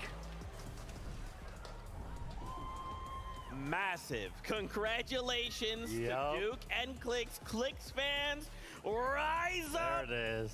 That moment where it's the 2v2, we are literally sitting here going, this is literally where you want to be, Clicks. This is what you're known for, is being put in these situations. Now is your time to shine, and so masterfully handled from Clicks and Duke. Those head-to-heads, they're so easy for them. I loved watching this endgame because we were like, oh my gosh, Cammy and Seti are going crazy. Oh my gosh, Tom and JD top of the leaderboard. And then we went to that wide, and all of a sudden, Clicks and Duke are on the low ground, looking healthy. And right here, the teamwork is just so clean. Of course, Duke takes the blunt of the damage right there, ends up going down the Bevies, but Clicks is so smart in these endgame 1v1 situations that he recognizes this player could potentially have heals. He hears the splashes go up, makes the push for it, and the little mantle cancel right there and gets the shot off too. So clean. That was just an absolutely disgusting clutch moment, though, from Clicks. He saw the work that Duke was putting in as well to take the brunt of that damage, like you had mentioned, Vivid. Yeah. But it was just such a clean finish here. And I think that that's really a moment for Clicks especially that is going to permanently be in a highlight reel for him. That's right. We're going to talk about more of these duels in just a moment. But first, we have Adam, who is standing by with Cold and Scented. Yeah, thank you, guys. Let's give it up for Cold and Scented! Cole, we're going to talk about the clutch up earlier on. You rebooted, then you suddenly find FKS and Spy coming through. You managed to stay in the game. The crowd went wild. Walk us through that one. I don't even know. Scented had flew to the Coney vault. Yeah. And I kind of they just caught me alone as a solo, and I just kind of tried living. And I had no more mats left, so I kind of just had to fight, and it ended up winning. You did. And obviously, you know, that now puts you in a great contention now. You're currently 3rd in the leaderboard right now, 44 points off the top. Yeah. You guys, 2 games to go. You must be feeling confident here. We're feeling good. We're locked in. We're just going to play our games and see how they go, honestly. Love to see it. Love to see it. Cold and Scented, everyone! While I'm here too, give it up for Noah Riley and Bad Sniper! Noah Riley, you guys are currently sat in 7th. We haven't talked to you much this weekend, but what an incredible display thus far with 2 games left. I want to get top 5 at least, and then I'm happy. Top 5 seems to be the target. Are you feeling the same way, Basil? What do you guys do now with 2 games left? How do you manage the next 2 games? I mean, we just have to do the same thing we did the last games, keep consistency, and it will be fine. It'll be fine. Yeah. It'll be fine. We're very chill over here, Zeke. Back to you, buddy. Hey, you know, just keep it fine. Everything's fine. That's what I like to hear, personally. My goodness, this game, though, game number 10 of 12, was absolutely insane. I think the big kind of overall storyline for me was Queasy and Vino, right? Then their kind of counterpoints, Cammy and Seti, right? Yep. And what was interesting to me about this was actually, for a long time I was sitting here thinking, yeah, Cammy Seti versus like Queasy and Vino. It's actually a Cold and Scented versus Cammy and Seti tournament that's happening here. Queasy and Vino are just kind of like happen to orbit around both of them. Yeah, 100%. Listen, I think that so far, you know, we do have 2 games left, but I think Cold right there in that 1v2 situation, that's got to be like the play of the tournament so far for me. Literally keeping their contention for 2nd and 1st place alive right here. Look at this. FKS and Spy coming in. They're trying to get these sneaky shots in. Cold literally is in a 1v2. If you look at the minimap in the bottom right, Scented is so far away. So this is literally like a straight up 1v2, and Cold ends up finding both eliminations beautifully handled right there. Oh, look, his name might be Cold, but he just absolutely lit FKS and Spy on fire with that display. I don't even know where they came from, because that reboot ban was literally the bat signal for those 2. They were full on expecting a prime opportunity to try and snag a quick and easy elim, probably look to clean up the other part of the duo in the process, because I don't believe they had any idea that it was specifically Cold and Scented in that instance. But it's that momentum shift that I was asking for during the halftime break. That was a primary example of one of those instances, because as soon as that took place, you could just feel a change in the venue, and you could definitely see it in Cold and Scented's gameplay. And the fact that they went from needing a reboot onto Scented to a literal 3rd place finish for this matchup, that's awesome. Absolutely, and if we look at these standings, Queasy and Vino still holding strong. They are I would say the end game boss of the story we're telling here, but Cammy and Seti are actually the secret boss to this story, because they have been single-handedly shutting Queasy and Vino down for games now. It was in fact Cammy that actually knocked Vino out in that game and kind of put Queasy in that difficult situation of like, okay, what do you do now? You don't have your silver bullet, and now there's 2 of us. Yeah, 100%. But I mean, Queasy and Vino, I don't know how they do it. It's like every single time we're in that end game around 5th, 6th, or in that first movie, it's like I'm almost guaranteed to look up towards height and see them up there. They have gotten it, it seems like, every single game. And it's not like it's just like a repeat of strategy. It's something different every single time. I beg to question, is anybody even like looking up in the skies for these guys at this point? I think that's just an attestament as well, though, to Queasy's IGLing capabilities, and the fact that Vino himself 100%. can also kind of fulfill that role, even despite the fact that he's an insane fragger at the same time. But going a little bit more in depth there with Queasy, I think it's kind of cool to see, because he is definitely someone that is definitely a little bit more emotional, but at the player frustration level, mental fortitude becomes so impactful here, and we've seen him make a comeback before. That's right. That is 3 games. This means we have 2 left. Here we go. Let's send it on over. Monster D-Face, Jacob PR, prep us for game 11. That's right, we have the honor to call all the action. We're starting to get into the final moments now. I do want to give so much credit as well to Avery and Commandment representing as the last NAE's FNCS finalist champions. But here we have it, game 11, Jacob, it's here. And the pressure is on for some of these teams that are looking to call themselves champion, looking to get the lion's share of the $1 million prize pool, a trophy that have never been seen like this before in Fortnite, and then that chance to call yourself literally one of the best players in the world after this global competition. That is absolutely right, and what a better way to kick this game off than a perfect split down the middle, and this is it. It doesn't get any better than that. Last game, we saw Clix and Duke have their moments and take a win, and that just tells us anything can happen here on this stage. These players have been invited to this event for a reason. They are some of the most skilled players we have in the space. Yep, you can see already Clix living with all the momentum over towards Fort Jonesy. Business as usual for these teams, looting up, getting some resources, starting your game off, and trying to replicate that success when it comes to Clix and Duke specifically.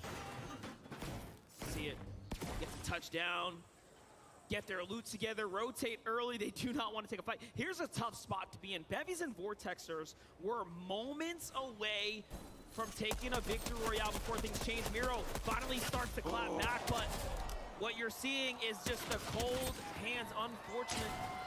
Bugha does fight back though. He will be able to save his teammate here and does of course get the siphon as well. Material is more important though, because if Vortexer pushes up, he's got everything to gain here. Really nothing to lose at this point. Bugha trying to will themselves back into this one. Saving the play for now. Miro still down, trying to hide his body, not wanting to get that one, give it up to Vortexers. That's 2 more points for them. Bugha doing what he can, backtracking, trying to go ahead and get his shields up as well, trying to get as many mats as possible. He knows the fight is inevitable, and the shot's gonna be landed. Bugha back to back, looking to clean this one up. All he needs is 1 more shot. But he's gonna find this moment to breathe and stabilize before he goes at it again. And it looks like we will see all of our faves start to have their moment here. Bugha does need to, of course, finish it now, and he does. And there it is. They win back the drop. Chalker Speedway swings back to Bugha and Miro. Yep, Miro did finally go down there, but it's not going to be any trouble for Bugha to get that reboot back up. Vico and Marine, though, trying to sneak their way towards the bottom. Catch, retake, and Novice off guard, but Bevy and Vortexers down altogether. 6th place, 212 points. That's going to be a chance for some of these teams that are outside of that top 5 to try to jump right in it and outpass them. And that is crazy, because they had such a great game prior, pushing them so far up, and now all of that zapped away. Momentum gone, hits the reset, all down to now just 1 more round. And that's something else to think about.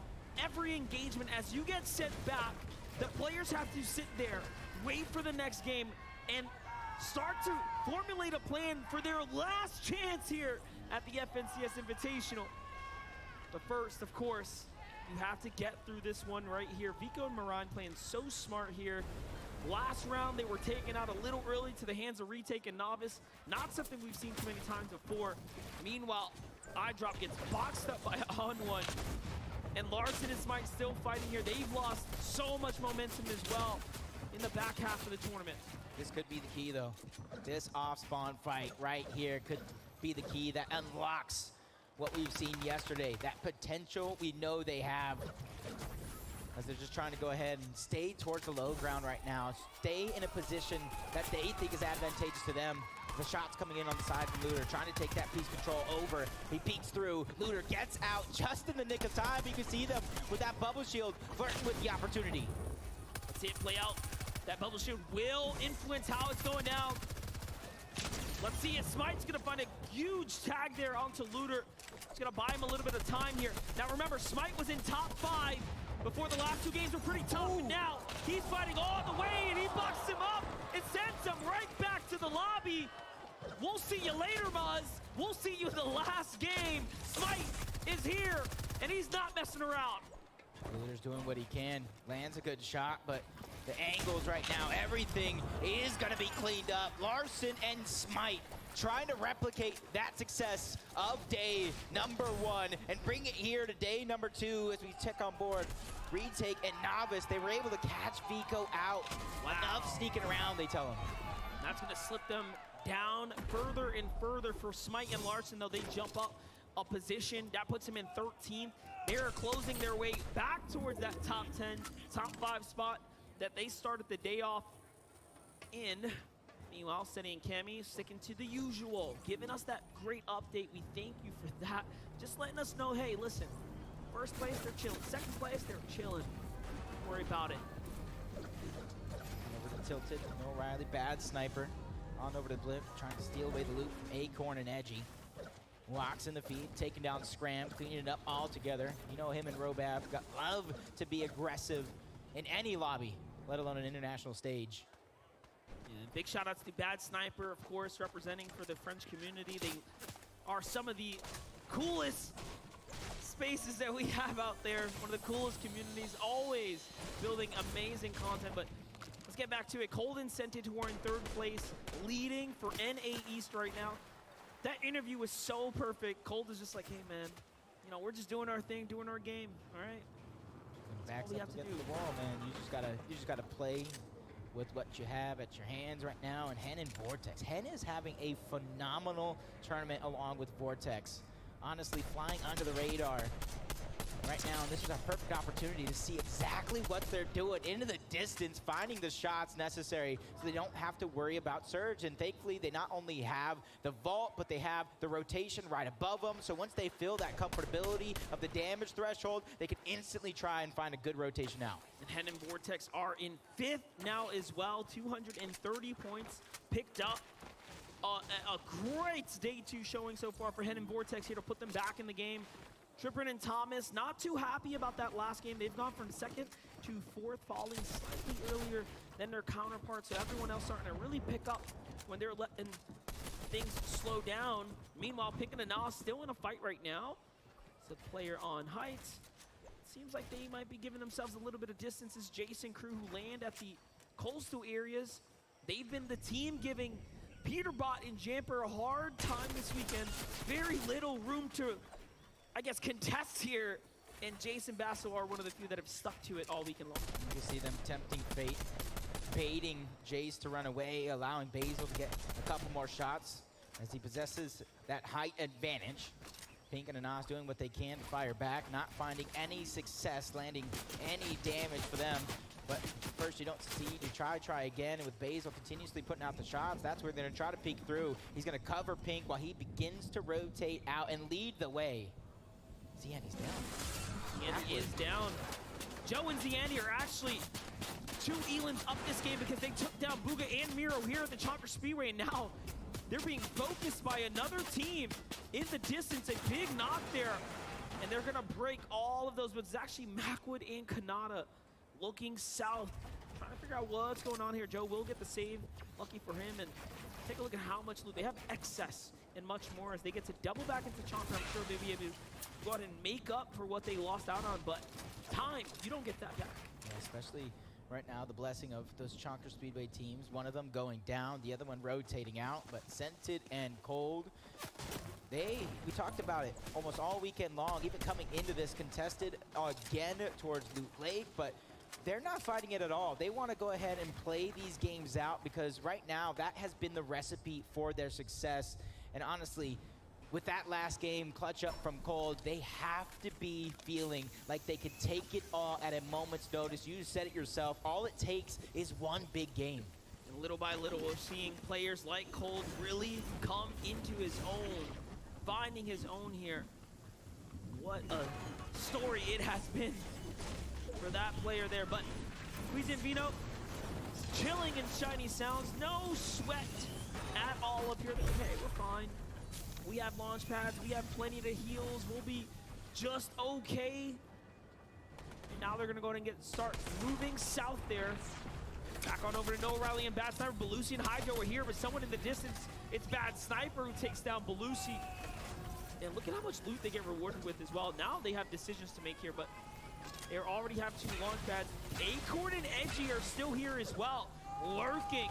And Bad Sniper's much smarter than that. He knows there's a teammate behind him. You can see how he's looking back just to double check. He's gonna drop a Legendary Ranger for the epic shotgun here. This is interesting. That's because it just does better in close range fights like this. But that end game Ranger shotgun is just amazing.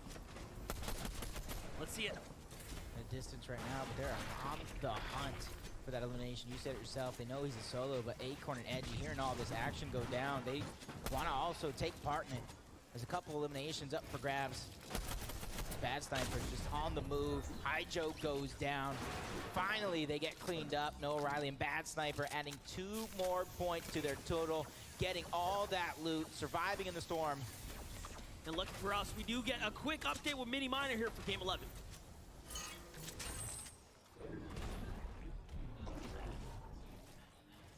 Looking really, really good on the Storm Surge all day. And you might be wondering, how do they have the heals for that? Look at this. Cammy emptying his entire inventory into the base that they've built on the top of this Cammy split area, on top of the balloon. And they're able to take damage now because, of course, they have those extra heals on standby. All we can see, just Cammy getting as much heals as possible, bringing it up into the top of that. And, of course, Seti is, meanwhile, while he's doing this, he's getting his tags. You can see on top of the balloon, if he does get tagged, as he did do earlier on, he can go all the way back down, use all of those heals that were inside of the base, and they don't have to waste any. So we're seeing them go into zone with 800-900 surge tags and having max heals. Great stuff from this duo.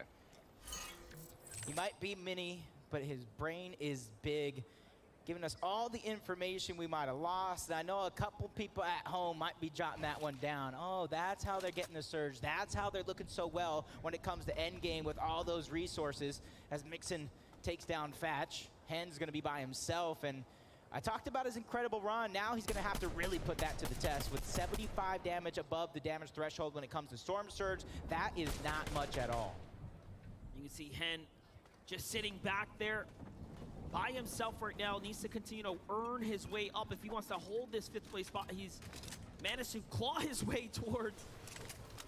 You wouldn't have thought it was possible looking at the way things played out yesterday, but that is what those extended moments between the halfway mark and, of course, 2-day formats have to offer us, is the full spectrum of the best strategies and plays that can be developed. Sensitive getting a little greedy there to get a flopper, but it seems like it was worth it, and that's because they can tell that they are just above the surge. And this is where I always say, only the best have to hit these shots when it matters the most. Easy Bino talk about the best of the best. Well, they might have heard Jim Monster, and we can see them be 97 below the damage threshold. This is a big switch up, but that because the zone is pulling so far south. They're not able to stay on top of those balloons to get the damage, but they're going to find it either way. That's Scram and Chimp who are under pressure right now. Queasy Vino using that launch pad. They're trying to get ahead of all these teams that they know are stuck in the zone. Oh, Queasy marked him. Queasy marked the Nos. He's going to go for it. You can tell and know a third party swings in. This might be the moment that changes it all. Queasy and Vino are extremely hurt. That's going to use all of their chug splashes. They're below the Storm Surge, and it's even more desperate now. Pink and Anas versus Vino and Queasy. It's on. Taking that piece control, and what a piece it was. Big shots to be fired. Queasy drops down low, but they clean him up. 1, 2, 3, they are out. They are showing us why. They are in the lead. This is a force that cannot be stopped. I would hate to end up in front of them because they are looking like a runaway train at this point. It's KBR and Zeet, phenomenal run, staying alive by himself for Brazil. KBR getting tagged out of the sky, 11 HP. Storm Surge also doing its thing. But the pressure of the zone as they get stuck inside, not too many heals between them both, so they gotta hurry up and find their way out of here, or all that damage they did will go to waste. And Brazil must be so proud. KBR and Zeet have managed to hold top 10 and PHN and Kitos as well this entire weekend, just putting up such phenomenal performances with, again, some of the least representation of the region we've seen here on this international stage. But Cammy and Seti, as always, in the storm, a huge hit there. Zeet's gonna feel that one. KBR ditches his teammate. He's gonna take the bulk of the shots first. He loses his shield and no, picked out the sky. Sammy Seti here has found it. Oh, in the finish there onto KBR. Down goes the Brazilian duo. I don't want to get in these guys' line of sight. Everybody is getting terrorized by Cammy and Seti. Next up, it looks like it might be the TSM duo. NA West, 6-time champion Epicwell. Reed is becoming under pressure as well. Dropped to about half HP. Multiple players taking focus of him as well. Hens by himself. 1 elimination, 268 above the damage threshold. Slowly falling below, but for him, it's about finding that spot into zone, going ahead and building more than just a 1-by-1. And the reason why you want to do that is because if nobody spotted you there, you don't want people to know that you are solo. 4th place, housed up right next to 5th now. Little do they know, and then you have just the ever so dangerous Trulex, Chicho, just in the distance. Thomas HD are below the Storm Surge with 0 elims coming into game 11 right now. So this is that kind of position that's going to force them into a box. If they start to recognize the opportunity that's nearby, it's going to be tough, and here it is. They say, let's start working our way towards it. We need to get to the edge here. There's only a couple teams there. And does a great job of fighting back. King and Ed are starting to jump into this conversation as well, and shots rain in. Tripper is hurt.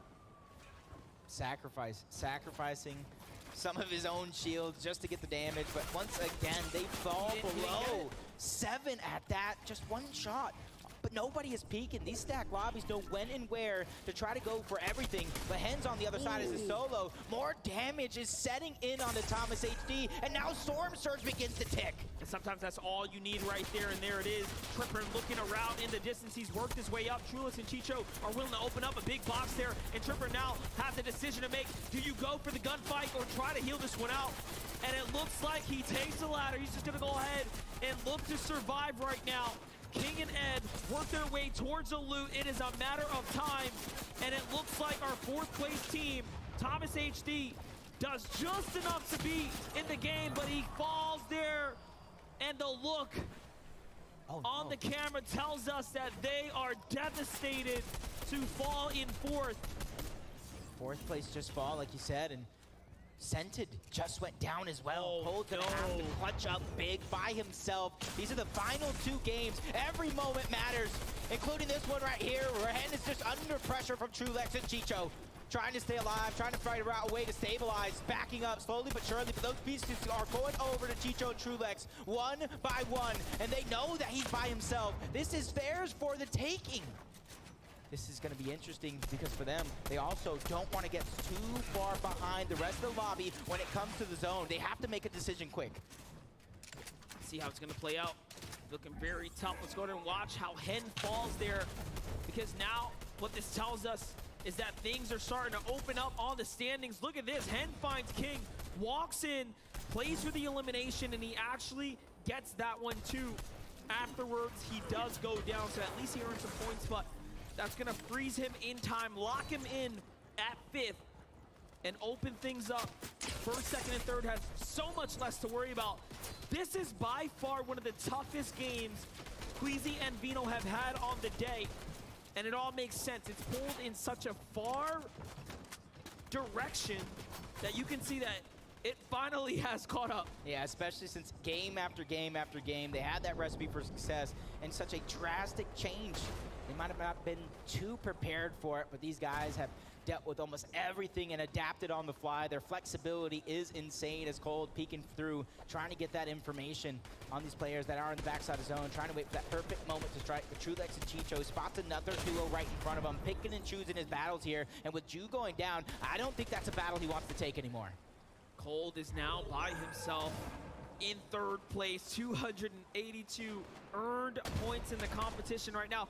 The zone could not be better, though. He gets the half in, half out, and you know he is so happy about that. You know, sometimes you just need that little bit of favor on your side. 78 above the damage threshold. Smite Larson. Wow. Off spawn Grim Gables all the way to here. And that really was the difference maker from last game to this. That damage onto Muzz and Looter really is propelling them this far into the game because they don't have to worry about Surge. All they have to worry about is getting to the front side of zone time and time again. It's so crazy. After every tournament, we always look at where was EU, where was NA, who was in the top 10 representation, and we have truly had such a fair balance, a fair representation on the stage here. It's been amazing. While all this is going on, Queasy and Vino continue to earn more, this time onto the international duo, the mixed duo of Chimp and Scram. So they knock down Scram, they catch him in the spider's web, and through the trap door, the trap hole, Chimp gets caught as well. You can see he just punches his fist there. He says, man, I missed that one. Yeah, and a prime example right there of why you try to use as much as your hard mats first before you go ahead and try to use that wood, because it's easily destroyable. They can break through it, shots can fly through, and it's going to be hard to hold. And game number 10 victors are just one box away from Queasy and Vino. That's Clicks, that's Duke, trying to have some replicated success into this one as Kanata, Macwood under pressure, trying to trade the shot. 693 above the damage threshold. That is not even a slightest of a worry. Clicks and Duke had their moment last game. Macwood and Kanata might just be doing it here right now. I have not seen them in a better position yet. They have the mats, they have the launch pad, they have the positioning. They could do the unthinkable, which is play for high ground and take this all home and get their win today. And honestly, I see it's 6 moving zone. Normally I would say it's Queasy and Vino time, but this has not been the most friendly game for them. They might not be in the same position. They might have to adapt, just like Spite and Larson. Trying to adapt, accidentally phases through the build. Luckily for him, nobody was on the inside, but the pressure is there. Larson forced to slow down just a little bit as they continue to fall below the damage threshold, along with Clicks and Duke. They are 61 below, but these guys are scrappy. These guys are fighters. They know how to get the job done. That's right, and they're in 15th right now, so Clicks and Duke have a chance to fight for top 10. But like I said, I called it. If I know Macwood and Kanata well, I know that they absolutely want to make a statement, but they get chopped down. Macwood saves himself. It's all good. Vidil and Janice are the team closest right now, putting the most threat. Textbook plays here to go ahead and jump down, position up, poise up. Cold is still alive, earning points. Queasy goes for height. They said, NA, what? We're up here. Let's do it. With or without resources, that is their play. Call it their signature move. 5 eliminations, but now they find a way to stabilize. They have done it, Monster. They have secured the high ground and taken it away from Kanata and Macwood. With the launch pad going out, that's going to be recycled for sure. Everybody has to go up and down these terrains. This one, Monster, is a literal roller coaster. We might see a 3-way fight for height. Bad Sniper Noah, touchdown and go for it. Jamper and Peterbot, they want their win too. Everyone wants a win here today. Bad Sniper gets slapped up by Kanata though on the side. Kanata takes down Vino while he's at it, and just like that, Queasy is left by himself. And Cold gets another one as well. The solo plays are coming out big, and those are absolutely necessary because he's still in 3rd place. He's still in contention. Cold's trying to do it again. Spots another player out. Finally, his run comes to an end, but he did so much. And to get this far, BHN and Nikitos trying to do that same thing with Brazil on their shoulders. 4 eliminations, trying to get as many points as possible. Clicks and Duke trying to do the same. We talked about replicating the Sex. They're trying to take that high ground away from Ked. Cammy and Seti are here.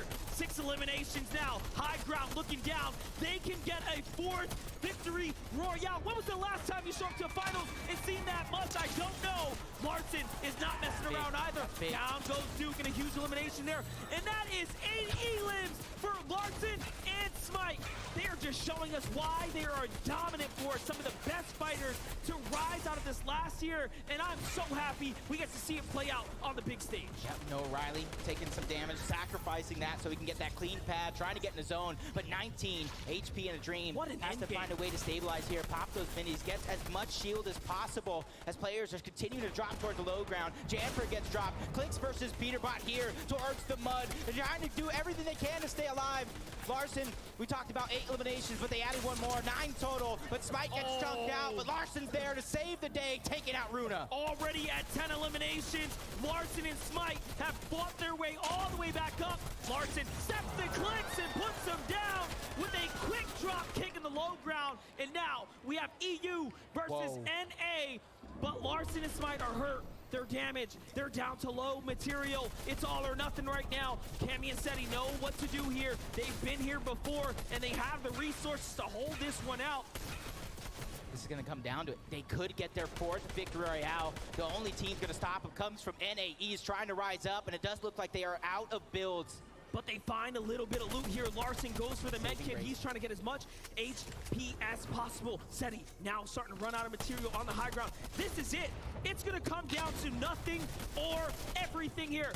As he has no mask, great tag there, and a trade, an open exchange. It's not looking good for EU right now. Into the zone they go. Smite and Larson are down. Larson is by himself, and no! He turns and gets burned. Cammy and Seti take their 4th victory royale of the FNCS Invitational. Goes to show that it doesn't matter if it's EU, doesn't matter if they're playing on NAEs, it doesn't matter where they're at in the world, they will come out on top. But I will tell you that was close. Smite and Larson put some respect on their name. If you counted them out, now you know why they were brought here to the Invitational. But hey, we got Game 4 winners, another win in the win. Adam, catch us up. Wow. I've gone ahead and ordered the matching bracelets at this point. I think this has been a bunch of times now, chatted to you guys over the weekend. And another victory royale going into the very last game. Seti, what a performance there. It went all the way, but could you see as well on the elimination feed that you were the last team in the top 5 there, still in contention? Oh, I didn't know. You didn't know? Yeah. Obviously, you can see the points here. Things have changed. Currently 360 points, 12 points ahead of second place. We still have to be confident, keep calm, and focus on the last game. The zones as well here, I'll ask you, Cammy. The zones have changed a lot now, aiming more towards the southern side. How does that affect your play at all? Like, the south zones are so much better for us because it's so easy, so much easier to rotate for us from balloon. So, nice. It's great. A good battle there against Smite and Lars at the end as well. And you guys came out on top. You managed to take the high ground back. How advantageous was it having that high ground? It doesn't really matter for us because we play low ground just as well as we play high ground. So, yeah. Okay, well, you heard it there, folks. 1 game to go. Cammy and Seti, everyone! Woo! It's getting hot here, Zeke. I'm excited, man. For the first time here in the FNCS Invitational, Queasy and Vito are asked to step aside. And it's not even an ask. It's Cammy and Seti kicking in the door and saying, hey, we want first place. Oh, man. Listen, am I ready to say that Cammy and Seti are a high ground team? Is that what's happening right now? 4 victory royales throughout the Invitational. What is happening? This is a team that is so used to just playing consistently from the low ground, from that mid-ground layer. But you heard it right there, Seti. He said he plays the lower ground just as well as he plays the higher ground. The preparation for this event must have been insane for them to get this good at high ground.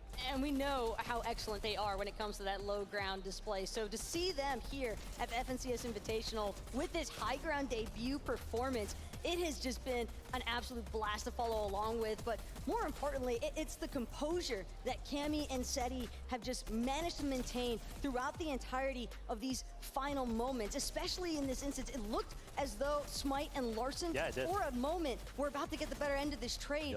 But again, Cammy, Seti, they have been in these kinds of situations in the past. They know what it takes to close it out. And I just know for a fact that that kind of mental preparation comes from just multiple reps of running it over and over again. And for 4 victory royales to take place in the same tournament. And they're still maintaining, by the way, because there's only 1 game left. So technically speaking, they have basically closed out on a third of these matches being victory royales. Take a look at the standings right now. For the first time, Cammy and Seti are holding that #1 spot, but it's only 12 points. If either of these duos make a mistake, look at the rest of the points, man. It will absolutely close. Now, before we kind of talk more about the duos, more about this kind of setting the stage going into this last game, Kelly is standing by. She's with Queasy and she's with Vino right now. That is right, Zeke. Joining me right now, I have Queasy and Vino. And guys, you gotta talk to me about that game, the early game fight that you had and survived. I didn't think it was possible, but you're able to clutch it out. A lot of people just fighting around us. This kind of makes it really scuffed. We did manage to clutch out the game, well, at least a decent amount, setting Cammy 1, which is unfortunate. It comes down to the last game. It's competitive. It's obviously a bit rough after game 11, having first place for so long, going to second, but it's the final game, final opportunity. How are you feeling? I'm feeling good. We'll see what happens, I guess. Not much more to say, but yeah. Fair enough. I totally understand you guys wanting to focus up right now. And I believe we're going to be moving on, everyone, to talk with Cold and Scented, the team that is currently in third place right now.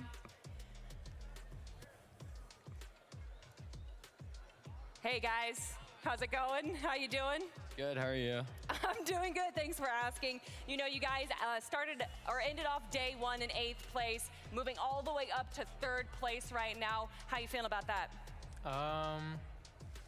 I'm excited, I'm happy, I'm hyped. We just figured out our mistakes from yesterday and just didn't make them again today, and now we're doing good. What's the plan for the final game right now? How are you feeling? What's going through your mind? We're playing for 3rd. We're playing with sticks and stones while 1st and 2nd has God loot compared to us. So we're playing for 3rd. Just gonna, hopefully we can keep our lead on Thomas, and that's about it. All right, guys, good luck in the final game, and let's head on back to the desk. Thank you so much, Kelly, for those interviews, getting those raw emotions, getting the thoughts of the players. Now, we just want to take a moment and kind of remind everyone, of course, we're looking for the duo that's going to walk away in that first place, but for everybody else, they still want to place high in this tournament. There's a lot of prize money on the line, so if they can even move up that leaderboard even one space, we're talking thousands of dollars in difference of prize money. But let's go back. Let's focus in on these two teams, Titans at the top, Queasy and Vino. Now, we can't lie, right? That game was kind of insane for them, kind of for a moment there. Finding an elimination, being 200 above Surge, right? They get put in a situation where in Storm, they get pushed, okay? Against Scram and Chimp, and even after that fight, ending with being only above 80 in Storm Surge. How is that even possible? I mean, playing like that, Queasy and Vino, you know, backs up against the wall, tough rotate for them. They mentioned a lot of scut fights going on around them just because the lobby, how it's going to play out throughout these last couple of games. Everybody just wants to fight, right? They want to get as many points as they possibly can. Eliminations being worth 2 points. That's how you got to go for it, for sure. So Queasy and Vino playing well in game 11. About to see what they got in game 12. Adam, what's this you got? This is it. The big moment, everybody. Make some noise, please.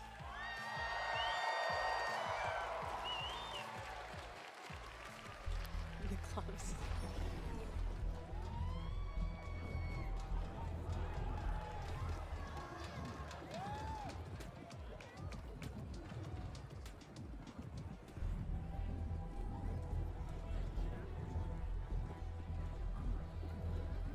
My, oh my, you heard it here first, folks. You gotta jump into Fortnite December 3rd there to catch the end of chapter event.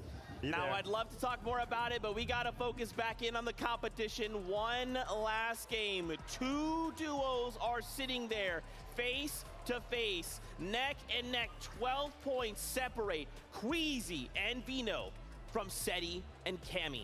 How can this go down? This is their moment, though, to really, for either of these duos, but as far as Queasy and Vino are concerned, a little reminiscent even of yesterday. Granted, it's not the finals necessarily that's on the line like it was in today, excuse me, for yesterday. But anyway, Queasy and Vino did not have a great showing in game 4 yesterday. And yet in game 5, they were able to bounce back and find a victory royale instance. So it doesn't really matter what kind of frustrations this duo might be facing on a game-by-game basis. It's evident that as soon as they enter the next match, as soon as they get that fresh start, they are immediately locked in and prepared to try and make the most of any situation that they're given, because despite all the scuff fights surrounding them, they've still been managing to find consistent points. They've still been managing to stay consistently in that top 2 position to now be vying between themselves and Cammy and Seti for the title of FNCS Invitational Champion. It's definitely still an incredible performance out of these two. The dream for the players here, obviously, is the trophy. The dream for me, I want whichever one of these duos is going to win it, I want them on the higher ground, and I want them taking the victory out. I think they both have proven that they can play from the higher ground, so I want it to be decisive in its entirety through Game 12. I'm very worried, though, right? We just kind of took a look at them a moment ago, cold and scented. It feels like for these two Titans that are kind of have now, set themselves apart from everyone else, cold, scented, Thomas, HD, Tripperin, they're looking to isolate these duos and slow them down at all costs. We've seen Cold and Scented fight Cammy and Seti time after time, and then there's times where they walk up to Vino. Vino says, whoa, all right, sit back down. There's time where they look at Vino, they go, hey, Vino, no, you sit down. This is being traded back and forth, and it will all come down to a single moment for both of these duos, where it will be made clear one of these two duos is the winner. Traveled from all around the world, the international stage league, $200,000 for first place, a trophy to take home, and it comes down to two teams in the last game. I mean, could we ask for anything better? Well, maybe in your circumstance, Vivid, as a fellow North American representative, a little tough because it is about first and second place between Europe. I think Europe is definitely established here at the FNCS Invitational that they do have some of the best duos, and one of them is about to find out if they are the best duo in the world right now, at least everybody that's competing here out of these 50 of the best duos. But I love the fact that Seti and Cammy, throughout this entire time, so composed. They have not been going so heavy in the reveling of their celebrations for their Victory Royales, despite the fact that it's happened 4 times over now. They just know and understand we're this far, but we still have more to go. Yeah, and I think Mini Miner pointed out their Storm Surge strategy. I think the biggest takeaway for this duo is they have not had to deal with Storm Surge. When you go into mid game, even late game, you're like, yeah, we're 800 above Storm Surge. Cool, man. Do whatever you want. Queasy and Vino have not had that luxury. 200 above, down to 80 above, down to shambles situations, right? This is going to come down to what happens, how this all unfolds, what loot they get. If for Queasy and Vino, they need to do something. They need to ensure they have those Storm Surge tags, and it's not even just to keep up. It's to make sure they have the breathing room to adapt and make the right choices moving into those last few moments of this last game. Here we go, Game 12, almost here. Jacob, MDF, let's set the stage. Thank you so much, Zeke. Here we have it, the final game. Let's give it up one more time as we start to gear up for this. It's all or nothing because we get to decide who gets to take this all home. You got the 2 top players that have won 4 games so far from Become Legends, Seti and Cammy. The other 2 contesting them from the same region. From Tundra, you got Vino. GXR, you got Queasy. And in 3rd place, you heard him in the interview. He's trying to hold on to that spot. From NA East, you got Cold and you got Scented. This is what it all comes down to. The final game, the final moments to take what you have. That's right. And what a weekend it has been to celebrate international competition here in person with all of you in attendance. We absolutely love to see it. Here we go. One last ride. Let's do it. 50-50 right out of the gates on game number 12, but there's going to be nothing on top for anybody to work with, and they immediately change their routes. They don't want to go ahead and contest the same building where Mr. Savage had that best drop at that time. Whoa! What is this? What is this? Queasy, Vino are trying to take it by force. You only win in one way, and that's taking that crown. Vino is here. Queasy is here. Down goes Seti. It's a big trade. It's a one-on-one. This has to be one of the most explosive head-to-heads we have ever seen. Vino has to get this thirst here. He knows now it means everything. We might as well seal this deal. Why wait? Bubble shield going out. He's trying to bait it. He's trying to bait the revive so that way Cammy might peek. Breaks through the wall. Shot's gonna be fired. And they do it. Become Legends are on top. Become Legends has officially managed to win the biggest fight of their careers. Cammy and Seti put it all on the table. And you know what? I for giving it that chance. The heart of that team is unlike any we have ever seen before.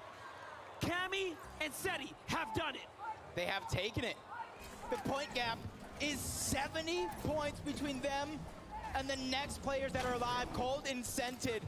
Cammy and Seti are your FNCS Invitational champions. We have never seen anything like this before. Let's put our hands together for at least the #1 and 2 teams that came into this and got crazy. You have to show them so much love.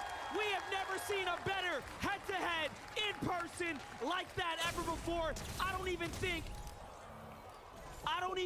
we've had that in mind.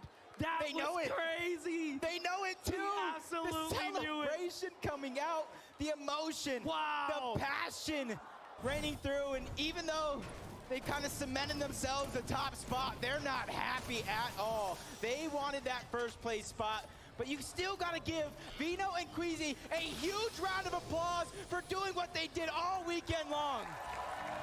That was the most craziest thing Vino and Queasy could have done, and it just shows you the heart of our competitors, the courage of our players in this space.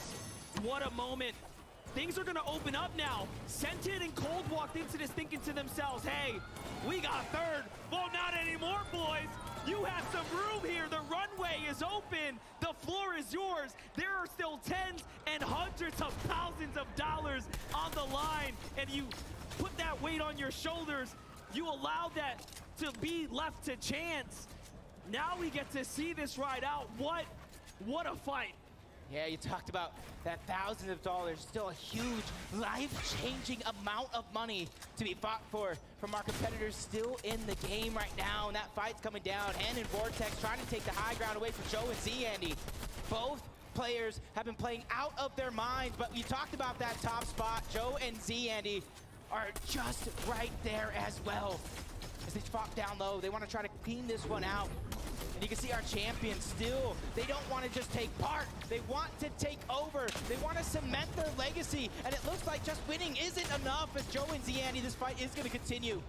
86 players alive. Everybody is getting more and more busy, more and more proactive because they realize how much money is still on the line. And with the first place team going down and getting overtaken overall, it's going to be a huge moment for a lot of players here today. Such a big chance now for Joe and Z-Andy to continue to see what they have. But Hen puts the numbers on the mark, and he gets taken down first. Z-Andy with a great elimination there.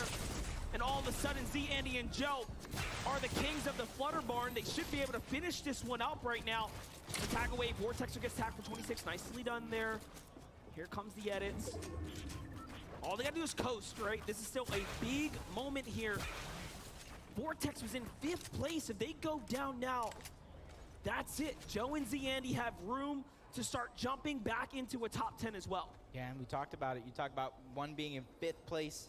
You got Joe and Z-Andy in about 14th place to start this game off, but Lucy and Hi Joe still having to want to have a great performance as well, but you can see they're just looking in the distance, trying to see if this vault is looted or not.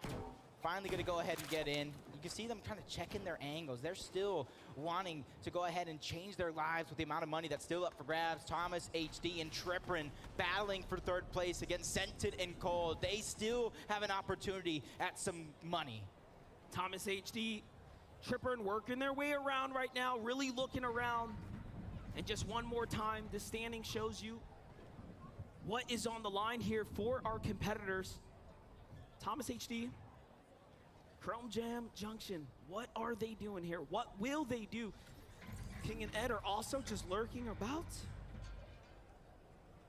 Towards the low ground, you got Brazil versus EU. High ground, you got EU as well. Traumas and Triprin just trying to wait for that perfect moment. They could have taken the shots on the King long, long ago, but they're just waiting and biding their time to try to go ahead and take out the same player at the same time, but it looks like they're baiting that opportunity. If any of them dares comes up to the top of that building and tries to take that balloon as an exit out, just hovering over them, surveying.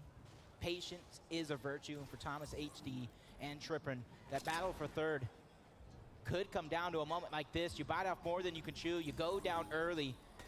you lose out on that opportunity. And you got Muzz, Alice, both of them getting a little bit more active in this game. And overall, game number 12 is going to be a menace. And they're still lurking about here, looking for anything. Meanwhile, the rotates are going through. Let's jump on back over to Joe and Z Andy right now, who are trying to close out this duo, but no, they don't manage to find it. Somehow, Vortex is just slippery enough. And you know what? That gives him a chance. He has a chance at still holding on to 5th place. 6 is down. 7th is down. Smite and Larson did not do it.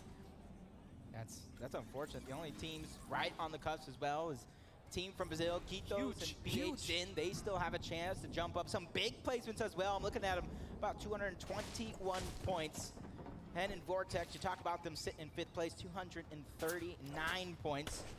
So it's still within grasp. As Cammy said, he just feeling it from all over the lobby. They already know they won, but they don't want to just stop playing just because of that. They want to get as many points as possible. They want to open that gap wide open, so that way when that legacy is cemented at the end of game number 12, they could say, we just dominated everyone in the world of Fortnite. Things are going to settle here. The dust settles for Sentin and Cole. They have the elim that they need to go ahead and step their way closer and closer to that prestigious second here. But of course, they have a lot of work to do as well. That will probably come off the backs of a super high placing game. So there's a massive, massive uphill battle that they still will have to perform. Tripper and Thomas HD are looking to catch up to Cold and Sentin. That's their task here. See the high ground right now. They're trying to take the shots. They see somebody trying to fly through the sky using the rift, and that might be a decision they might regret because you have two of the most accurate players aiming at you to take you down. Vortex is going to be that lone player alive, and it almost makes me wonder if he has that reboot card, he could make magic happen, but it all depends. And that's a big if, and you can kind of see it spotted out. He's trying to go to the slower side of zone, or the slower side he thinks that would be. And this is a good move for him to go ahead and just keep a low key. Meanwhile, Peterbot and Jamper are like, hey, we got a lot of zone here in front of us. What do we want to do about it? They go ahead and double on back. They get themselves 2 eliminations there, possibly onto Pink and Anas there on the outskirts of the zone. This is a fight that's been raging on. Pink and Anas officially lose the opportunity to break towards top 10. They were getting so close, and unfortunately now fall short. What's crazy about Seti and Cammy now, they have 2 options here. Ruin this lobby, take everyone's chances, and play because they have nothing to lose at this point. Great reboot coming out from Vortex and Hen. 5th place right now, trying to squeeze themselves in and past Thomas HD and Triprin. But that's going to come and be needed for them to have a fantastic game if that's going to be the case. So that for them, it's just holding on to that 5th place spot. If they spot out Vico, trying to take some height, immediately target him and trying to take him down. But when it comes to the HP, they have none. They have no ability to try to regain it. Vortex under pressure. Moraine is trying to go ahead and end one. As Vortex, the high ground is going to be fought for. Not going to have any success there. Quickly build towards his backside so he can't get knocked down, but Hen does. There it goes. Vortex back to the lobby. Vico and Moraine are going to stand tall. What a big moment for them. If only they could have done that in game number 9, where they were taken out and they lost all that momentum. They were just quite literally moments away from maintaining, but Vigo and Moraine now have a real chance to also continue to march their way on up to top 10. The points are so close as you start to see who was eliminated. 5th, 6th, 7th, down and out. PH and Kitos have an exceptional opportunity to represent for their entire region here. They can steal away. Look I can hear them from here. 5 points for 7th place, 14 for 16. This is literally within reach. They can make the run of a lifetime and put Brazil on the map when it comes to Fortnite. You have to respect the entire Brazilian region. They won't go down. They won't be denied. They are just so good. They have stepped up. They have performed. They have given us such a show. Cloud and Refsguard now, though, have to play defensive here. This is the first time we've seen a far northeast zone like this, so this is going to get very dicey for most of the lobby. If you were, and I hate to say it, Vino and Queasy, you would have quite literally had the zone here. That would have been something you love, but business as usual when it comes to Cammy and Seti.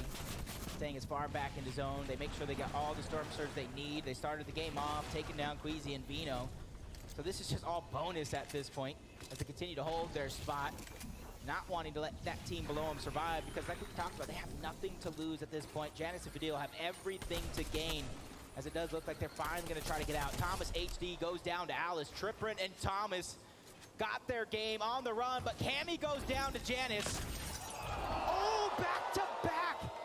That's going to be huge for Janice and Fadil, taking out your FNCS Invitational champions. So now with first place going down, it's going to be all about the money for everybody else left in the lobby. That is what's on the line here. Tens and hundreds of thousands of dollars is still at play. Don't forget, everyone here was invited for the chance at, of course, the trophy, but the money too. There's so much to fight for, and the respect of the region, which we already know so many have earned throughout the course of this week, and that's what these shows are all about. Putting new names and new faces on the map as they put in all that hard work while I'm sleeping, trust me. Marion's gonna take down Fadil, so it looks like Vico went down as well early on. I did see that one, so it's gonna be Janice versus Marion that far back in zone.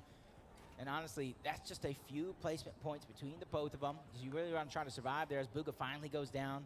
Joe FN is going to get the spoils of that one, even though he doesn't get credit for the elimination overall. Strippin's just trying to survive, biding his time as that solo.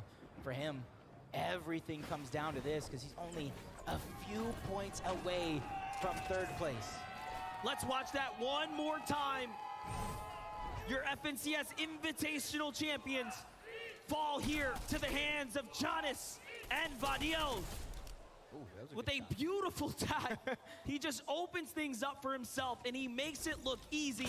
And then the guts on that kid to go all the way up. Cammy and Seti know better than to fall like that, but it is what it is. You can't be perfect all the time. A team that's gonna be trying to get as close to it as possible. Found in Refstar, they got themselves a great spot in the center of the zone to where there's very few players around.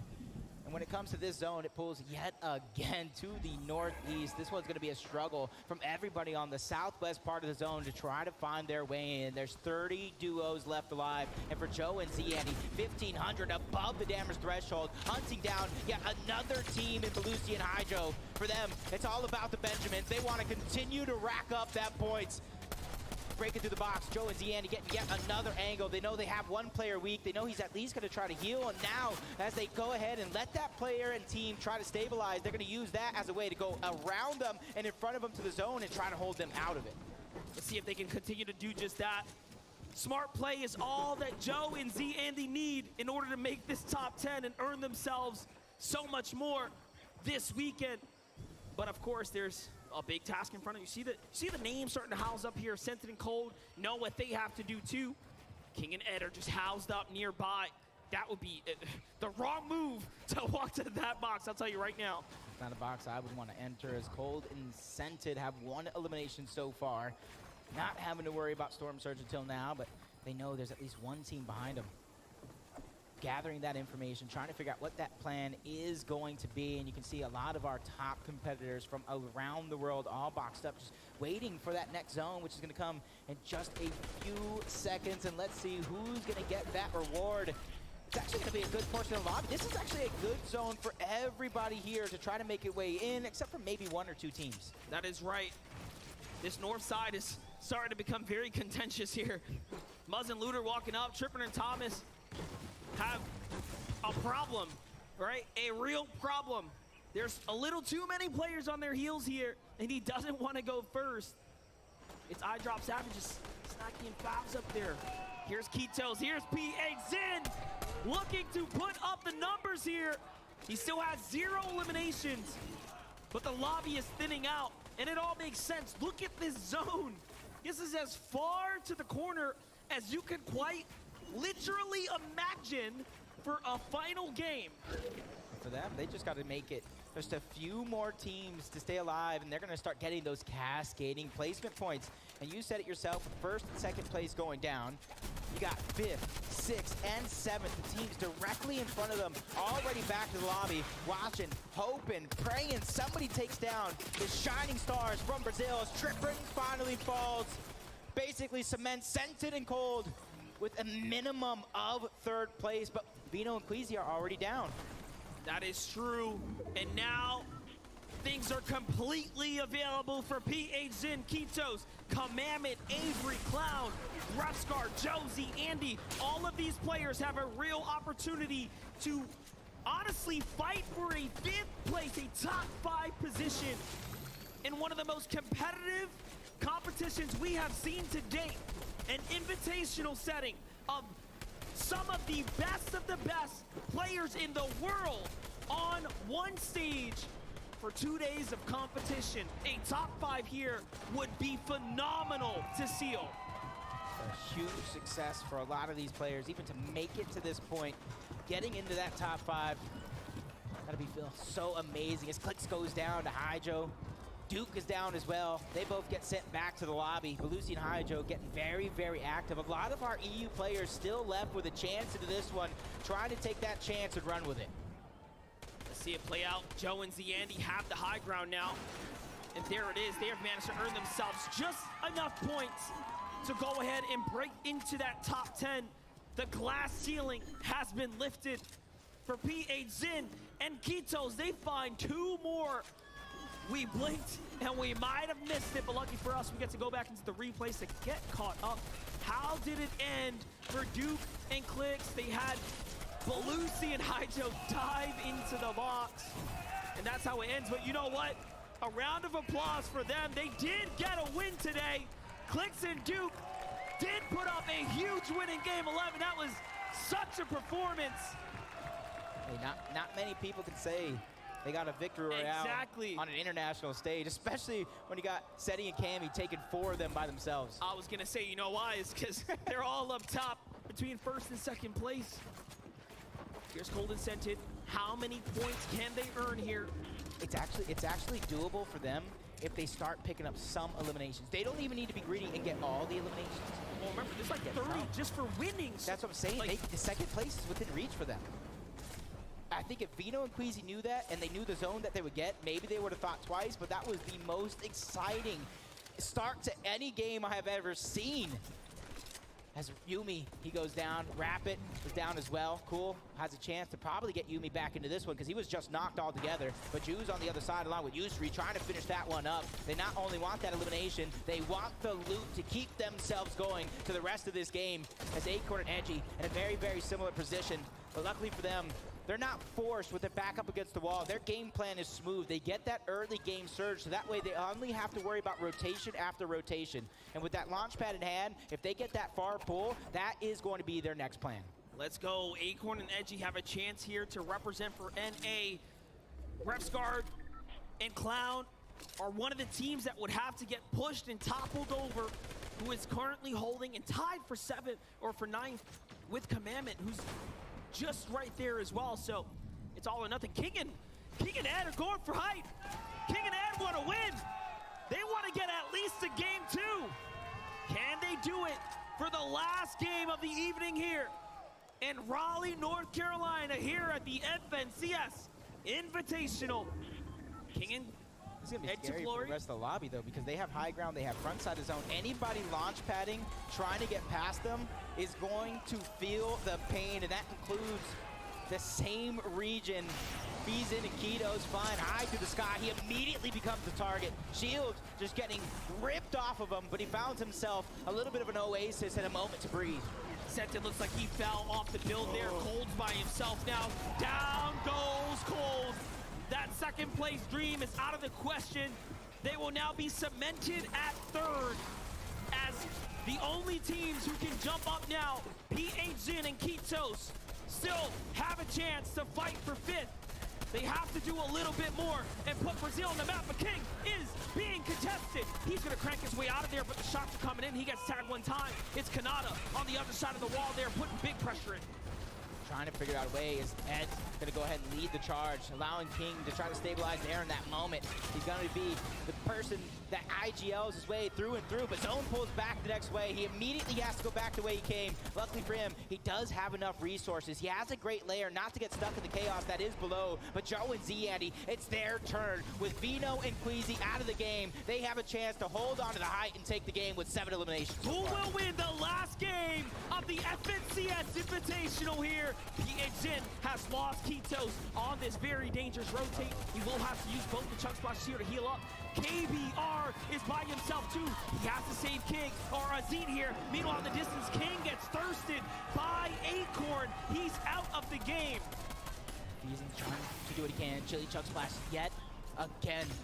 Trying to use that speed boost, but the high ground's gonna be fought for. Kanata and Macwood, they don't want to go without a victory, but they get chopped down, sent back to the lobby. Joe and Z, Andy, with their 7 elimination, are poised to try to take the top spot, but with no resources to try to regenerate any shields or health, it could look dangerous, just like Malibuka and Mustache, wasting no time, getting into the box of Runa and sending him right back to the lobby as well. The PHN is still here, and he is pushed off Miro. He says, turn around and get away if you don't want to be taken out just here.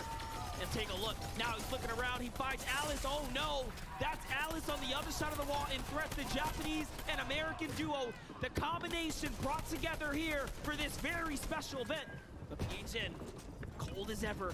Look at the focus on his face here. He is waiting to land this shot. There it is. We knew he would hit it. If you let him, he gets the thirst. Works his way through the build. Such a good play there, but he has no time to waste. Down he goes. A layer change here.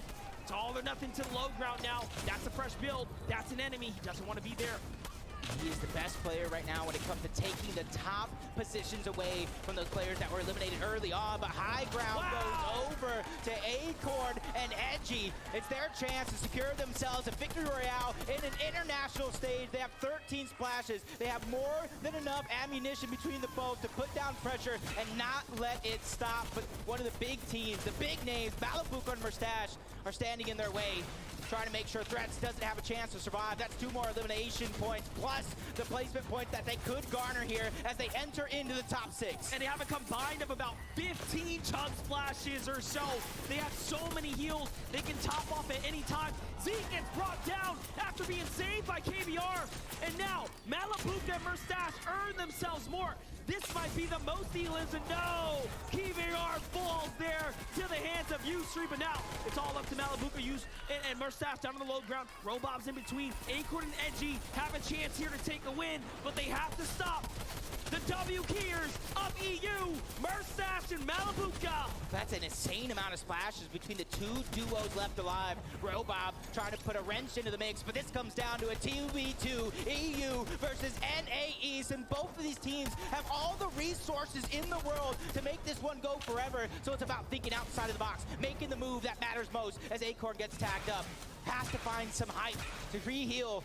And they're both out of builds. Both of these teams are out of builds. This fight is going to come down to this as Edgy gets chunked out. He gets dropped. Malibuka and Mustache trying to take game number 12 away from NAEs. And it's down to Acorn, the last member. We talked about his splashes. This one's going to come down to a heal off. Does he have enough to take the game? Menmis coming out. 5 more splashes. He has so much time left in zone, but Malibuka and Mustache, they have splashes of their own. Acorn trying to put down the shots to try to minimize the effectiveness of it. They're still in zone. It looks like Acorn has run out of opportunity. He goes down. Malibuka and Mustache take game number 12.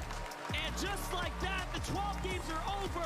But your champions of the FNCS Invitational are Seti and Kevin! Congratulations! With 4 victory royales in this global competition.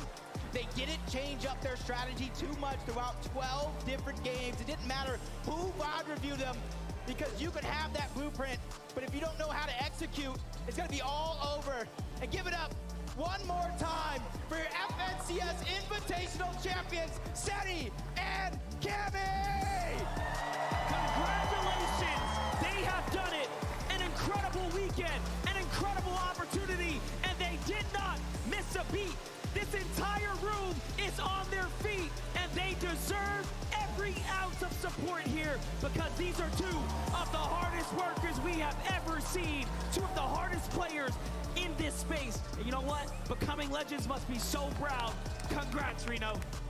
They became legends for sure on the grandest stage of them all. Emotion, passion running wild. Let's throw it to Adam so we can get inside the minds of our champions.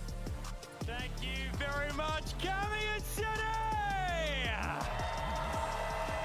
Wow, wow, wow, wow. What an incredible, incredible display this weekend.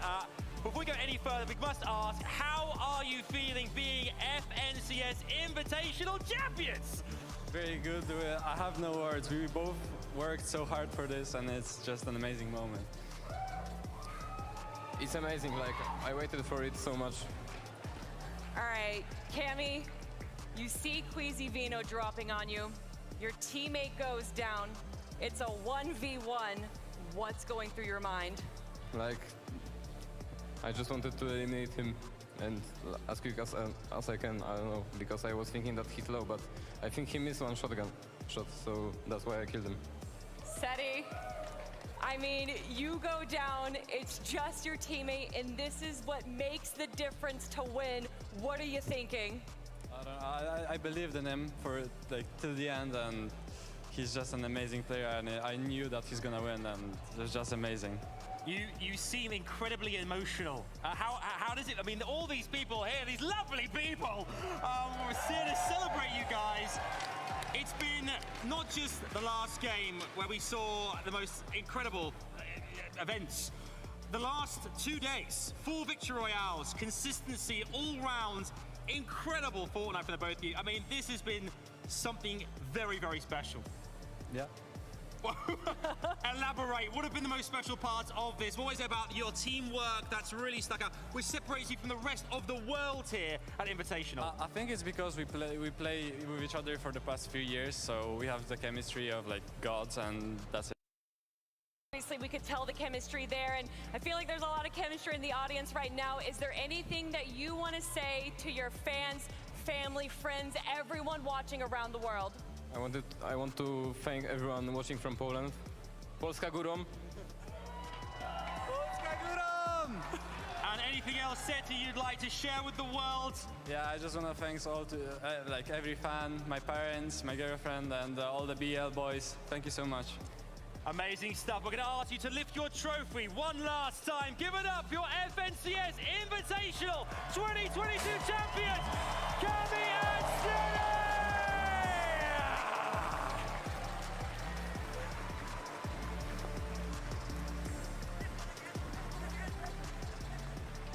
That was awesome.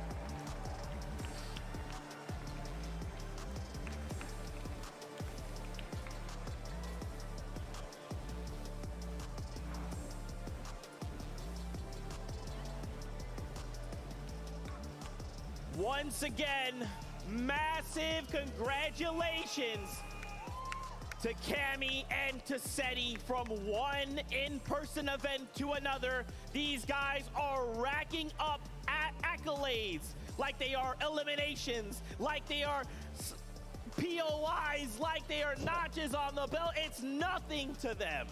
This is Fortnite. This is in-person events. This is FNCS, and I couldn't be more happy for Cami and Seti. They are some of the hardest workers on the European region, constantly putting in the grind, scrims, zone wars, you name it. They are grinding it, and oh boy, I couldn't be more happy for them. What a ride. What a ride. 12 games of 4 victory royales, right? We were coming into this event expecting them to play one style. They show us both the amount of preparation that for sure went into this. Look at it. They are holding that right there because of that hard work. My absolute favorite part, though, aside from that game 12 closer, is just the competitive shock that kind of, you realize it. It's almost like it's still taking time to set in for Cami and Seti that they are, in fact, the FNCS Invitational champions.